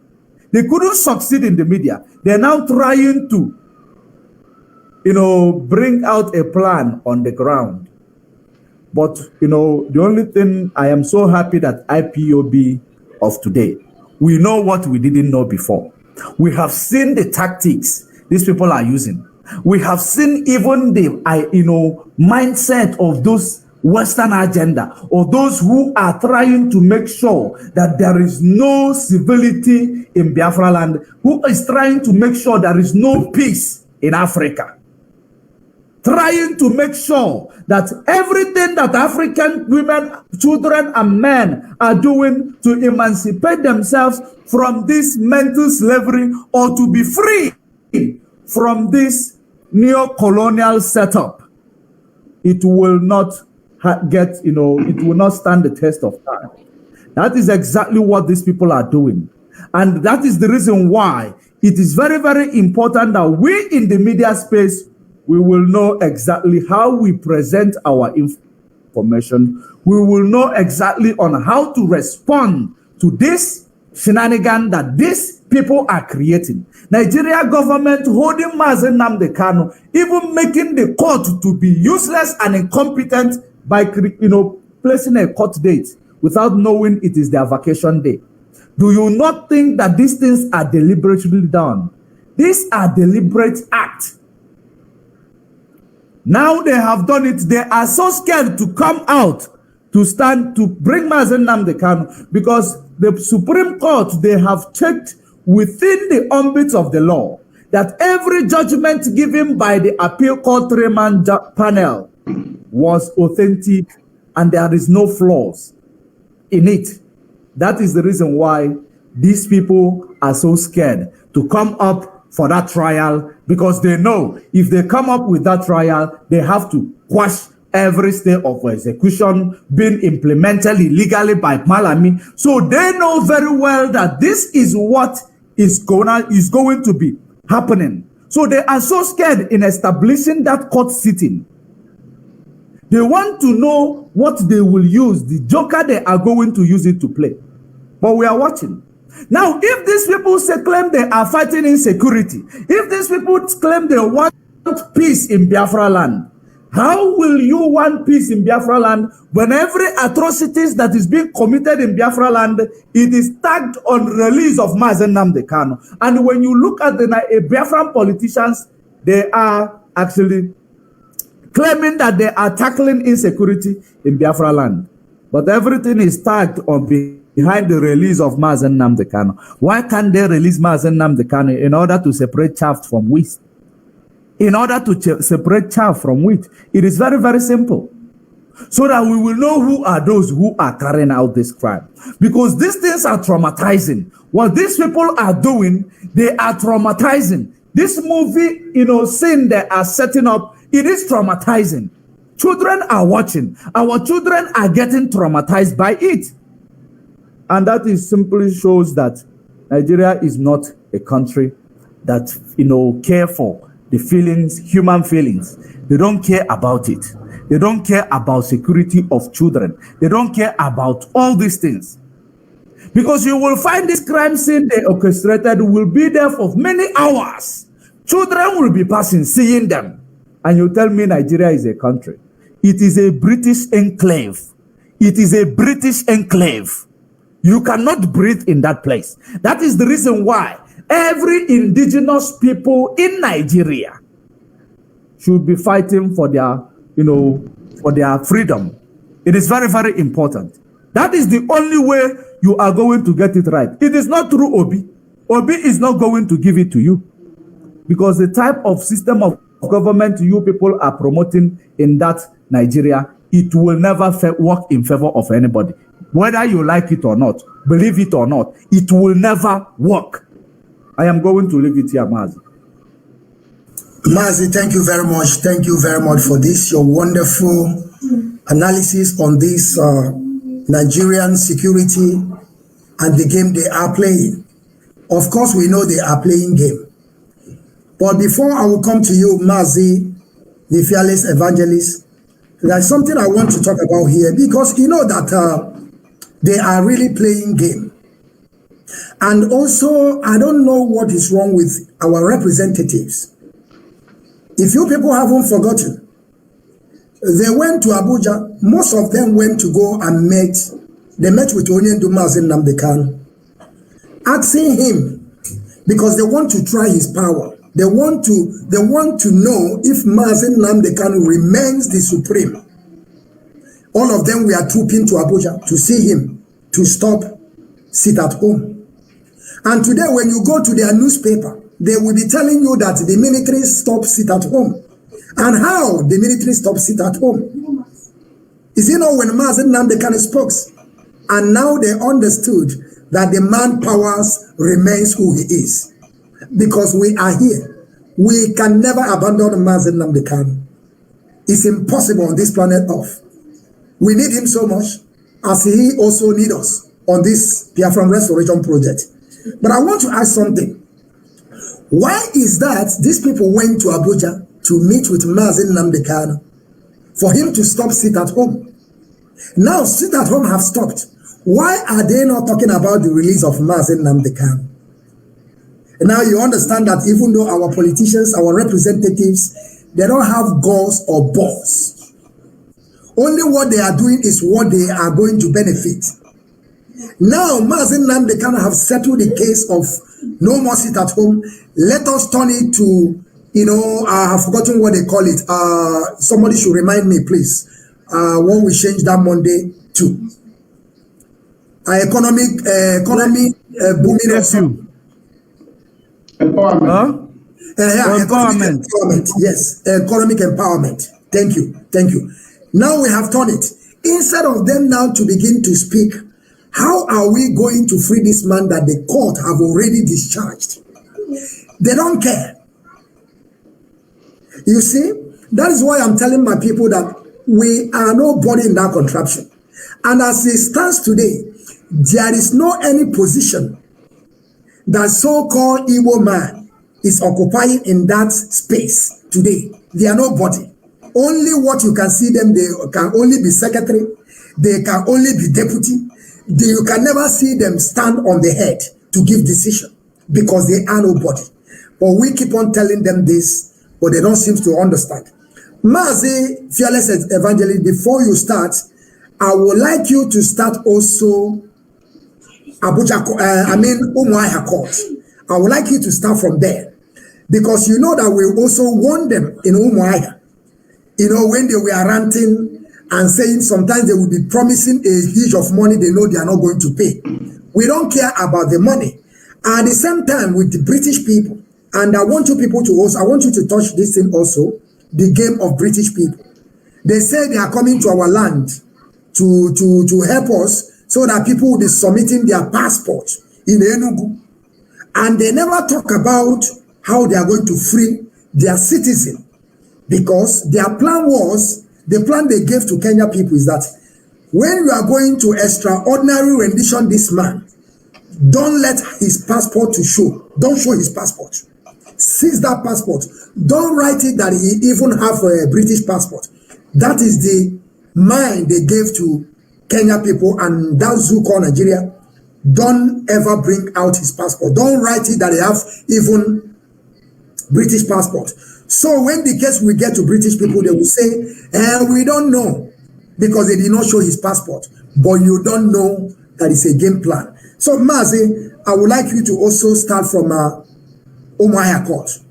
And we are listening, Mazi. Thank you very much. And the mic is yours. Ndeu. Okay, Mazi, thank you very, very much.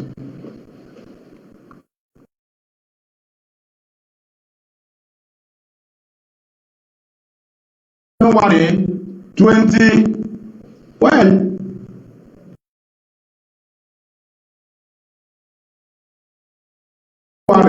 2022, Nnamdi Kanu was, the ruling said that it was all about jumping on bail. It is a state high court. It's all about jumping on bail. So now, it was the judge, the court ruled that Nnamdi Kanu did not jump bail, but he escaped military assassination attempt. That's number one. That's the weak point of Nigerian. That is the only thing that we are using to nail Nnamdi Kanu. But their own court that have the jurisdiction, because Umuahia High Court have the jurisdiction to look into such matter. The issue of attacking his house, that they always use as a point of jumping bail. So the case was taken to the very court that had the jurisdiction, and they ruled that Nnamdi Kanu did not jump bail. He escaped military assassination attempt, and the court ruled that Nigeria should apologize to Nnamdi Kanu. They also ruled that they should pay him compensation, and the court also ruled that they should meet him for discussion. 4 pronouncements in that ruling. Now, what is the reason why are they holding Nnamdi Kanu? What is their reason? Because their only weapon was insecurity. Just like sit at home you talk about. Why do Nigerian army say that they have stopped sit at home? Their reason was that they approached the senators, they approached the Southeast politicians, as they call them, telling them that Nnamdi Kanu is behind the criminal and doing sit at home. The IPOB is just trying to pretend.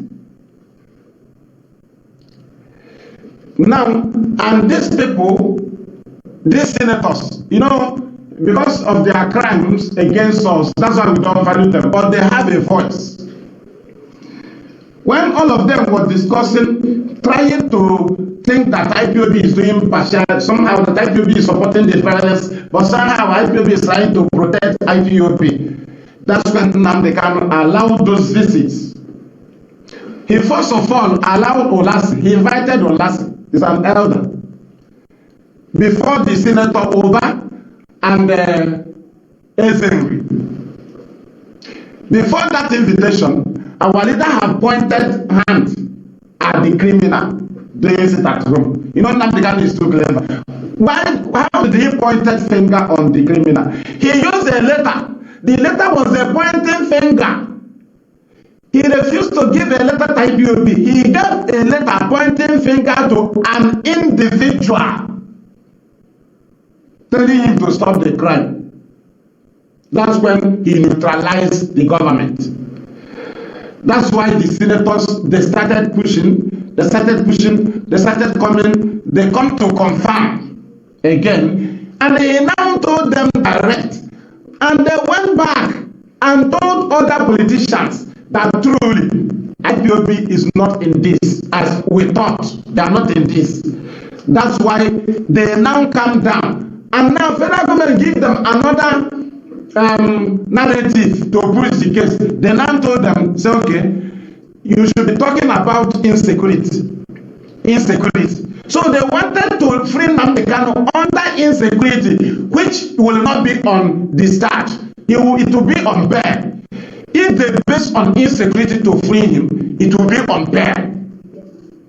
That's why they started coming. Free him now because there is a crime. They are killing us, they are kidnapping us. Monday sit at home. They refuse to present Monday sit at home because the Monday sit at home. In the issue of Nnamdi Kanu, you should not present it. It is a crime. It is crime. Had they not been committing crime, it will be presented.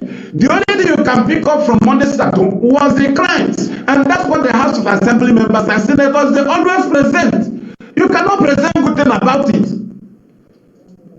Only crime. They will tell you they kidnap, they kill, they burn vehicle. So nobody, no sensible person will go to government and say, we are presenting sit at home because they are sitting at home. Nobody sat at home. They were sitting at home under fear. So in that matter, a sensible government official will only condemn the crime. You don't talk about that issue. That issue should not be presented. That's why they were pushing on. They want to. Their plan was to see if IPOB is involved in the crime, but they want to confirm from Nnamdi Kanu fully because they plan this very secret with Nigerian government. They employ people, infiltrators, and then the federal government hijack the infiltrator from them, using it out of their knowledge, using it against them. They try to bring him back. No way. It's already the hand of the federal government, top hand. They started using him against their will, against their wish. Now, when IPOB through Nnamdi Kanu stopped sit at home, the Nigerian army was frustrated. They now try to see if it can still work to use it and blackmail IPOB. The next Monday, they brought the fake news to the world and said IPOB ESN was enforcing sit at home. The world rejected it. Every government they took it to, it was rejected. So when they tried this and tried this again to use Monday sit at home to blackmail IPOB, it didn't work. They now called the chief infiltrator. They told him the sit at home cannot be used to blackmail IPOB again because no international body accepts it again against IPOB. Do you know what you use now? Or you use the language coffee. Use the language coffee because we cannot, if we present it at home, nobody accepts it again. So what you now use now is coffee. So when you are using coffee, tell them that it's not, have no business with sit at home, it's not sit at home. So when he now announce coffee, they tell him, okay, use army. Now launch your army, launch 8-man army. Because we want to, is the only means to invade our land. You know, the only work of the infiltrator is to invade our land. Because Nigerian army want to keep our leader in detention and force us into war. But IPOB did that. And that has been their target is now, they told this man to launch army. So when he launched army that is fake, few people, they now go to the intelligence room. They said, how do we present it to US? They gathered it and said no. This man, IPOB has succeeded in separating him from their name, IPOB. Now they have no name. So if we are presenting the army to US now, what shall we say? Which group launched the army? That's what is holding the Nigerian government from invading our land. Because the people that launched the army have no name. It's just an individual. In freedom fighting, they have no business with an individual. Now, if they present such thing now, the world will see Nigeria as a people facilitating criminality. Because those people have known it. That's why they push them to use the name of IPOB. So that by now, they use the name of IPOB to launch army. And immediately you launch army, you have invited the government to to defend their territorial integrity is an international law. So somebody that declare army or launch army have already invited government to come and wipe out our people. But the issue is that the name, the pointing arrow, the arrow is IPOB. As far as the name of IPOB is not involved in the army, what ground do Nigeria have to invade our land? They have no ground. So they now say, okay, we ended it at home. That's what Nigerian army said, because it is for them to take the glory. Instead of them to allow the glory to IPOB and then they say we ended sit at home, because sit at home can no longer be used to blackmail IPOB. Amnesty don't welcome it. UN never welcome it again. EU don't welcome it again. Nobody, US will reject it. If you bring it to UN, they say go, go, go, go, go. If Nigeria take it to EU, they say go, go, go, go. Which sit at home? They will bring more than 50 press releases of IPOB. Can't carry sit at home on their table. Now, that one died. They are now doing criminality. Very soon now, you see some of them with the police uniform. What is their reason? They want to bring war. Why did IPOB not accept war? They cannot fight our land without the name of IPOB. They cannot. They cannot. They will only be instigating trouble because IPOB is the face. That's why people that said the death of ESN said they launch army. They was not able to present up to 50 men. They presented 8 men. But ESN is 250 something thousand. But to somebody claim to be in charge of ESN, this is what they wanted to use ESN to do. Because at this point they would have said we have turned ESN to Biafra army. That was their plan. Do we allow them to claim in charge of ESN? At this point, they will tell you we have from this night we are declaring that all ESN personnel should be is automatically a Biafra army, and that's the plan. That's how they kind of plan it. That's how he will be bragging. And he will now tell you that officially we are now not a judge as a general commander before, but we are appointing Gen tonight. Is not. That was their mission. To use the name of it, to turn ESN to Biafra army. But have we not succeeded in separating them? Now ask them, why do they now come up with a video telling you that ESN have no right to hold a gun? And do you know that ESN does not hold gun in the community? They have gun in the bushes. Do you understand? So this is a defeated war. What we are seeing now is the final bus stop of federal government. They have failed the judiciary. They have failed that area. Judiciary, Supreme Court must bring up the gun. But what do they want to do? They want to set a scenario here that our land will be uncontrollable for Nnamdi Kanu. And they want to create rival. That if Nnamdi Kanu give order, the other one, they will say another Biafra group who counter it. They give order, they disagree. Unless they say that Nnamdi Kanu and the other group should agree together. They should agree, they should come together. That's what they plan, but there is nothing like that. Because there is a voice, there is a channel. What actually destroys Nigerian government is the channels Nnamdi Kanu created. One, IPOB Media and Publicity Secretary, Radio Biafra, leadership of IPOB. These very channels is authentic channel that the world takes words from us. This is where we defeated Nigeria in their court. Their plan was to dribble us in the court proceedings, then bring war to our land. But we rejected war and we are using people to bring war, and we said no. And today they are ready to go into war. But which name will you use? Is IPOB involved? The answer is no. Because Nnamdi Kanu have cleared all. IPOB have cleared all. There are evidences all over the world that we are not involved in the criminality, because we even catch criminals. We even call names of criminals. We even share pictures of criminals. We even give them ultimatum to leave our land. That's where we beat them.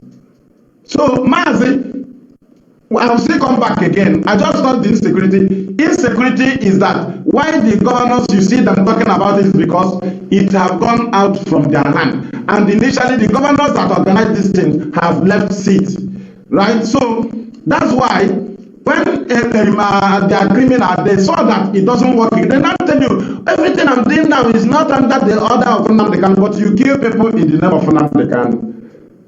When everything fell, that's the first stop. Now, he now wants to act as, to be a freedom fighter. What is your name? You must have a name. So that is it, Maz. Thank you.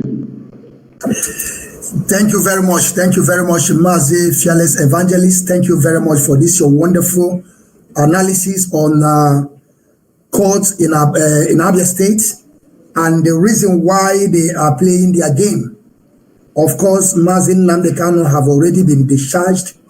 We know they are playing game, and that game they are playing is not going to work for them.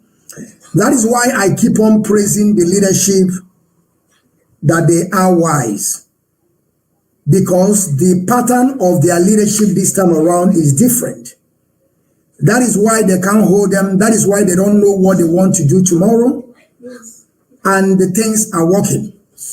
And we are giving them the way they want it, because as they play, they show, and believe you me, they are I cannot hear you.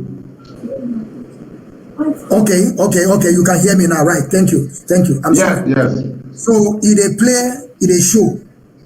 I want to use also this medium to still salute Mazi Chike Doziem,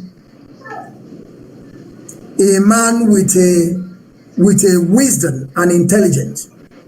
Because after the rendition of Mazi Nnamdi Okuchukwu Kanu, he came out. He told us, this time around his pattern will change. He's never going to tell them what we are doing. That is why today you can see we'll be able to secure some interview with the wife of the leader of indigenous people of Biafra. Some are asking, is it now the wife of our leader start talking about the husband? But some of them don't know that we are fighting different phases of war. Who want to allow the wife of the freedom fighter that want to free his own people? And the hand that they are holding us is part of them, the British people. And you think that they will allow the woman to just speak anyhow. Some of our people can't even reason. They are telling you they are going to free Mazi Nnamdi Kanu. Since they release Mazi Nnamdi Kanu, they keep on making fundraising. This time around, they came out and told us now that everything they are doing now, they are doing it on their own. But whenever they want to raise funds, they will still put Mazi Nnamdi Kanu picture. You see the game they are playing. But I'm so happy that you have already said it. And we have already taken the record. And the zoo by themselves, they will know that the guy have already shot himself by saying that anything that he's doing is not Mazi Nnamdi Kanu. Thank to Chukwu Okikabiama, that's such a thing, such a word come out from his mouth. It's applause for us. But what we are going to push more again is for him to stop using the Mazi Nnamdi Kanu picture. Because the zoo themselves have known that this guy is against Mazi Nnamdi Kanu. And there's no two ways about it. Mazi George Money, I would like us to listen to this voice note of Mazi Nnamdi Kanu, because according to Bugari, he thought that they are going to jail Mazi Nnamdi Kanu. But he have forgotten that Mazi Nnamdi Kanu said in many of his broadcasts that he's going to destroy Nigeria with the truth, not guns and bullets. But those idiots, those inconsequentials, they are still waiting for court case. And where they have already declared they are in armed struggle. And they will just folding their hand. Just stealing things from people. Using it, saying that they are protecting you. But I want us to listen to this voice, please, before I will come to you, Mazi George Money. Please.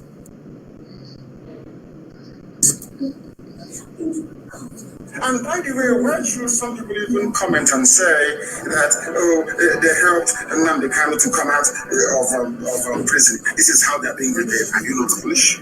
Did I commit any crime? The answer is no. I committed no crime. I am fighting for the freedom of my people as contained in the constitution of the zoo called Nigeria. I did no wrong. That was why after 2 years they could not prove any case. Even till now, they're still in court, they cannot prove any case. And people talk as if they are so moronic that an animal is better than them. They say I insult them. I insult you because you can't reason properly. I did nothing wrong. Yes. Calling for the establishment, or should I say the restoration of Biafra, is within provisions of the Constitution of the Federal Republic of Nigeria. It is very clear and straightforward. It's there. Go and check it yourself. And you're asking me to be happy. Instead of me to be upset that I was arrested for no reason, you're asking me to be happy that somebody came to bail me. See how foolish some people are. I beg anybody to bail me, No. and to insert that very condition that it must be a senator that will bail me. Who asked them? Nobody. To lock me up and to hold me in the first place. They are the people. I know those that came to me and said they want to go and speak to the then Buhari when he was alive. And they never came back to me. They went to Asoro with their John Onyango, the one of them. But they went there to go and discuss on the kind of that was why they went there. That is why. To Asoro place, turned everything around. It became a trip about them and the well-being of their family. That is how they became. And you answer a politician. And you think because of that, he will respect you. We respect you because of what you've done for us. Yes. We'll not come and you tomorrow morning. Yes. We will love you. Because of what he did. Because of what he did for us. Ojukutu. What I'm saying. When people behave very well, we love them. That is how it is. This is how it is. We are as a people. You don't need to buy us. You don't need to. Just do your job. Your job you cannot do. Protect the people, you cannot protect them. On top of that, you have the temerity to talk back when we are complaining that you are making a complete idiot and mess of yourself. Thank you, great people. Thank you, great people. I hope every one of you listen to this voice of the leader of indigenous people of Biafra. You know, when we are saying that Mazen Nnamdi Kanu is a God sent, you know, some of people will be thinking that this is a new video. This man knows what is about to come. That is why you have to keep on listening to his voice. His voice is like Bible. If you search for it, he have already said things about it. Even though what is happening today in Biafra land, by deploying, by using some infiltrators and scripted people, Mazen Nnamdi Kanu have spoke about this. And everything that he said with his mouth, behind the mic, on Biafran Radio Biafra, is all authentic. Now, the same thing they are planning today, according to our brother, Fearless Evangelist, he said their plan is that they want to release Mazen Nnamdi Kanu on insecurity. Then they will come to, to shorty him so that he will have a limited to speak. They don't want to free him like, okay, you are free. There is no case against you. Now they are preparing, using people to commit crime so that when they will release him, they will say, okay, because of this insecurity, we release him, but you are not going to do this, you are not going to do that. But Mazen Nnamdi Kanu is asking you, did I ask you to come and shorty? Instead of him to be angry that they arrested him for no reason, up to date, Buhari said, meet me in the court. They went the same court, they freed the man. And the man have told you people that up to date, as he stand today, there is no case against him. Did you see any case? The answer is no. All the whole 15 count charges, they have trashed it. Did he have any case? The answer is no. Now ask me, why are they still holding him? Because they want to bail him on condition like insecurity. Don't do this. You are the people. Your people are those that are doing this, so that people will come and shorty. It will be like what happened in 2015. So they will tell him, don't go there. 10 people shouldn't come around you. When you do this, they will do that. But Mazen Nnamdi Kanu is a free man. They must free him. So Mazen George Money, what do you have to say? Because Mazen Nnamdi Kanu said a lot of things in this short broadcast that we just listened to now. And he also talked about when the politicians are doing the right thing. That is why we keep on saying, calling on the Senator Abaribe. And we are not coming here to praise them, because all of them, they are politicians. But as far as you are doing a little thing to support your own people, to fight for your own people, of course, we are going to talk about you, but we are not going to praise you because we don't know who you are. You are a politician. You can turn back to us tomorrow, but we are going to point out that thing that you did. But for us to begin to praise you is a lie. We don't praise any politician. We can never praise them. But we are going to tell the world how they are helping their own people. Maz, I want you to take it from them. Maz, George Money, please. Ndewo. To start with, it is very, very important for us to know that there is a saying in our language that says that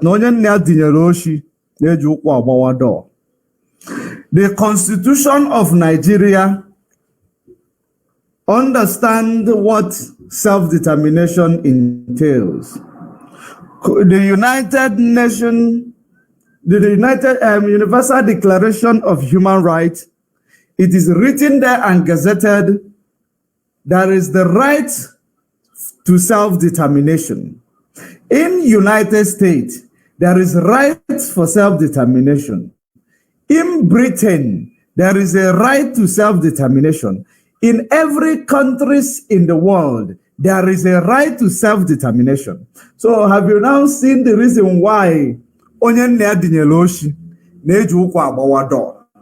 because what we are doing, the reason why we are not apologetic to anyone, it is because we are doing the right thing. We are not committing crime. We have not committed crime against any law in any part of the world. Now, that is the reason why Mazen Nnamdi Kanu will boldly tell them, you cannot jail me. I will defeat you in your court. But now, as ignorant as Nigeria has been, and the illiteracy of the previous administration, they decided they will go to court against a learned man.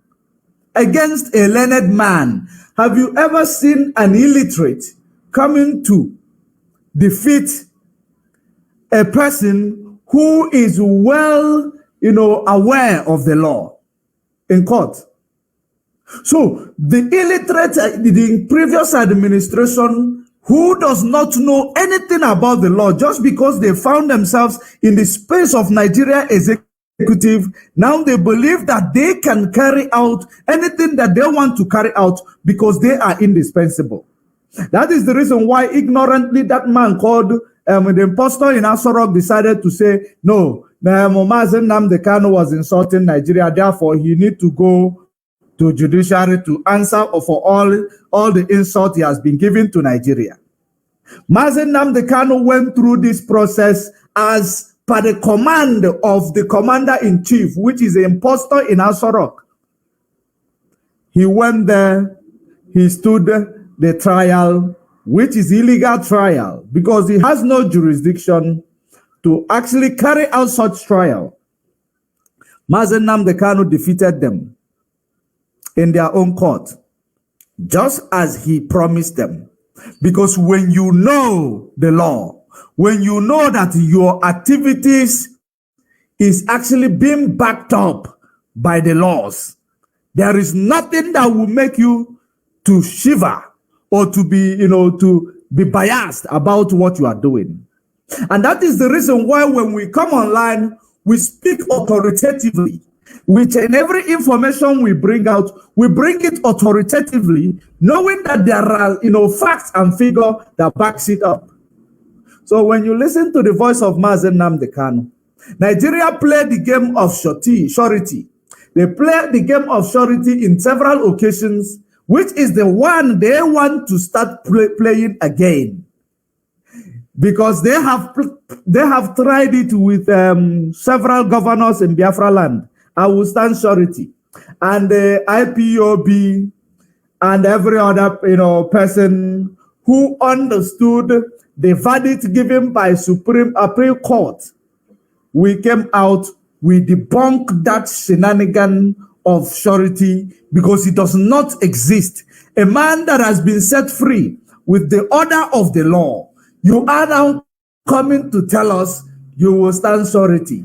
They have tried it with the many organizations. They have tried it with Ohanes and Igbo. We kick back at it, and I don't know which one they are going to use again, because they have understood that this man is formidable.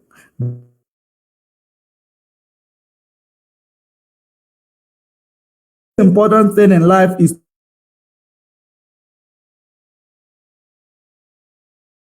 to enable you to be more, confidence to carry out your activities, which is backed up by the law.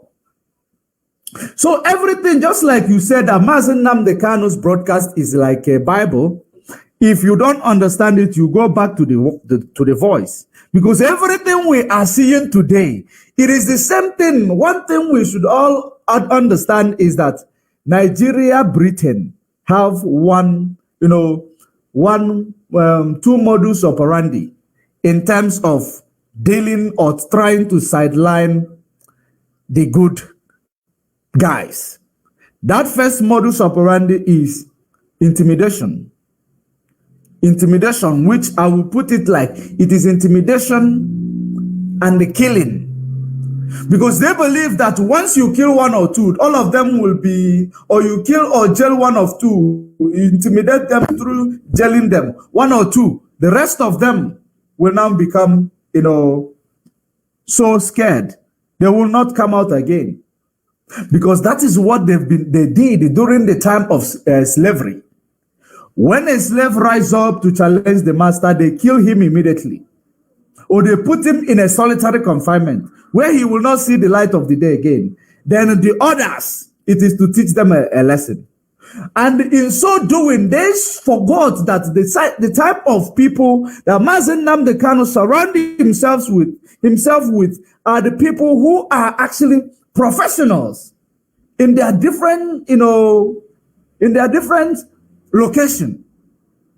So that is the reason why they have introduced intimidation. It did not work. They introduced killings. It did not work. They tried to use court to intimidate us. It did not work. They do not know exactly what they are going to use again. That is the reason why the Supreme Court is scared to schedule for a court, hearing.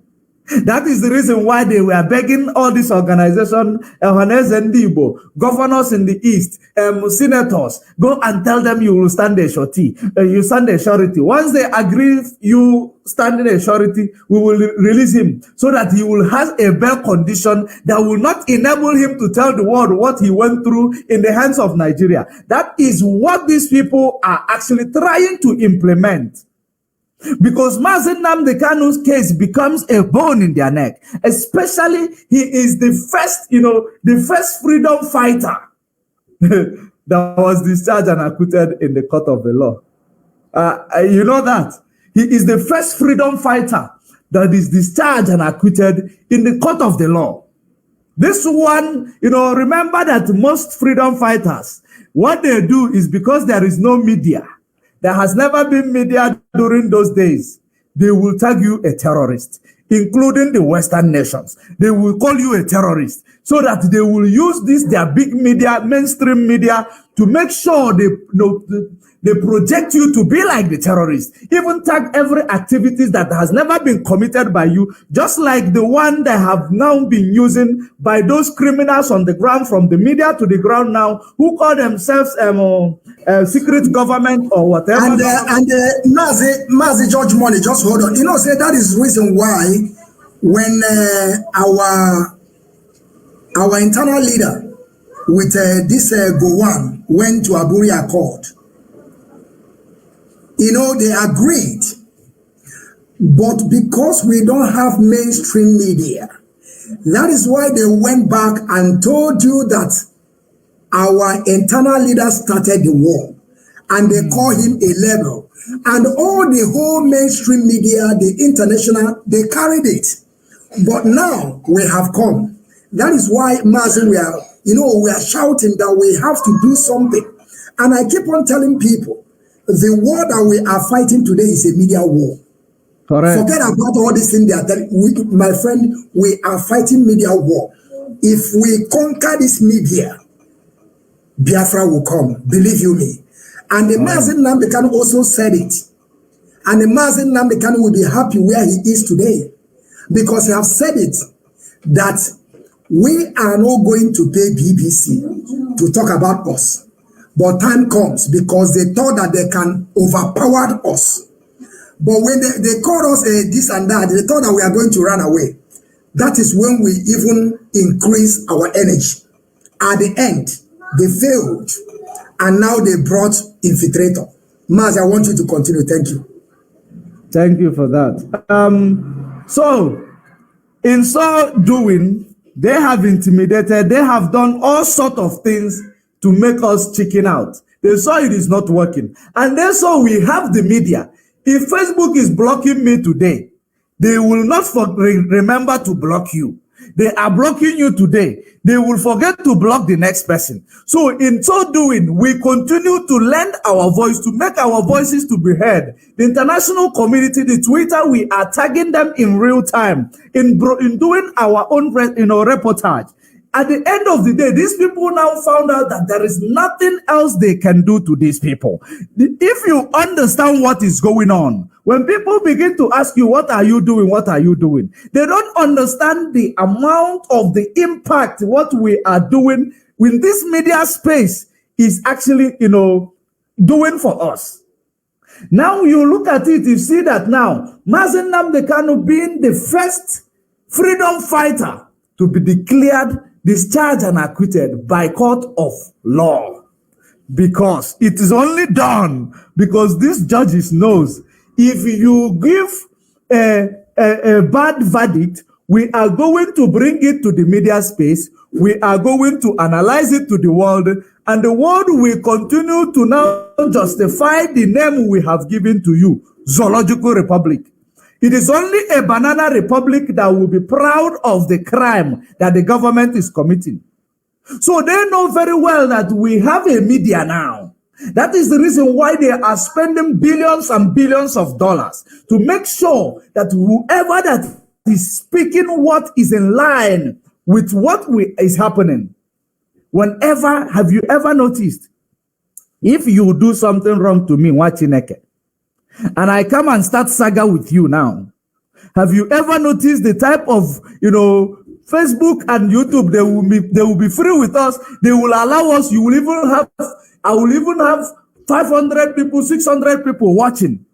But whenever you try to bring important information to debunk the activities of the West against Africa, to debunk activities of Nigeria against Biafrans, you'll find Facebook, they will bring out everything they have in their arsenal, blocking you up and down. The reason why they cannot manipulate where we are now is because it has different channels. That is the reason why they cannot stop it. But if it is one standing channel, they will manipulate it and bring this number to zero now. That's what they do. So we know exactly that these people, they just want us to continue doing saga. And once you are doing saga, you will be getting viewers and likes. People liking it. But when you are doing what we are here for, you will not find anybody because Facebook will not send them notification.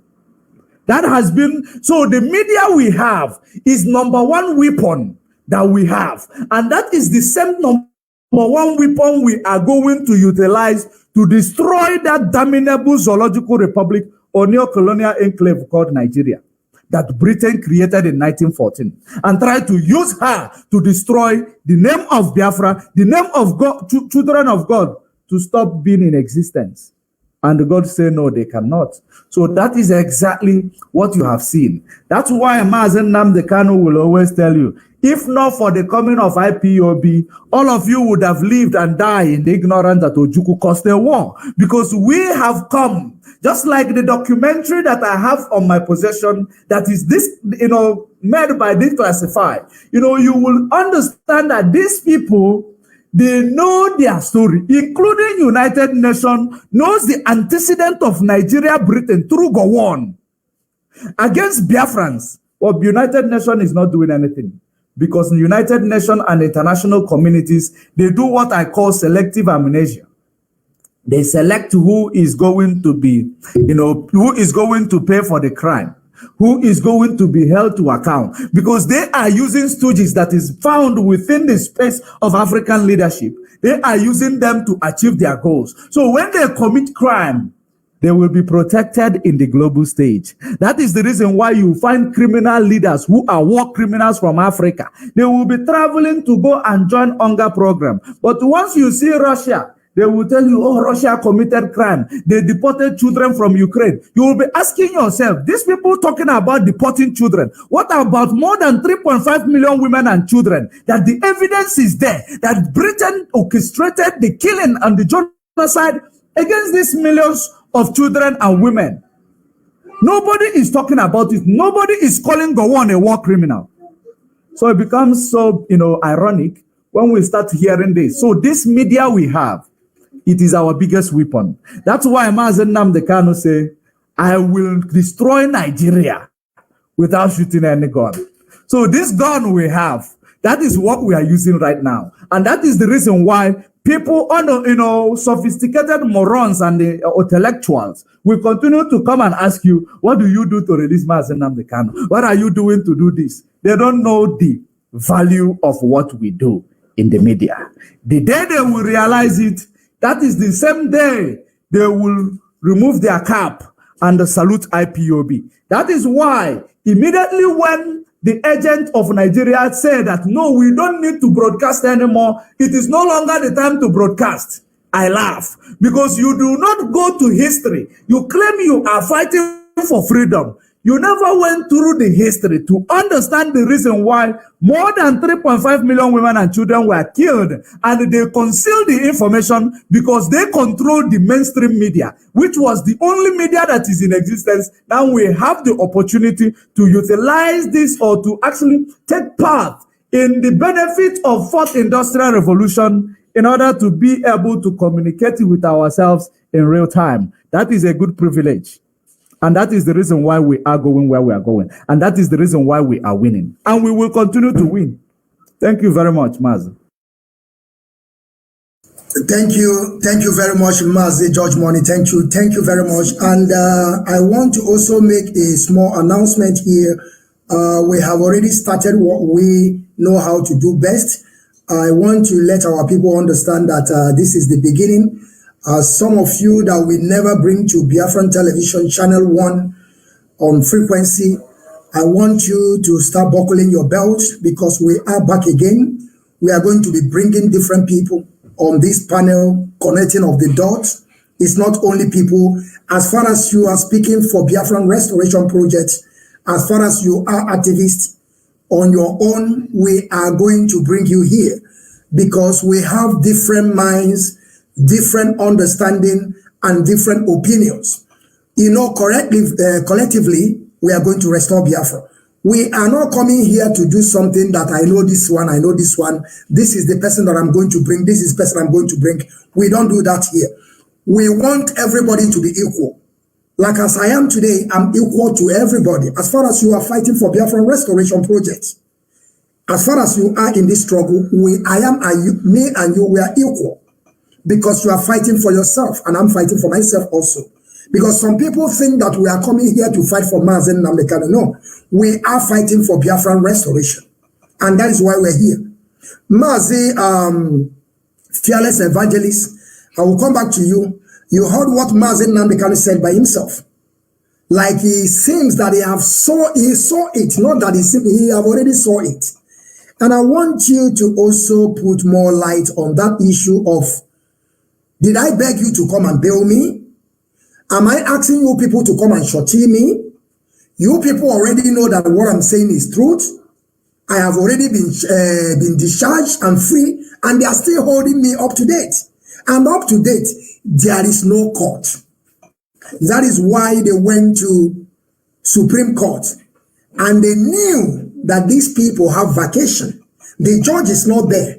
And they know, and they knew about it, and they put the same day at the same day. I mean, they put date, the day they are on vacation. Can't our people see that Nigeria Judiciary and the system of that contraption is not working? Nigeria is against humanity. That is why some people don't even understand that Nigeria is a mainstream business. A lot of countries are beneficiary of that contraption. That is the reason why they don't want that contraption to break up. Because they are sucking you, milking you dry. Mazi, fearless evangelist, please, I want you to take over the mic and then tell us what you know. And I mean, your own opinion. Like I said, we are going to be bringing different people. We are going to be bringing people every day. We are going to be going to social media and begin to search for our people. That is what we know how to do.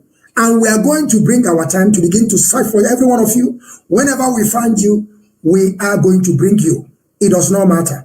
Mazi, please take over the mic, please. Okay. Thank you. Okay, let me go on the very voice of our leader. That is the changing of narrative.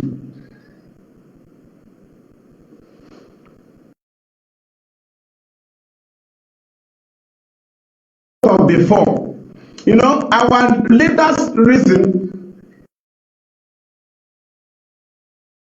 No, wait, hold on. You are, or if I mute it, you are muted. Wait, Judge Money, please please. If I mute it, you will unmute. Yeah, mute your telephone, Mike. Judge Money, please mute your telephone, please. Okay, wait. Now, continue. So now you are unmuting it. It is coming to my ear. Okay. Continue. Okay, it's all right.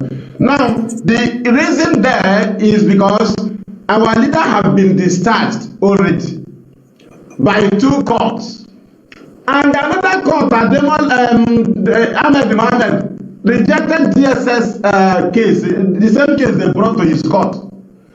Our leader was aware that the bail Bintanyako granted in Americano was false. It's an illegal. They granted him. The bail was illegal. What our leader was holding was the 2 unconditional release, especially the first one by Ademola. So they granted him that bail as jail. In replacement of the jail, they wanted to imprison him. Then they used the bail to replace it. Because he was not able to be jailed. So they went to jail him in his house. You will not address the press. That is to say, he will not speak through Radio Biafra. He will not be in the midst of more than 10 people. In a palace. He will not be in the midst of more than 10 people. It is jail. That's what our leader knew, that the bail have no base.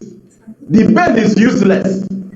Because he have already been discharged. That's why when they say he will not be he will not be in the midst of more than 10 people, he invited us to he said all the list of Colombia, all the list of Ihiala. He first of all invited us to Umuahia, all the list to Afaruku. We fit there. After the second one, he invited us. He now knows that we are good to go. He was testing the ground. We are now good to go. He said, we went. Iyala, we went. Although we went. Everywhere he called us, we go because he had been discharged by the court. The bail was rubbish. That's why, when somebody talk about you want to boast that you free him, he will be boasting that he defeated Nigeria. You are supposed to at least shake him. You are supposed to call him a lion for going to Nigeria after kidnapping. He defeated them 2 times in their court. Instead of you to call him Dike Odogu, you now want to praise yourself because after he was discharged, because he didn't play anything before his discharge, you now come to play on his bail. Right? Not that those that signed bail. We are not talking about those that signed bail. None of those people that signed bail made mouth. Only few people who say that I am the one who contacted Abaribe. I am the one who consulted this one. That's the people our leader was talking about. He wasn't talking about the people that signed bail. The Jewish rabbi, the Igbo businessman in Abuja. No, there are people who started boasting that they are the people who contacted this one. But even the people that signed it did not if they call me again, I'll sign. I'll still sign again. He didn't boast. But there are people, when a leader come out, he thank people. So individually, when he thank IPOB, he thank individuals. If people that say something, now that the message is going to him, he's signing them in his memory. When he come out, he thank you. He thank everybody. But immediately he started fighting for Biafra for coming out. You now sent the message to bring him down. He said no. You cannot jail him with the bare condition.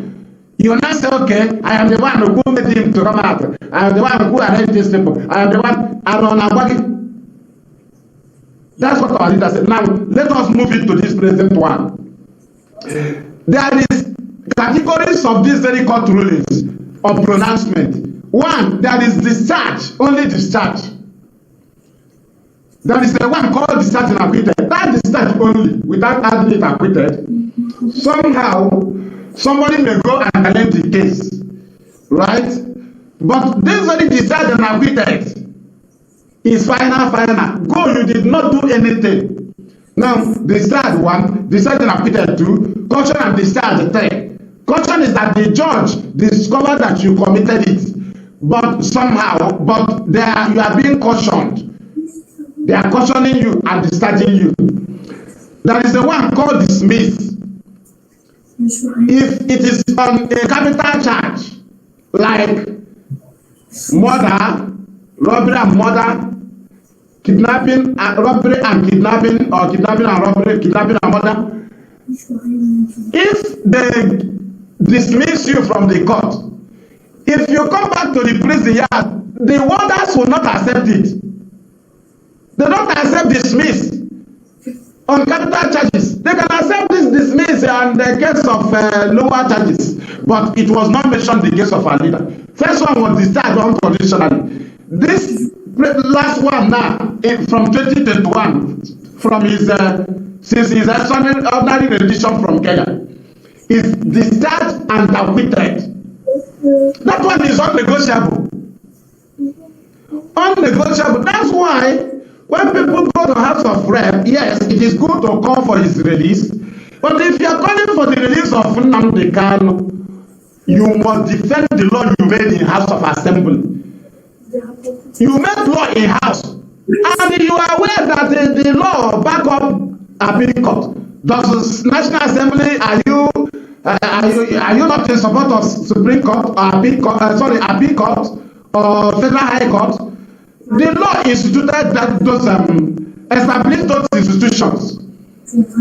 And how come somebody is a House of Rep member and you see a case that has already been discharged by the court, and somebody you come up in the House to be asking government, and not even the government, a president, calling a president, an individual, and calling President Tinubu, tell Nigerian government to obey their order. This is it. What is the business of an individual? An individual that inherited an office that can be impeached by. But we are talking about Nigeria.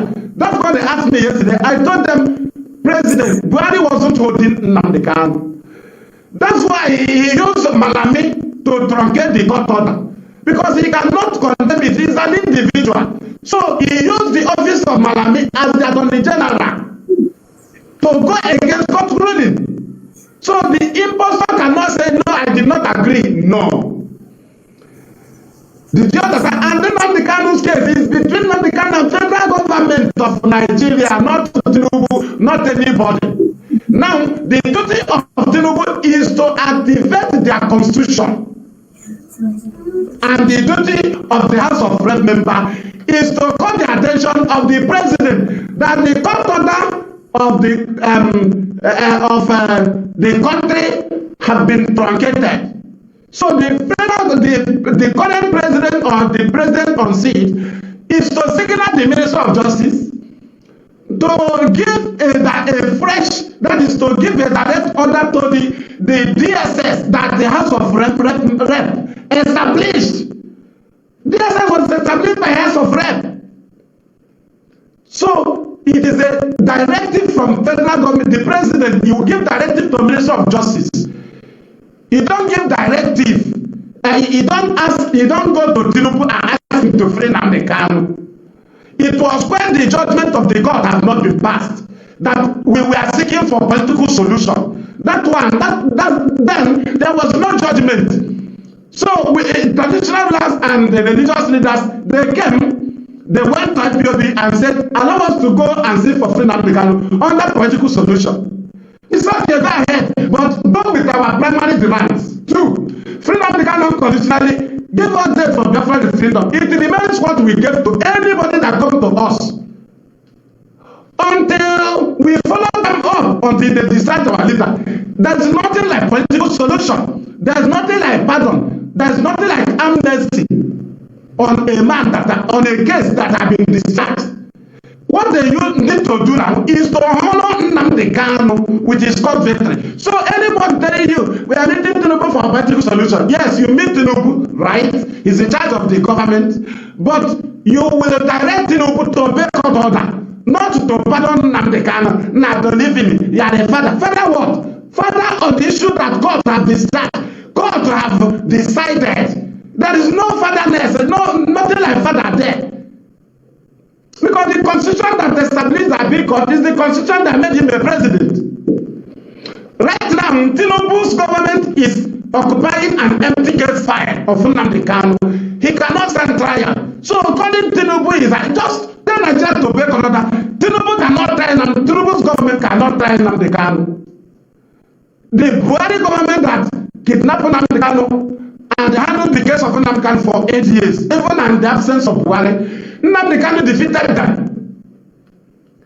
And the rendition of Nnamdi Kanu, Tinubu contributed very well. They told him that he will be the weapon. That is the only weapon that will stop you from being president. So after they fell from jailing Nnamdi Kanu as they planned, when killing him fell in Kenya, they now said, okay, Tinubu will contribute. So what we'll do now is, we will use no election to make you president, so that the no election will be a nail to nail Nnamdi Kanu. Now you raise noise, we will raise dust in the country. The people will be against him because there is no election. By then, people will have failed. Tinubu now sponsored no election. He sponsored the campaign. They said, do it. He contacted those people, he sponsored it. And the when IPOB neutralized it because they told him, INEC said, we cannot do this election because of these beavers and some other issue. What other strategy shall we use? They said, what we'll do now is to plan, let there be no voting in the East. We'll use it as 2 weapons. You will use it to become president, we'll use it and Nnamdi Kanu. It will work. And they said, okay, we'll move. And IPOB neutralized the no election. They now said, okay, as this thing don't work, we will fight for you to be inaugurated. And we'll leave this case for you. That's how they left it for Tinubu. He knows he cannot do anything. So what they want to do now is to bring war in our land. You know, when you are winning somebody in a football, he tries to fight in the field. When you allow the fight, the match will be cancelled. And your goals will also be cancelled. Not that war is not included in freedom fighting, but we are almost at that very level. Because we have gone from low court to higher court, that appeal to Supreme. And after Supreme, we go to heaven. So this is the last bus stop. We have tried to manage it to that place. So thank you, Master. That's what I have for now. Thank you. Thank you very much, Mazi Fearless Evangelist. I really want to give a privilege to our dear sister. I think she's having some difficulty with her internet. I don't know what is wrong. Awada, if you are still there, I'm not taking you out, but it seems that you are hanging. So if you want to come back, of course, I'm going to bring you. Like I said, this is the continuation of what we know how to do best. We are going to continue. We will keep on bringing people because this is just for over 2 months, if I'm not mistaken. We just, I don't know why, the reason why we left what we know how to do, begin to run with these people. This is our job and we have come back again. Like I said, I want our people to buckle their belts. Some of you that want to join us, not today, but as time goes on, we are in 36 episodes. We are going to be continue doing this without stopping this time around because we have already find our safer landing. So we are going to continue. So if you still want to come in, of course, I'm going to give you that privilege. It does not matter. You are a part of us. You are one of us. And you are, believe you me, you are a hardcore. There is no two ways about it because you know that you are fighting for your survival as we also fighting for our survival. So I want every one of you to get set.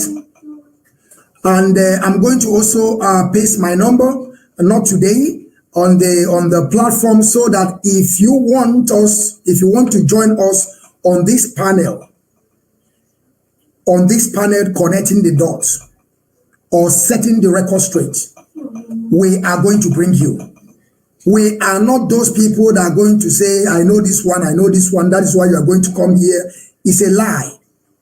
The way you think and the way I think is different.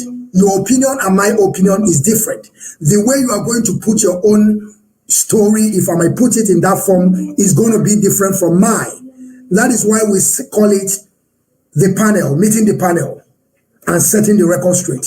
So, Mazi George Money, I think we must conclude here with 3 hours. We have now 2 hours, 32 minutes.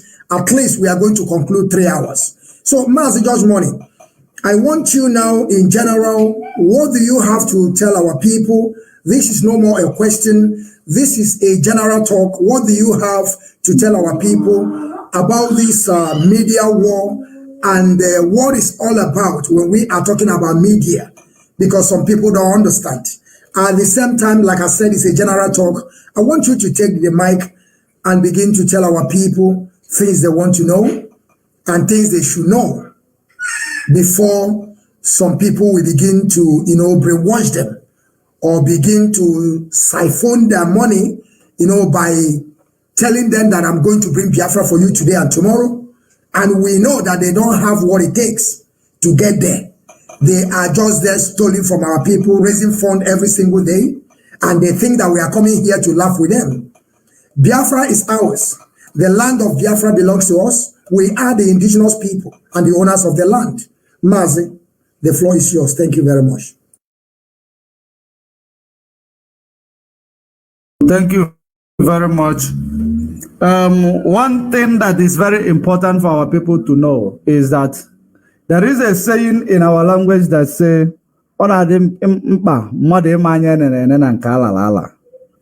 one thing is that ever since Mazi Nnamdi Kanu started this freedom fighting movement, they have thrown many things at him, blackmail upon blackmail, creating, a fraction upon creating. They have done many things in order to make Mazi Nnamdi Kanu irrelevant. The same way they have tried to make the IPOB leadership structure under the leadership of Mazi Nnamdi Kanu.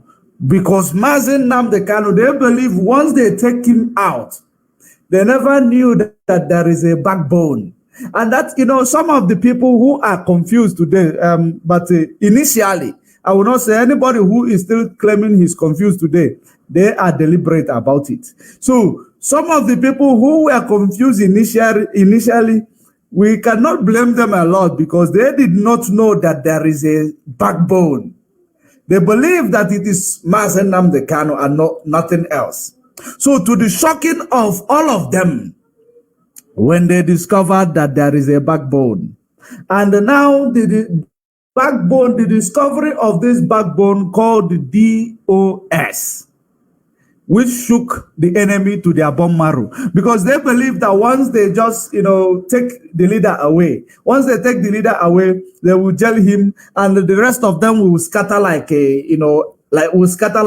this, and they will just create another person to hijack the struggle. By the time they will release their leader, the leader will no longer be relevant, or by the time they will release the leader, people have given up on the quest of Biafra, because people will be saying, if it is this way, to suffer us through sit at home, to suffer us through this, if it is how Biafra will be, let us leave it and remain in Nigeria.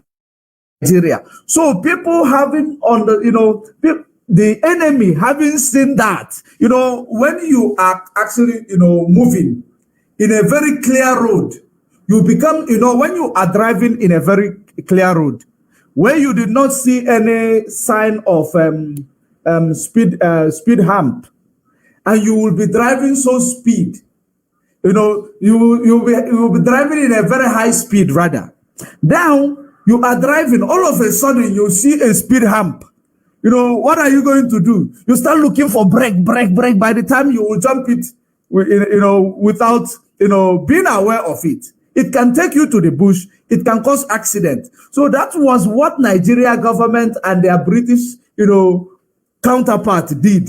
They never imagined that this man, they believe that this man is just one man squad. He govern, he is everywhere, he's in charge of everything. Nobody else is there because they have managed to remove Uchamofo, who was actually the deputy. So they did not know that they are going to meet an obstacle after this man. And that obstacle is not made up of one person. It's not made up of two people. It's not made up of three individuals. It is made up of more than the number they imagined. So immediately when they hit that rock, they saw now the only way we can make this rock irrelevant is to start blackmailing them. They threw every blackmail. They did this. They started saying they went home to drive their jet, their private jet, their jeep, because the money they have realized from selling of Mazen Nnamdi Kanu, all these things put together. This is exactly the fight we are into. That is the reason why this media that we are using is the greatest weapon. So when people are believing that we are not doing anything, I want you to rethink what BBC did to us during the war, 1967. Rethink what they did to us. They were the mainstream who were covering the war. BBC is from where? Britain. Britain is who? The people who were actually, making sure that they want to finish us quickly so that they will come and steal our oil. So what do you think? So when they saw that there is now media war, at some point they saw, no, since we found what is unexpected, let us now enjoy the media war. They now position us to continue to be doing media war. Now we are fighting off the enemy. While Nigeria government and their criminals will continue to blackmail us. While we are fighting off the enemy that they wanted to use to truncate every, work that Mazen Nnamdi Kanu had put in place. So they decided, no, let's us just keep making these people to provoke them. That's why you hear the name Agent Provocateur. Let's use them to provoke them so that they will be focused on these people without now being focused on any other thing. Of course, we have to clear our name. And that is the reason why you see people like us. We stop actually talking about all these irats and their provocation. We focus because we know that the work of that such is done. We need to now change our strategy in this media warfare, because the reason why they continued their media provocation, it is all about to make sure that this biggest weapon we have, the energy is channeled to something else, because they could not win. They saw, what they never expected. So they have to channel the energy to something else. So in so doing, we could not actually, a lot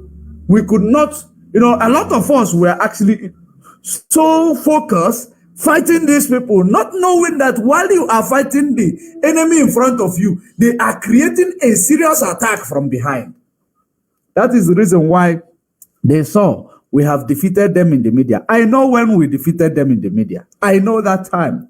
And that is the reason why I said, no, I am not going to waste my time coming to the media to actually talk about what we have defeated. Now, they have started what is happening on the ground today. I want our people to understand that whatever you see happening on the ground today, it is born of the media, because we have defeated them in the media. They have now started using, all these, tragedies that you see on the ground, all this horror you see on the ground, people be shooting at each other, people killing in the military uniform. At the end of the day, people are burning houses. Our people, of course, we are telling you that this is not Biafra. This is not IPOB. We are very formidable. And the day that Mazen Nnamdi Kanu made it clear that the day Biafra will march, the day Biafra army will come out, it is going to be 200,000. Reserve is over 1 million. That is how to set up a national, security, like military.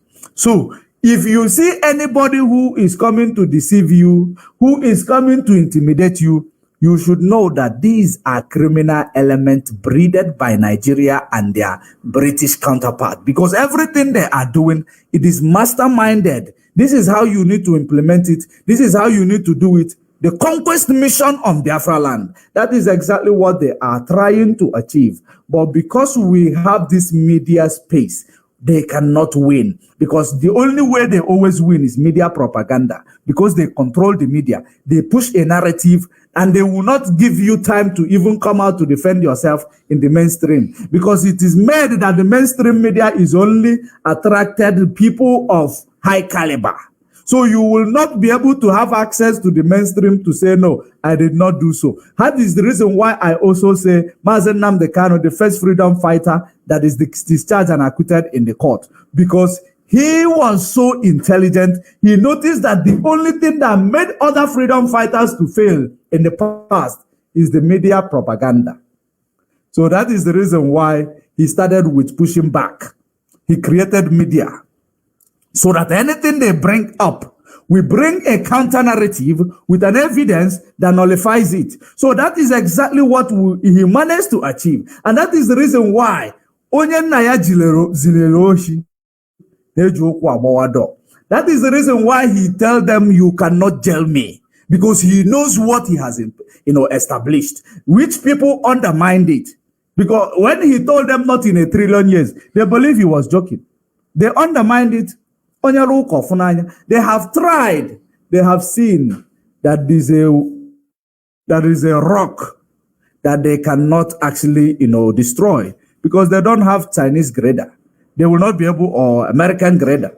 They will not be able to destroy this rock through the mountain, so they will not be able to penetrate IPOB. So it becomes problematic and frustration to Nigeria. So they have to now resolve to the killings you see today. Because if you understand that the provocation they did in the media, it is like actually when you defeat them from this side, they establish another thing. When you defeat them from another thing, they establish another thing. So now that is the reason why they have gone to the ground to the extent to tell you they do not want Eastern Security Network. They are not intelligent. How can somebody who is fighting a national government will come and tell you that they will show their faces? So they are showing their faces, which is exactly to show that these people are Nigeria groomed criminals.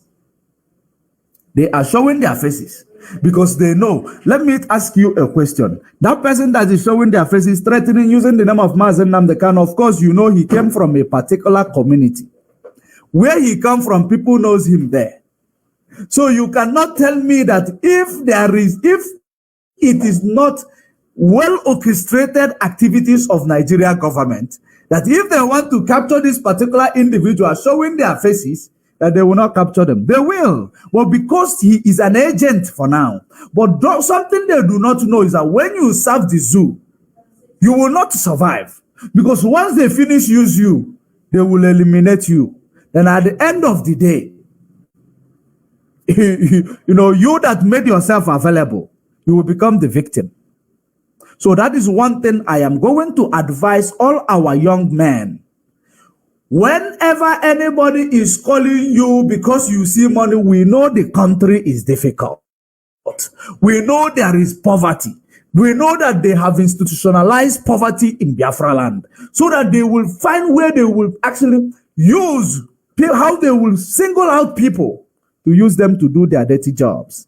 So when you see that, ignore poverty, ignore everything like that. We know it is not easy. Once you see there is money, and of course, you know that when they give you gun, the first thing they will give you is gun. When you carry gun, you believe nada and one. There are people who have competencies of gun. We know how gun works. We know what gun does. But it is when you wield a firearm, you feel another one. That is one of the things they use to brainwash these people they give gun.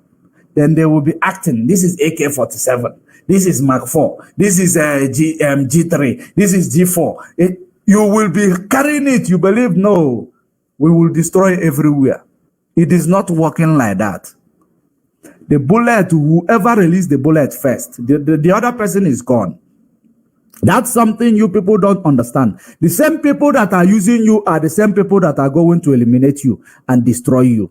Then you will make a woman who is your wife a widow. You will make your mother who have you as a son a childless mother. Let us reason, let us use our brain. We can only get this freedom if our people are actually mentally free. And because of poverty, that is the reason why the first thing that the West they will do is to make sure that there is an institution called poverty in every third world country, so that when they want to create terrorism, they will pick up from poverty institution. When they want to create bandits, they will pick up from poverty institution. When they want to create a faction, they pick up from poverty institution in order to make sure that they do their bidding. So be warned and be careful. Don't let yourself to be used to sabotage yourself. Thank you very much. Thank you very much, Mazi George Money, for this, your wonderful contribution, your wonderful advice and encouragement to great people of Biafra that we should continue on this creating of awareness. This is what Mazi Nnamdi Kanu told them. You are doing great on this awareness creating, but they have turned it around because he have Obezenago. But it does not matter. We have come to say we don't come. Like I said, we are going to be bringing people. And another good thing about this app is like, after we're done, we can also send this video to WhatsApp. So whenever you join us, you can also have this video, the voice note on your WhatsApp. You can have it for future purpose. You can also tell people you were one of those people. They were agitating for Biafran restoration on Biafran television. You can have it. And that is for purpose in time to come. So Mazi, the Homeland broadcaster, please, I would like you to use, at least don't use more than 9 minutes. I mean, talk to our people in general. What do you think can help us in this Biafran struggle? What do you think we can do? And tell us difference between the gullible people and those that are using their sense. And also make sure you extend it by telling our people they should know who are the real people and who they should follow. And also encourage them to keep on fighting on social media because we have been taking over. Mazi, the floor is yours. Thank you.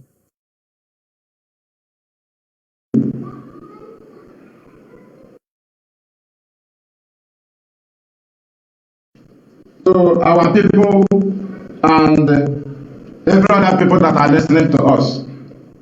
What I am giving to our people here is that if you know what IPOB have done to the Nigerian government by cleaning the faces of our fathers, both those that died and those that are still living, we have vindicated them. And we are about to finish the building. We are almost finishing the building they started, and they was not able to finish it because they were here and the enemy came here and fight them. Now, there are ways I want to bring in that people have used to deceive you. They told you that our leader, now Nnamdi Kanu is not here, he's now leader of everybody.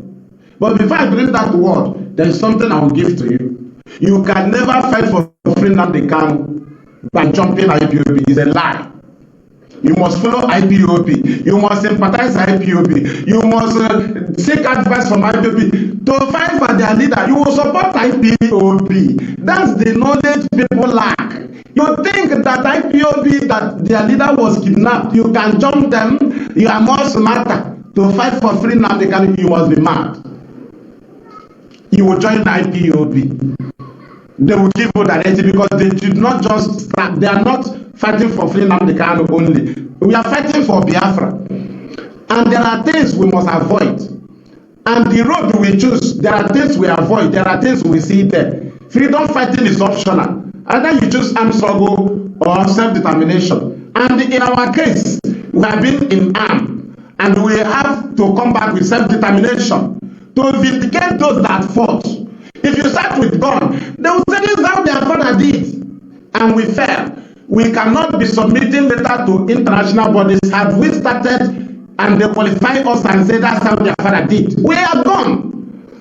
If you know the image of our people today in abroad, it is different now to compare to when IPOB have not come. Now, what are we doing now? Now that Nnamdi Kanu is in detention, mind you that it is an opportunity of the federal government to be meeting him through the backyard.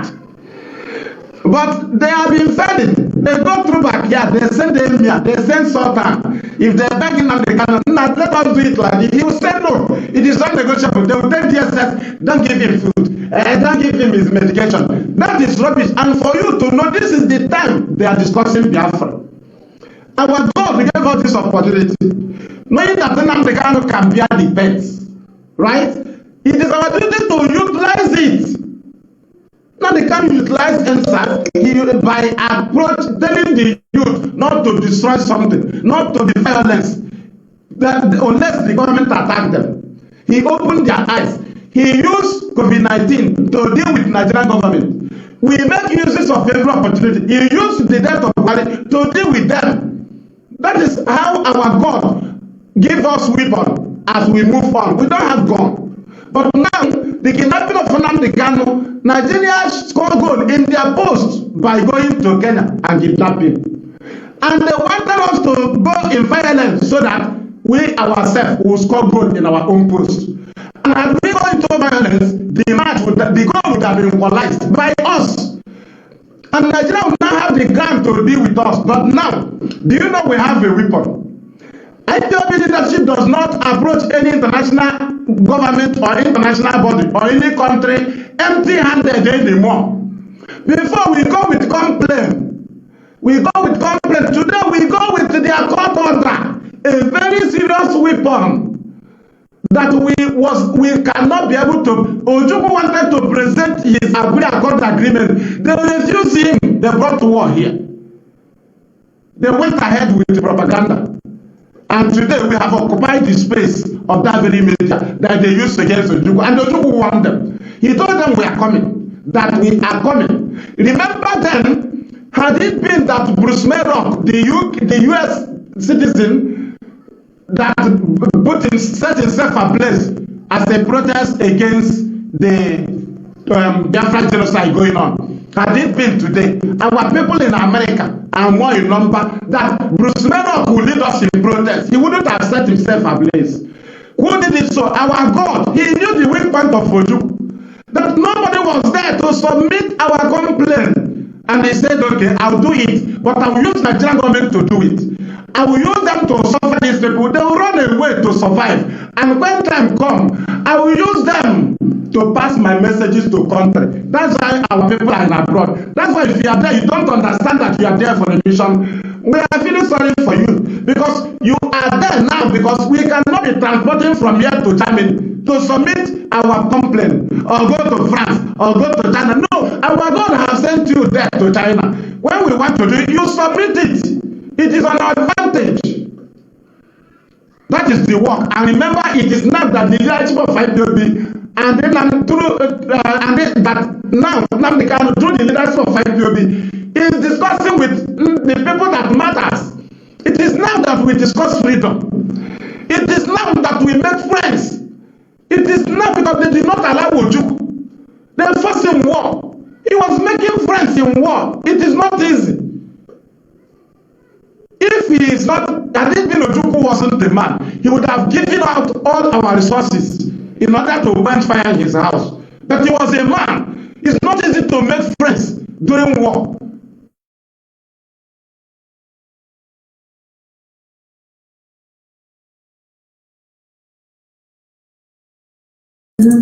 I think we are having some difficulty. Mazi, the fearless evangelist, your line is hooking. I don't know what is the problem. I think maybe you are speaking, but we are not hearing you. I think you are going to log out and log in again because, of course, I'm going to give you your minute to finish. Okay, thank you. And I would like you to come back again, please, because you have to finish. I would like you to log in again, so I will bring you back. It's very, very important. Like I said, we are looking forward to bring new people. We are not coming here to say we are above you. We are all equal in this Biafran restoration. At the same time, as we are doing the broadcast, the video is recording. We are also going to push it in every WhatsApp platform so that you can also have it for yourself. You can keep it as a file so that tomorrow you can, whatever, to present it to your kids, that you are among those that fight for Biafran restoration, because Biafra must come in our time. As I see that Mazi Evangelist is having a problem, Mazi Evangelist, of course, I cannot speak to you on phone. Of course, we are beginning to descend. I think there is no need of coming up again. We are going to continue because it's not going to end today. Mazi George Money, please, I just want you to use just a 1 minute, please. I don't want us to get here more than 3 hours. Please, can you use 1 minute to just, conclude? Let us call it a day. Thank you. Okay, thank you very much. I think we have done it for the day. We have done it and we have achieved a lot. And our audience are also supportive. We know there are people who are also on the comment section who are disruptives, but we have defeated them. It is very, very important that our people continue to adhere to instructions so that you will know when the enemy is there, trying to use you, trying to enter you, trying to, manipulate you to fight your own people. It is very, very important that we know know when somebody is targeting you and when somebody is looking at you. It is very, very important.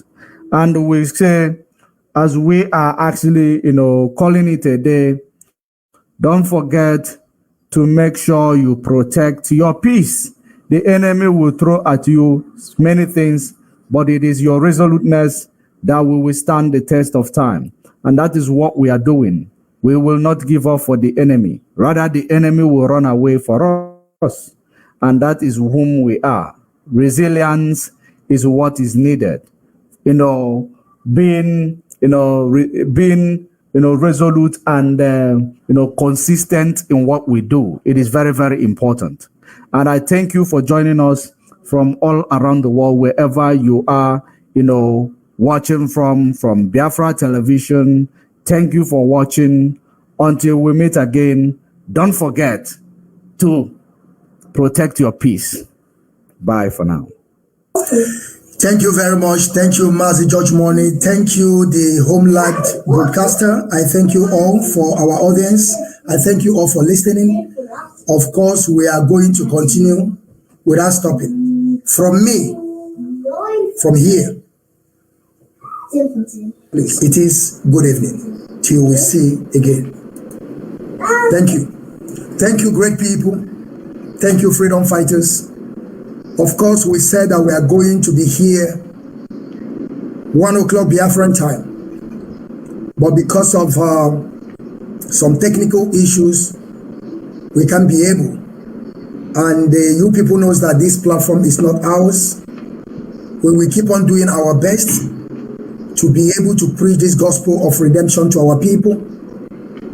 The gospel of freedom. Of course, we are fighting for survival. And our leader, Mazen Nandi Okuchukukano, who is championing this struggle today. Of course, we know he is in DSS dungeon. And we are going to talk about him today. We are going to talk about the system of that contraption.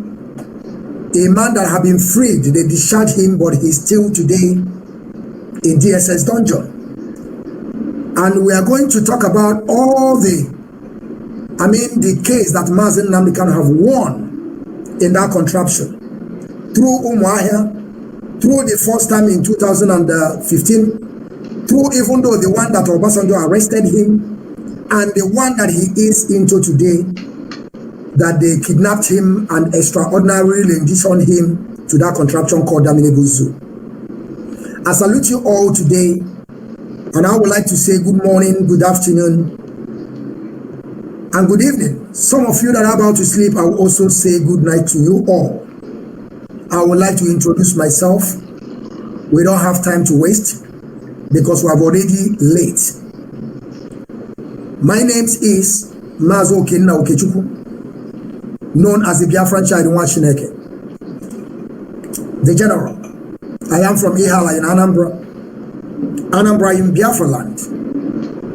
I am IPOB member. And Mazi Nnamdi Kanu is the highest commander, the highest authority in this Biafran restoration project. But as it stands today, Mazi Chike Doziem is the one in charge. Mazi George Money, I would like you to introduce yourself, and then our brother, Fearless Evangelist, will also introduce himself, then we move further, because we have no time to waste. Ndewo. All right, good afternoon, good morning, good afternoon, good evening, great and wonderful people of Biafra. Of course, you know me, and I am George Money.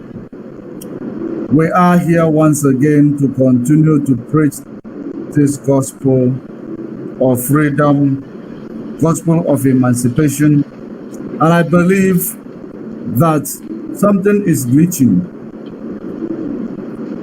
Mute your mic, please. Mazi Evangelist, please mute your mic, I think. Yes. Better now. So, great and wonderful people of Biafra, thank you for joining us on this program. Meet the panel. You know, I know people has been waiting for this program, but we apologize to all Biafrans and the well-wishers of Biafrans and great people of Africa for the sake of being late to this program. But of course, we are here to continue, and we have continued, and we are not going anywhere again. Thank you for joining us. Share the video, as we are also live on the satellite and Biafra television. We are also live in different platforms on YouTube and on Facebook. And thank you for being here with us. And Chineke, thank you for giving us this opportunity. Thank you, Mazi. Thank you very much. Mazi, I would like you to also introduce yourself, the Fearless Evangelist, so that we can proceed. Thank you very much, Mazi. Thank you, Chineke. From here, I remain the Fearless IPOB Evangelist, Mazi Marachimachuku. I am from Ndiabo. Ndiabo is in Aningri. Aningri is a local government in Ojiriba province, Biafra land. I am a homeland broadcaster under IPOB. Nnamdi Kanu is our leader. I am happy to be here this very moment with our people so that we can put things in order and make sure that Nigerian government understand that we know what we are doing and we know the game they are playing. Thank you. Thank you, Mazi, Fearless Evangelist. Thank you very much. And I hope you're hearing me sound and clear, right? You can hear me. Okay, thank you very much. Thank you very much. Great people of Biafra, we have no time to waste. I would like to start with Mazi, the Fearless Evangelist, Mazi, the reason why we are here today is for us to talk about Mazi Nnamdi Kanu. Of course, we know that Mazi Nnamdi Kanu have been released and discharged from the Court of Appeal in Nigeria. But up to date, they are still holding him. And we see a lot of atrocities and chaos that is going on in our land today. And we keep on saying that we are not among those criminals in Biafra land, those that are holding Mazi Nnamdi Kanu, because we know that they are orchestrated. We know all their plan. We know that they are scripted people. Because I keep on asking this question every single day. A man they have discharged, why are they still holding him in that DSS dungeon? If it's not that they are still, they are looking for something to tag him. From the beginning, we know they gave Mazi Nnamdi Kanu 15 count charges. But at the end, everything died like dodo. But they are still holding him. Do you think that Nigeria have a system? Do you think that Nigeria is a country? Because we are talking about the judiciary in that contraption. Some people, what happens to Mazi Nnamdi Kanu? I don't know why some people are thinking that a man that the Court of Appeal have discharged and they did not release him, and some other people are having the same case, thinking that Nigeria is going to favor them. How do you think that Nigeria will favor you? Why they are still holding your brother? So, Mazi, fearless evangelist, I want you to tell us, what do you know about Nigerian judiciary? Do you think it's working? Do you think that Nigeria can work? Do you think they can fix that contraption called Daminebuzu? Mazi, fearless, the floor is yours. Thank you very much. Thank you once again, and we are happy for this very topic. It is the topic that we have to hold on this very time.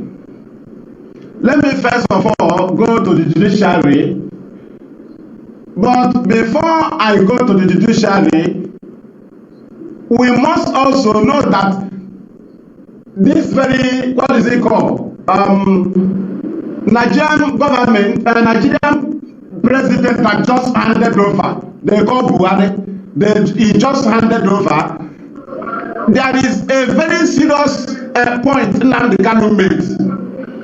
Because had Nigeria valued their country, they would have held on that very point. Nnamdi Kanu said, I'm talking about this president, before this present one, or after his first kidnap from Murtala Mohammed, he came back to brokers. He said, if discovered that Buhari is alive, Nnamdi Kanu will surrender Biafra.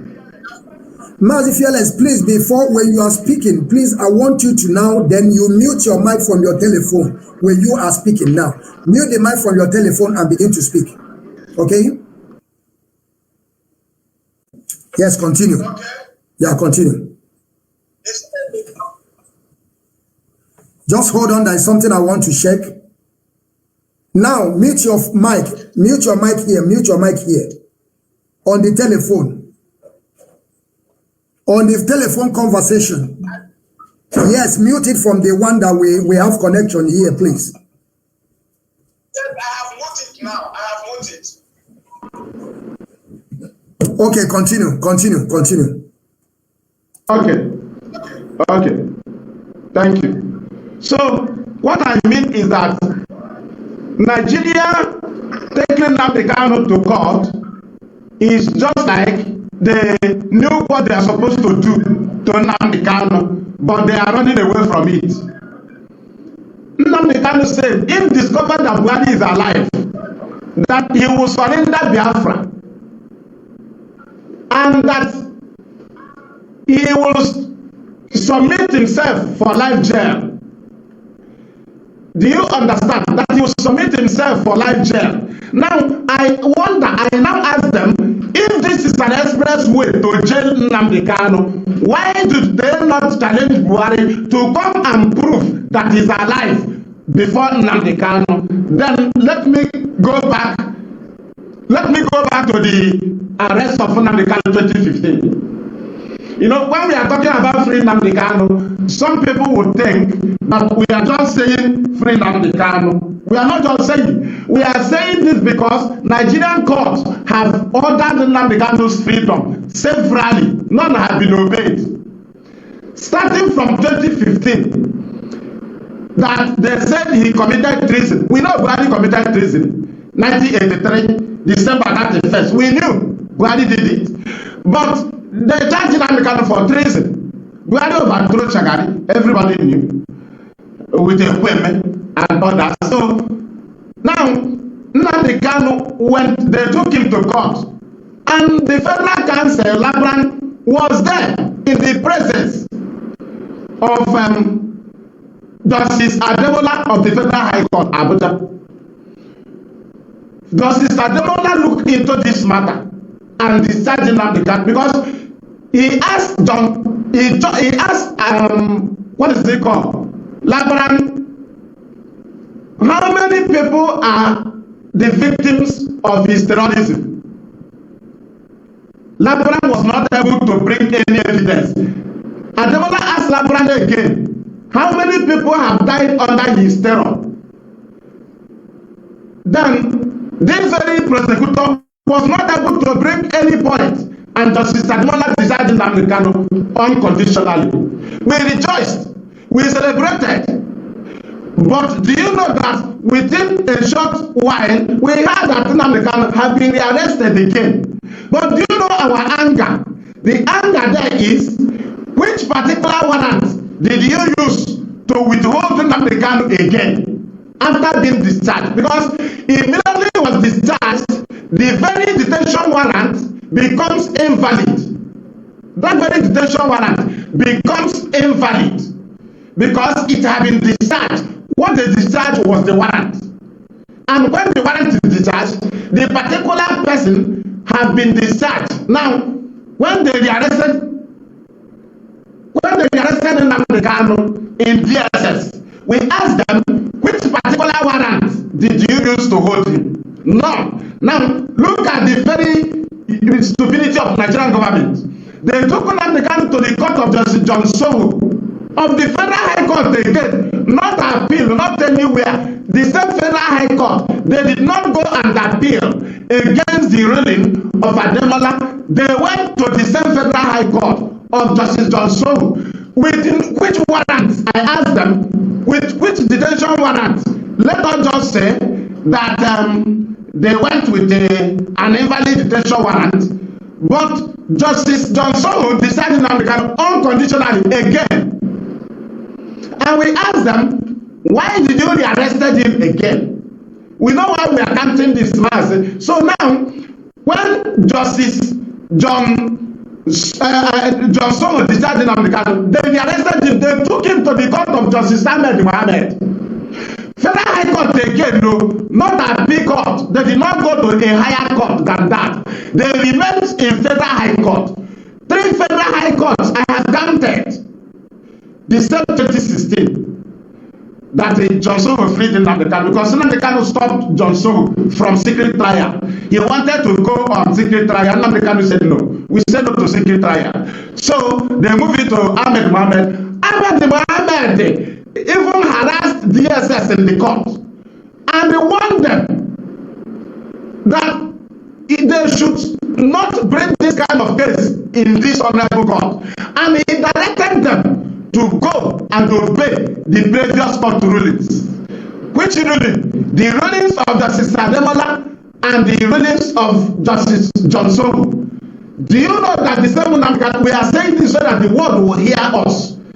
We are not cowards. Waiting is not waiting, but patient to receive information. We know what we are doing. Now, the same case that 2-3 Federal High Courts have seen, they took it to another Federal High Court again in Abuja. The Court of Justice Fagima Bintanyako.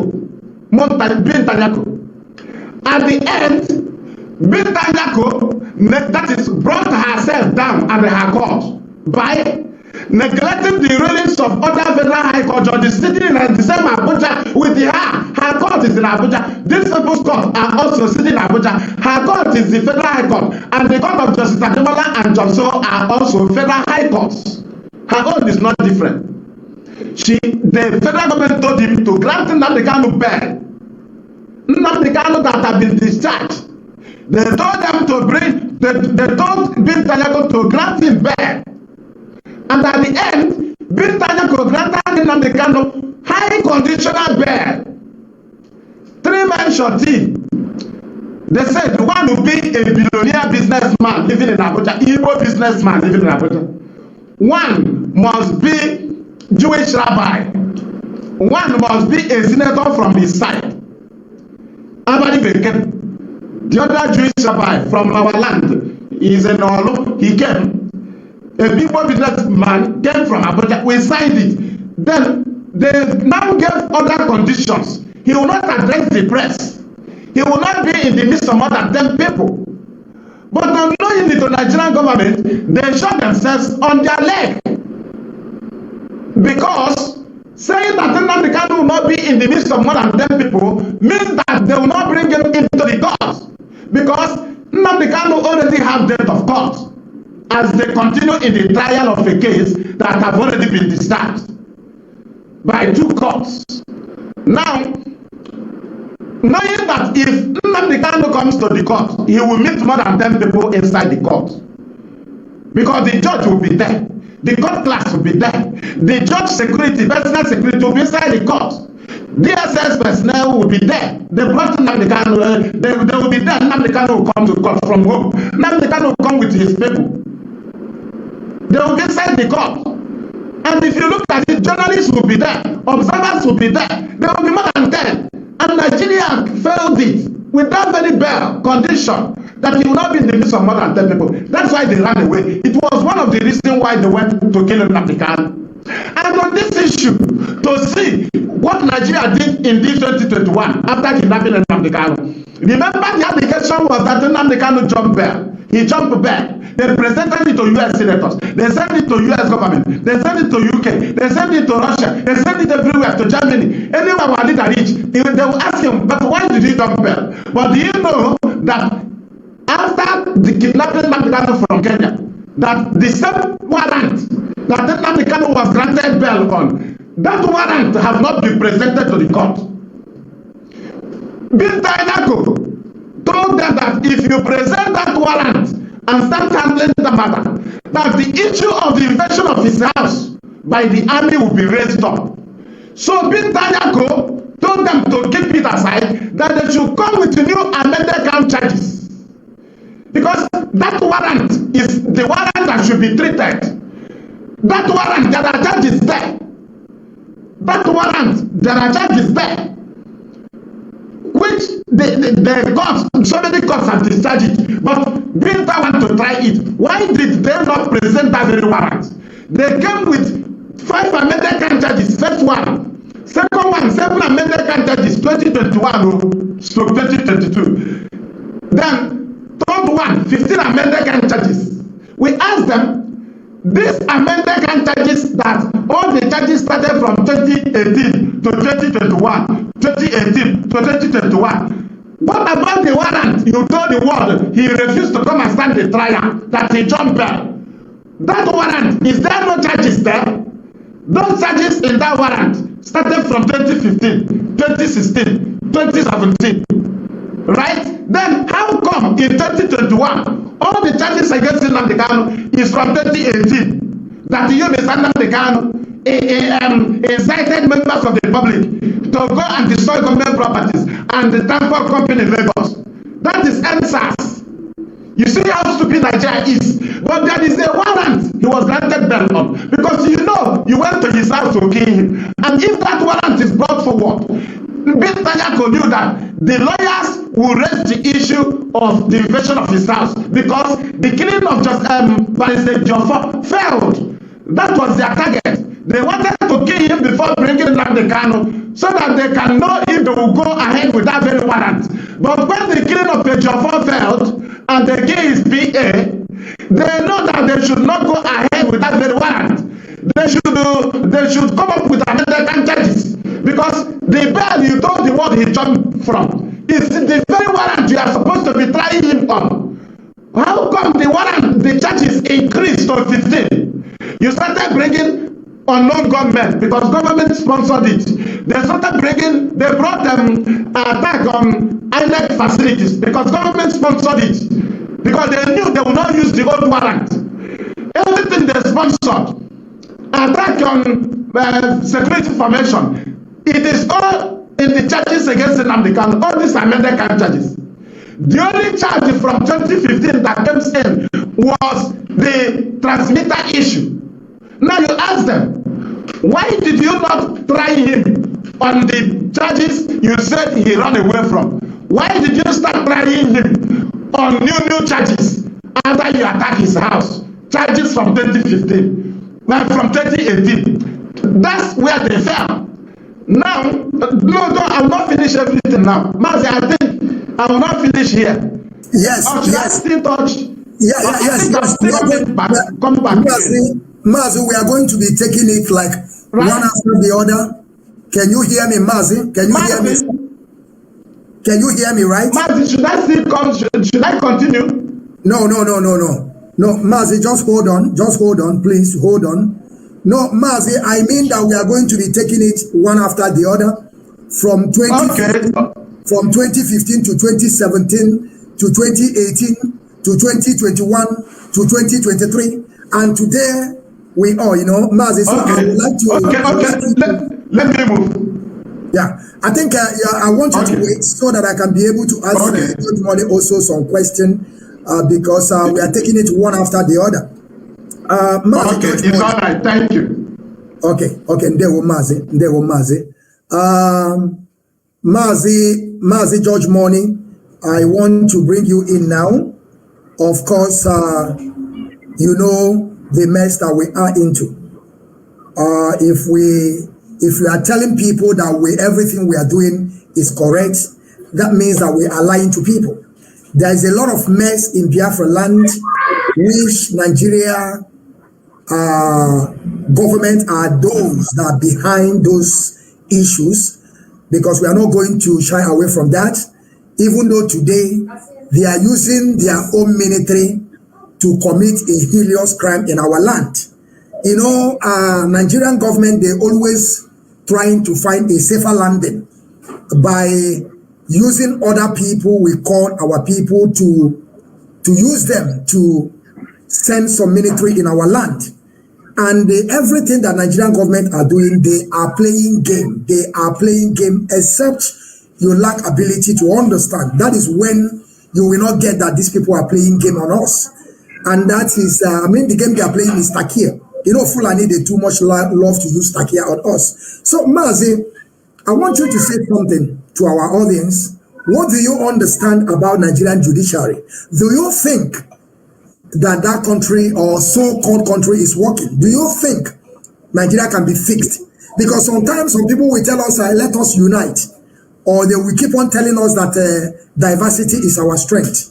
Maz, I want you to take take mic to tell us what is happening.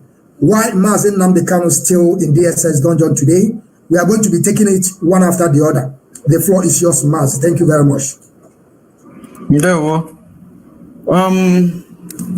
It is obvious, looking and having seen the trajectories of the Nigeria judiciary today, just like my comrade in the studio here said, that there has been a lot in several occasions where Mazi Nnamdi Kanu was granted bail, and then going back to the same court of the same instance to appeal.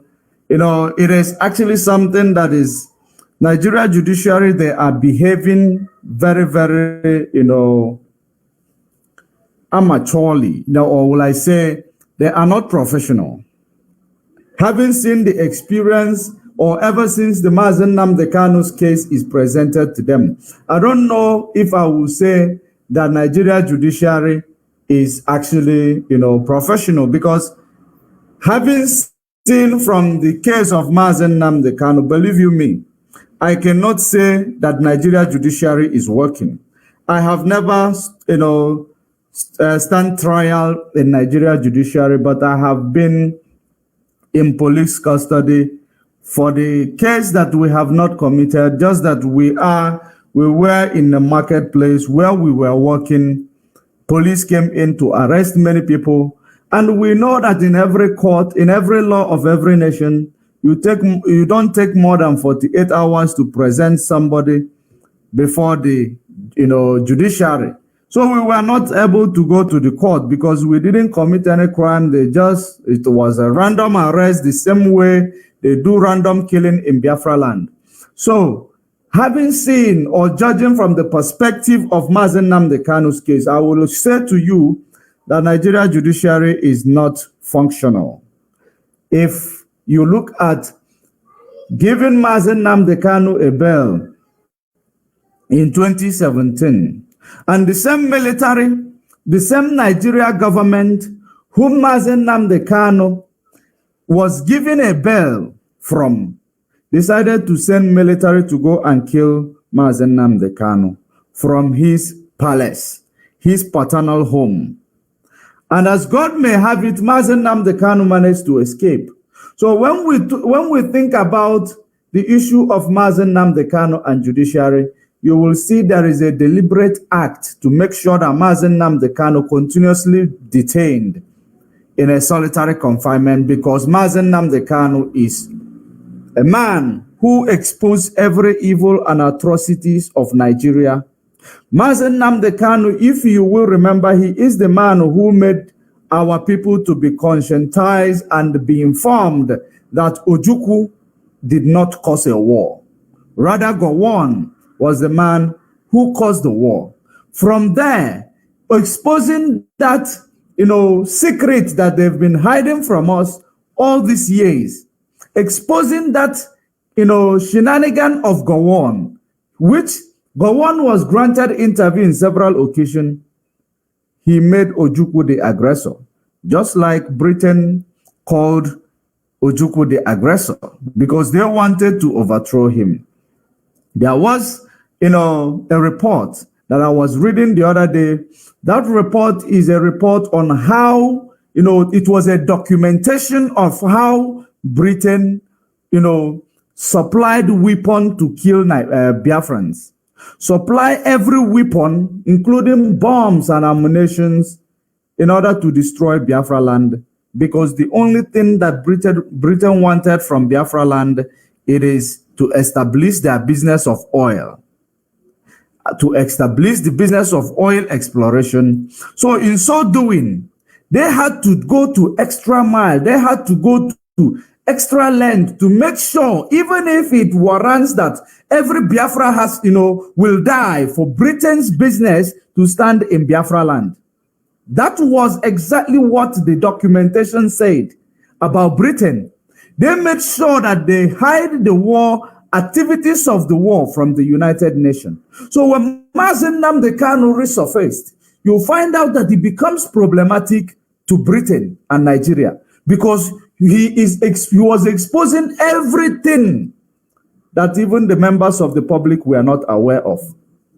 So you will not be surprised if Nigeria judiciary begin to act unprofessionally.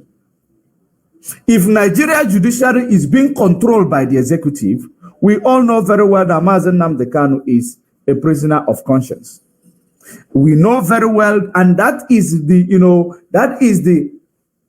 the reason why judiciary will wake up one day and they fix a date of court, which was supposed to take place on the 14th of September, which is actually 2 weeks ago, right? I believe it's less than 2 weeks. It is now almost 2 weeks ago. They fixed a date of court, only to come and tell the public that the date we fixed for the day for the court hearing is actually a date for a Supreme Court vacation. What an irony. It is actually a bad reputation to the country. It is a bad reputation to Nigeria judiciary. Remember, Nigeria judiciary is the decisions of the judiciary attract foreign investors. so that they will know how they will be handled. In event where the government is overstepping the boundaries, they will take the government to court. That Nigeria judiciary will stand on behalf of the law and order. So in doing, the people who are supposed to be the investors coming into Nigeria space will see that judiciary is fully in control. Executive is fully manipulating the judiciary. So people will withdraw themselves. These things, laws and the judiciary has a lot of role to play in every economy of any nation, because an investor will check these things before they will even try to engage. These are things that many of these, illiterates that call themselves the leaders in Nigeria does not know about. But when they are playing this game, they believe, no, it is all about, trying to deal with IPOB and Mazen Nnamdi Kanu, because the truth cannot prevail. Just like you will understand the activities of Facebook, activities of YouTube, when they are dealing with us, when we are providing the critical information, when we are exposing the critical secrets that these people has done against us, it becomes problematic even to social media owners, because Nigeria government, British government, they are actually trying to make sure that our voices are not heard, just like they did in 1967. They blocked the media. They pushed a propaganda. They made sure that United Nations did not get to find out the atrocities that they were committing through Gowon. They did it. The evidence is there. The documentary is there. Just like, some of these media houses, like, sometimes you see BBC going to, have a documentaries, just like you saw they had the documentaries about IPOB and saying that the media warriors of IPOB were actually, doing one or two things, just like they did that documentary. That is the same way many other news media houses does documentaries of secret that they do not want you to see. So the documentaries is there. The documents, I have it. They said that they were secretly supplying weapons of war, weapons to destroy Biafra land. They were even pushing Gowon to say to Gowon, fight this war as quick as possible. Do you need anything so that we will supply you, that you may finish this war quickly? All because they want to bring back their business in Biafra land, business of oil theft into Biafra land. That has been the order of the day. So why do you think that Britain will take their time in order to do all that? Kill people, because they are very good at killing children and women in order to achieve their selfish, benefit. So if you look at it, Britain went out of their way to make sure they sold the security information of Mazen Nnamdi Kanu to Kenya and Nigeria. Immediately when Mazen Nnamdi Kanu left Britain to Kenya, they sold the information that Nigeria government went to capture Mazen Nnamdi Kanu. Do you think that they captured Mazen Nnamdi Kanu through a means of extraordinary rendition for justice to stand? When you understand international law and treaty, every constitution of any nation on this planet Earth, once there is extraordinary behind a rendition, it cannot stand the test of time in court, because it nullifies the case, because the case owns no jurisdiction. Before you will go for rendition of a person, there must be establishment of court. There must be establishment of court hearing from the host nation to discuss whether this person is going to be treated fairly or going to get justice from the nation that they are going to rendition him to. But because they know that there is no nation on earth that will see, having seen the antecedent of Nigeria and their judiciary, will allow Mazen Nnamdi Kanu's rendition to take place from their host, from the country. That is the reason why British override everything to make sure that they went through this means of extraordinary rendition, because Britain knows that we in Africa, we do not pay attention to law. We in Africa, we do not pay attention to the law. There is nothing that works according to the law in Africa. That is the reason why they waited to get to Kenya in order to do such. They could not do it in Britain because they know that the law is going to hold them responsible in an event where they override the laws. And the rendition, extraordinary rendition, Mazen Nnamdi Kanu from Britain. They couldn't do it. They had to wait for Mazen Nnamdi Kanu to arrive in a third world country, which was Kenya. They carried their evil plans there because third world country where crime is prevalent, where crime is condoned. Have you now seen, it is not even about Britain, Nigeria. It is not about Mazen Nnamdi Kanu and Nigeria. It is now about the continent of Africa being a place that condone crime. That's why they will always use Africa, African people, to destroy the lives of African people. Mazen Nnamdi Kanu arrival in court in Nigeria in 2021. The first thing is, how did this man got here?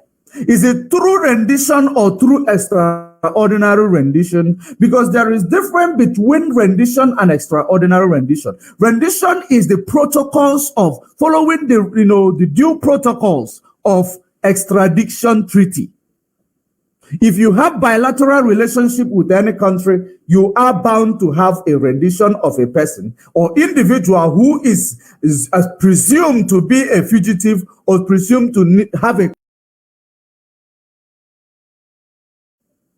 And the establishment of court proceedings must start so that the host nation, will know whether this person is going to be killed. Because if the host nation is not a place where does not condone treason, they don't have treason for anything, they will not rendition somebody who is going to be killed back to a place where he is going to face treason.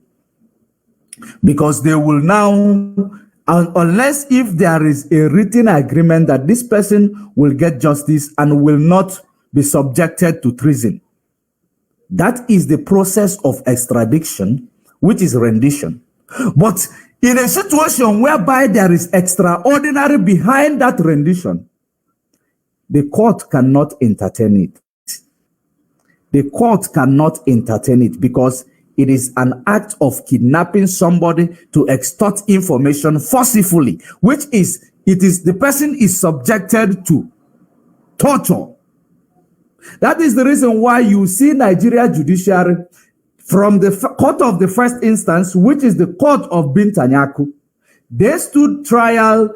Bintanyaku could not help it because there is a lot of pressure from the federal government. Bintanyaku managed to strike some of the count charges because she does not want to be seen as an unprofessional, and she does not want to, go contrary to the, manipulations or the control of the executives. That is the reason why Bintanyaku had to, remove some of the count charges, knowing that within the ambit of the law, those charges cannot stand. Then he now decided to hand them over so that they will go to the higher court. When they go to appeal court, the three-man panels who were learned, who understood the law, who understood the extradition treaties and the bilateral treaties of nations, international treaties or laws, they understood it very well. They know exactly that as long as Nigeria, prosecutor is not able to analyze to this honorable court, how and, which means did you use to bring back this man from Kenya? They were not able to prove that there was a rendition process. They were not able to prove there was an agreement between two nations, that, there was establishment of court hearing, which will now promote a rendition process. They could not prove it. So, in other words, it was a extraordinary rendition, which there is no competent court in any part of the world who will entertain any case of extraordinary rendition. You cannot commit crime and bring to the court. You cannot commit crime against a person who is even presumed to be criminal. Presumed to be criminal. You cannot commit crime.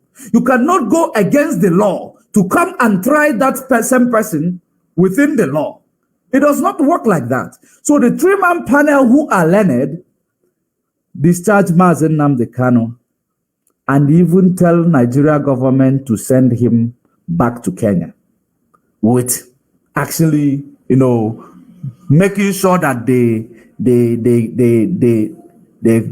do something to compensate him for the act of terrorism being meted against him, because he could charge the Nigeria government, and Nigeria government could pay billions of dollars if laws is working in Nigeria. So that's what the three-man judges was trying to prevent for Nigeria. Nigeria executive, which are made of bunch of illiterate cabals from Aso Rock, led by Garba Shehu, Attorney General Malami, who is now answering so many criminal charges that I don't know what is holding them from executing these criminal charges against him, because this is as a result of we know this person, we know that person. Incompetent Attorney General went to overrule the verdict of the court. How did he do it? He actually deployed the colonial era pronouncement in a court by saying stay of execution. It is colonial era, proceedings, stay of execution. Now, having seen that he ordered the stay of execution because he used his authority in the office as Attorney General, because Buhari at that point in time is much interested in dealing with Mazen Nnamdi Kanu decisively. Buhari did not want to really go through through the law to deal with Mazen Nnamdi Kanu. He just wanted Mazen Nnamdi Kanu to be placed in a solitary confinement, because Mazen Nnamdi Kanu exposed him of not being the real Buhari in Aso Rock. So they had to shut him up, that this man must finish and do all their shenanigans and hand over to the next Western stooge. That was exactly the reason why they had to do this, that APC may continuously be in position of power. Because they believe that if Mazen Nnamdi Kanu was there, he will be exposing them in advance. So in so doing, they had to deploy this law of colonial era, stay of execution. Not only stay of execution, now overriding the order of the court that Nigeria court has no jurisdiction over the case of Mazen Nnamdi Kanu. So when they say that Nigeria court has no jurisdiction over this particular matter, it means that it has no prospect of appeal. The main case has no prospect of appeal. Have you now seen the reason why the appeal court or the Supreme Court will have to now insult themselves by placing a court sitting date on the day of their vacation?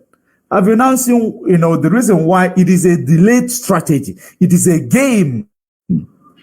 Having, coupled with the election tribunal shenanigan that is going on, because they want to use also Mazen Nnamdi Kanu to play a game of chess to this, to the Biafrans, while this man who is called himself obedient, Obidot, will be deceiving himself that he is going to get a mandate. For you people who are gullible, following him, believing that he is going to get anything, without knowing that he is wasting your time. He has nothing to lose. He has a home abroad. He has offshores. He has business in abroad. He is a political person. He has benefited from Nigeria. So he will never try to sabotage Nigeria, who has given him some benefit, benefits. So he will continuously use this delay strategy to make people to believe that there is something that will come out of Nigeria. Absolutely nothing. It is part of the game that they are using now. That is the reason why you don't see them fixing a date of Mazen Nnamdi Kanu trial. Have you ever seen any judiciary in the world that does not have calendar? Who does not know when is holiday, when is judiciary vacation, when it is tea break for judiciary, when is coffee break for judiciary? That is the same judiciary that you have found handling the case of Mazen Nnamdi Kanu. Have you now seen the irony of what we are talking about? Now, in so doing, I believe we are going to come back to this. The way that Nigeria, I don't know if I should go into it, Nigeria forces, army, as a red okubos criminals in the army uniform. Yes, I will come back. I think I will come back to that. I think I will come back to that. Thank you very much. Thank you. A bow from here. Thank you very much for this, your wonderful analysis about the Nigerian judiciary. Of course, we keep on telling our people that we are not part of Nigeria. I heard you clear and sound when you said that Malami has a questions to answer in that contraption. Have they arrested Malami? The answer is no. Abba Kyari, the murderer that have been killing our people, and they went to Kuje prison and they opened door for the man to go scot-free. From there, the man came back again. They have freed him. He has no question or any case to answer. A man, they went to prison and took him away. Today, the man has no question to answer. But a man that fighting for his own survival, they have discharged him, but they are still holding him. And some of our people up to date, they don't want to learn and understand that we are not part of these people. According to Ahmadu Bello, their great-grandfather, they have forgotten about it, that we can never, take decision on our own. We can never rule these people. When it comes on Biafran people, Olisa Metu is there, the case is still waiting for him. Any day that he trying to challenge them, they will bring up his case. That is why today he's mute. Or Joseph Carlo, they chase him away to become the, what they call it, the senator, the president of the Senate. As they rig him out, he keep quiet, because if he speaks, they will bring his case and he will go to jail and nobody will speak for him. But if you are telling these people that we are not part of them, they don't seem to understand. Now, I want to go back to you, Mazi, fearless evangelist. Let us take it from that, when the extraordinary rendition Mazi Nnamdi Kanu back to that zoo. They never even talk about that he escaped the court case. They don't want to bring that case back now. But when Mazi Nnamdi Kanu were out there, they were shouting, he jumped case, he jumped court, he jumped court, he jumped court. And now they brought him back. They extraordinary renditioned him to that contraption. Instead of them to start from that issue, why did you not appear in the court? No, they don't want to go there again. Now they are now fabricating lies, concocting stories and begin to pay some agent for them to be able to find a new case on Mazi Nnamdi Kanu. Mazi, I want you to start from there. The reason why they don't want to talk about that jumping of court or did not come to court. Mazi, the floor is yours. Thank you. Thank you. The issue now with the Nigerian government is that IPOB neutralized them. As I am playing, what my voice is playing back on me. If your voice is playing back on you, that means that you have to mute your mic from telephone. Mute the mic from telephone, then you start talking. No, but it's coming out clear.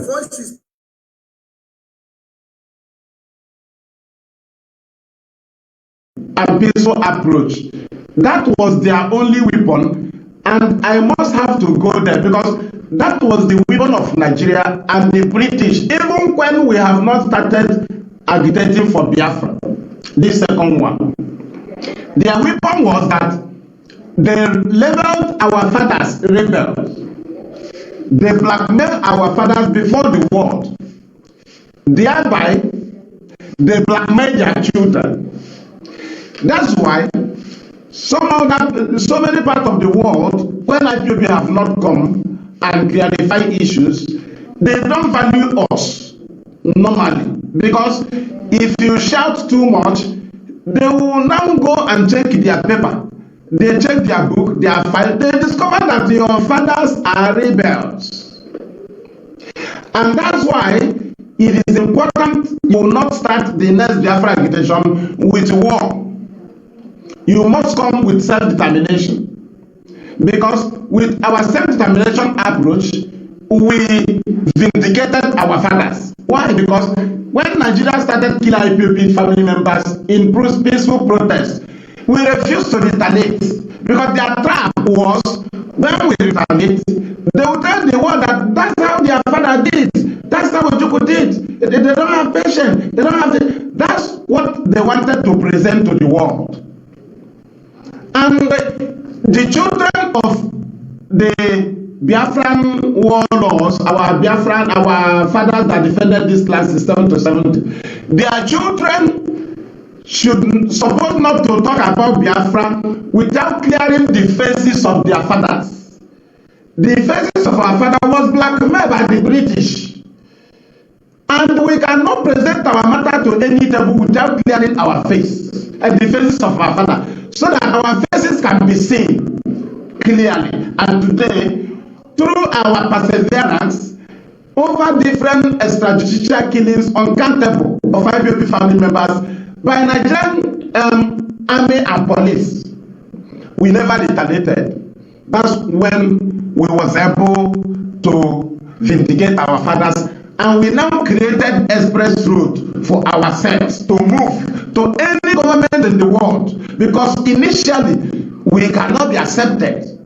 Now, with our endurance and self-determination approach with peaceful conduct, we have neutralized Nigeria plan. And that's why they are angry. They have no other plan than violence. Instigation. When they instigate, we retaliate. That's why they failed to make us terrorists. They expected us to act like terrorists from 2015, 2016. We never acted like terrorists. Remember that when they killed IPOB family members in National High School at the 9th of February, that Nnamdi Kanu have already been discharged by Justice Ademola. And Ademola discharged Nnamdi Kanu on the 20th of December 2015. And the IPOB was in National High School praying, not protesting, praying for free Nnamdi Kanu. Not Nnamdi Kanu that have not been freed, Nnamdi Kanu that have been discharged by the court. Upon that, they came and killed us. That was when they expected that we should retaliate. No way. They were pushing. The British told them, keep pushing, because that's what they did to you. Right? Then they were pushing. They now came to war again. They killed us. Daybreak, the night to 30th May. They told them to keep pushing. They will retaliate. That is the only weapon. We refuse to retaliate. That's when we neutralize them. Now, because they want to tag us, they want to make us terrorists, not even target. They want to make us terrorists. We become terrorists, right? And Nnamdi Kanu controlled us. He controlled us. He used IPOB structure to control us, and we understood him. We held ourselves. Do you know that when they saw that they have failed, because they killed us again in Iguacha, IPOB in solidarity with Donald Trump. 20th of January 2015. They killed us, 2017. They killed us. Under Wicked killed us. Now, we refuse to retaliate like bullet. And during this very killings of IPOB members, do you know that Nigerian army and police, they burn American flag and Israeli flag and Biafra flag together. That we will provide that commissioner of police. That commissioner of police Rivers State that burn it to ashes. He put American flag, Israeli flag, and Biafra flag together and burn it in equality next to wicked. That this one the make minister now. This criminal they will later kill very soon. This is for government to kill him. Then we move. Now, when they saw that we refuse to retaliate, they now say, okay, we will now finalize, we will grant him bail. When we grant him bail, remember, they wanted us to retaliate while Nnamdi Kanu was in detention. They said, okay, let us grant him bail. They discussed with our arrest, let us grant him bail. Then keep him, we will not give him his international passport. We will keep him here. Then we will plan and go and kill him. Now, if we kill him, we will tag them terrorists. Do you know that when they tag us terrorists, they have not even finalized that Nnamdi Kanu escaped. Even within 1 month, Nigerian government did not believe that Nnamdi Kanu succeeded the attack. Because what they did there was, now we let us go and attack and kill them. If we kill them, the world will ask us, why did you kill them? So what we'll now do is to attack them terrorists, so that if the world come to ask why did you, we'll tell them they are terrorists. Because we refuse to act like terrorists. So they now make it by themselves, by killing us and to shut us up the target terrorists. The same thing they did to Juku. They made agreement in Ghana. They agreed together. They came back. Then the British told him not to agree. Instead of them to call him again and say, let us look into another option. Or instead of them to say, okay, we don't agree, let us arrest him so that we'll still discuss. No, British said, go and kill them. If you kill them, there will be no opportunity to bring out the Abia agreement so that the world will be looking into it. No, just kill them. So now, had they killed Nnamdi Kanu, they know they will now, the world will now be on the fence because they will say they killed a terrorist leader. Because their target is attack them, then we declare them terrorists. That thing they told us they are not to read out. They wrote it and gave to Southeast governors. We know that they just read it out. They first of all declared terrorists. They planned it, they wrote it and gave it to them. They gave it to them. They even gave to Traditional Rulers Council chairman from the East, all the states, because a Traditional Rulers Palace was invaded. And the 28 people was killed. The Nigerian government shed blood in a palace in Igbo land. Why did the Traditional Rulers kill them? They received a letter. They were controlled. Now, if they didn't fight for Nnamdi Kanu, why didn't them stand for the invasion of a palace? Okay, why didn't them stand for attempting to kill a prince? Attempting to kill a prince. So, Mazi, that's where they fell. When after all this thing, they were the people that attacked us, they say we are terrorists. They came to our home. We did not go to Abuja. We did not go to oil well. We did not go anywhere. They just killed us, they attacked us terrorists. And since then, they fell. Immediately Nnamdi Kanu survived it. That's when they fell. Today, they brought him here. So what we're asking them now is, that very blackmailing, you blackmail Nnamdi Kanu that you jump there. Why did you run away from it? Man, you know their target in the court of Binta Nyako this second time. You know, Binta Nyako facilitated this thing. Justice Binta Nyako. That's why initially I refused to add justice to her. I added injustice, but I just added injustice. Recently, she just looked into the health of our leader and started granting some fundamental human rights. You know, that's when I started adding justice. A woman that overlooked the judgment of other judges and ended up granting bail. So we asked Binta Nyako, that warrant you granted Nnamdi Kanu bail on, where is that warrant? Why did you tell the federal government to keep it aside and come with amended crime charges?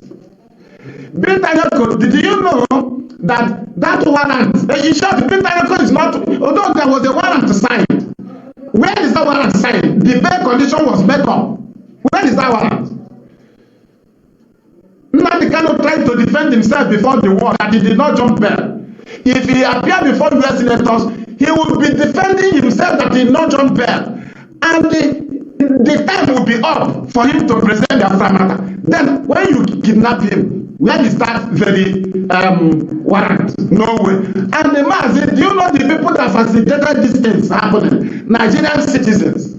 Because this very Nigerian citizen, when they heard that Nnamdi Kanu was exposing Buhari, they were saying he was in abroad, he's in abroad.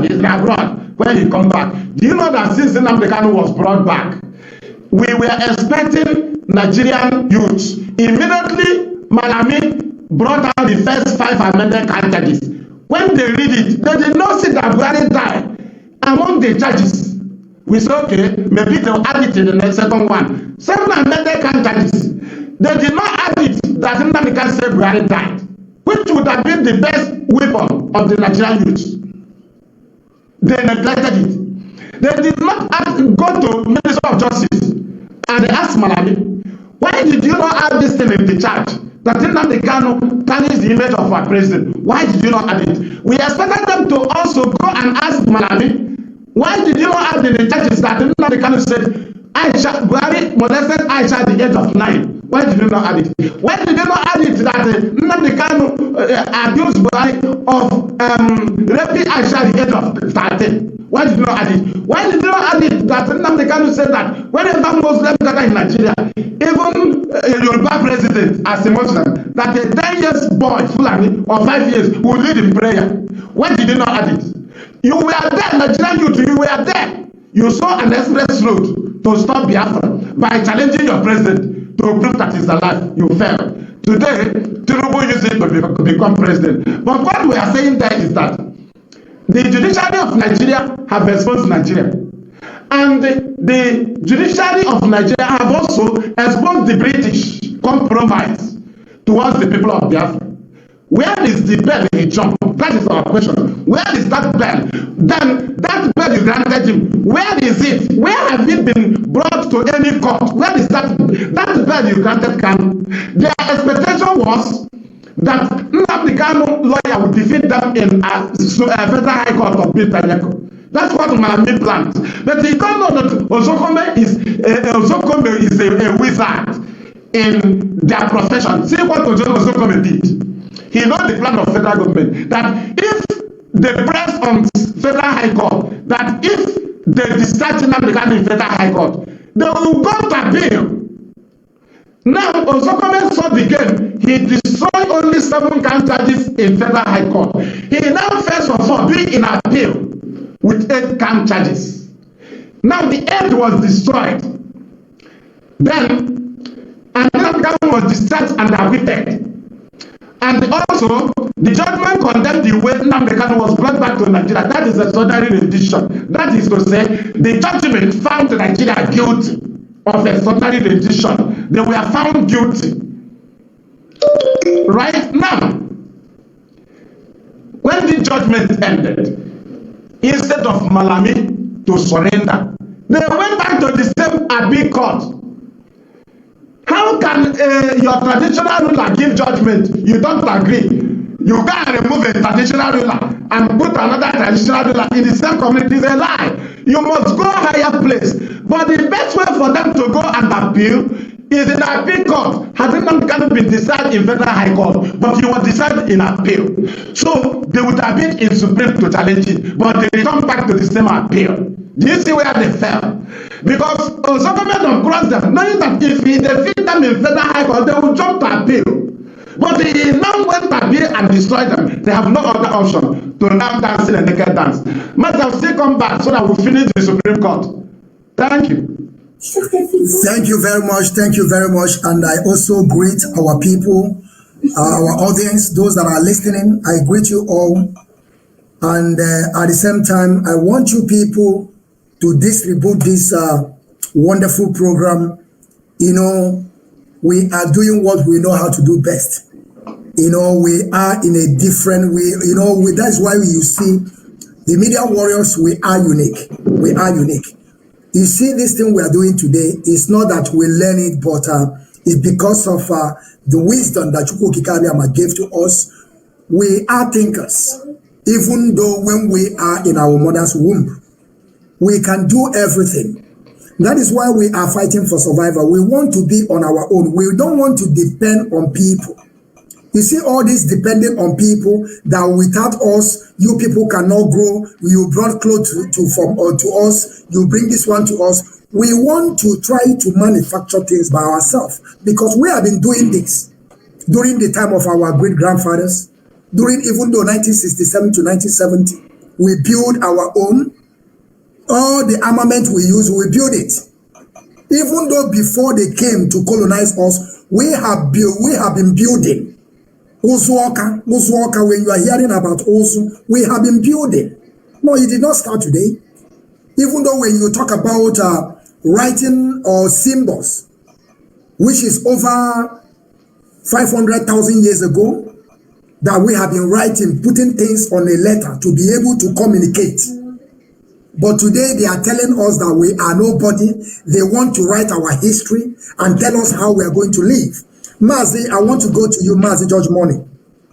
Let's talk about Nigerian security because we can see the game they are playing right now. You can see they are playing game. And I'm not going to lie to people. It seems that their game is working for them because what they are doing today, they are deploying, all these, they are janjaweed, all these are terrorists in army uniform. They are now deploying them at the same time, playing game. They will go and gather some people, kill themselves, and begin to target our people. Maz, I want you to talk about this security. And also, I don't want you to not to forget that even though the appeal court said there will be no any case again on Mazi Nnamdi Kanu, but today they are still holding him. Mazi George Money, I want you to pick it up from there. At least you start from the security and the game they are playing today in our land because they are scripted. They were Mazi. All right, there were Biafrans. We are still live and direct. We are still on Biafra TV, right? Great people of Biafra and great people of Africa, because this is where we are directing our own problems to, so that we will be heard. We know that the problems that we are going through is coming from far, so we are still discussing it within ourselves, and it is very, very important that we also continue to send the signal and the messages, including to the United Nations and other international communities, because there is a saying that says, when the time of judgment, the favor will abound. So that is the reason why we will continue to expose the atrocities. We are no longer in the dark age. We are in 21st century, where information is everywhere. It's even in our pockets, information. So it is now understanding the activities of the insecurity in Biafra land, understanding the security apparatus in Biafra land, or in Nigeria rather, how they set up their security, and what ends will Nigeria's government go in order to tag IPOB, the aggressor.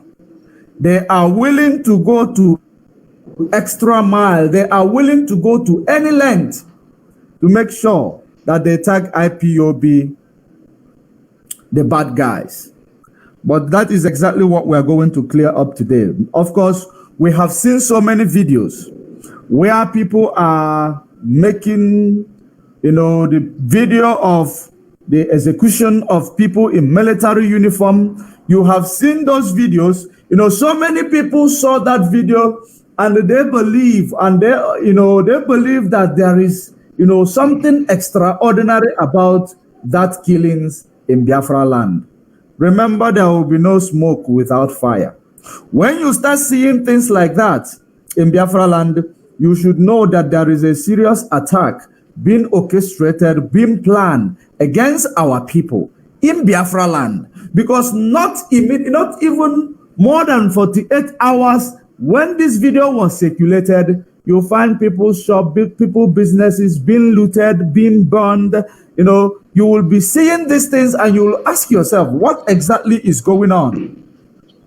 The same law enforcement in Nigeria were the same people carrying out these plans, the attacks on themselves in order to have access into Biafra land. Because everything they are doing it to have access into Biafra land. Believe you me, so many people might see those military killing in Biafra land and they will start, saying maybe this military killing is done by, people who are fighting for freedom. It is not done by anybody fighting for freedom. It is done as a result of Nigeria government. They are good at creating faction. They are good at creating weapons.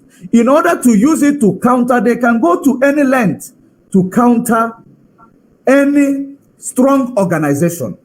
They have created it in social media to use them to counter the activities of IPOB, so that we will be here always talking about these people without remembering the activities, the heinous crime and the activities of Nigerian military and Nigeria police against our people. Now they have seen that we have defeated them in the media space. They have to now create another, faction of these criminals. Of course, today you see those factions, they are wearing military uniform. So what will you say? How will you tell me now that those people who were killed are indeed Nigerian military, when the same people who killed them were wearing Nigerian military uniform? So these are the people who become the sacrificial goats or sacrificial lamb for Nigeria, just because they want to truncate the judgment of court against them for Mazen Namdekan. They want to turn everything around. They want to actually implement what will back up their colonial era of state of execution. That's exactly what they are trying to, deploy here. We are very, aware of, because I've been thinking about how can they see, of course, when I'm done this, they will start writing. How will they come to tell us Nigerian military was killed? And there is no, they did not even bring out in the media how this Nigerian military was killed, who killed them, and they did not even bring out the names of these people who were killed. Are they not people? Do they not have an identity? They show us the video. Who will go to kill Nigerian military? After that, they stood there. They were taking videos, taking videos. Because those who were taking those videos, they were still the same people who committed the crime. Because if you see a crime scene in Biafra land, you will never see any ordinary individual around it. Talk more of a crime scene where military were killed. Because when military is killed, or any crime scene in Nigeria, of course, you are familiar with I follow and I no follow. So, how can military be killed and people were there taking video, shouting Jesus, Jesus, Jesus? If you remember what Charade Okubo said a few months ago, Charade Okubo was making a mockery of Biafrans and was saying that their house go they burn, we go they burn their houses. He was making a mockery of that. And if you look at who were those burning the houses belonging to Biafrans, it was not people in military uniform. So if Charade Okubo was saying that he was burning out Biafra houses in Biafra land, will you now tell me that those people that was killed there were Nigeria army? The same people, even whoever that they killed there, the same people who put them up there, they are the same people who killed them. Because all these things these people are doing, it is all about to make sure they tarnish the name of IPOB and tarnish the name of Eastern Security Network. Now the people who are claiming the responsibility of doing these atrocities, remember that all these people, these things they are doing, you know, it is a shenanigan. They are trying to redirect the narratives. They are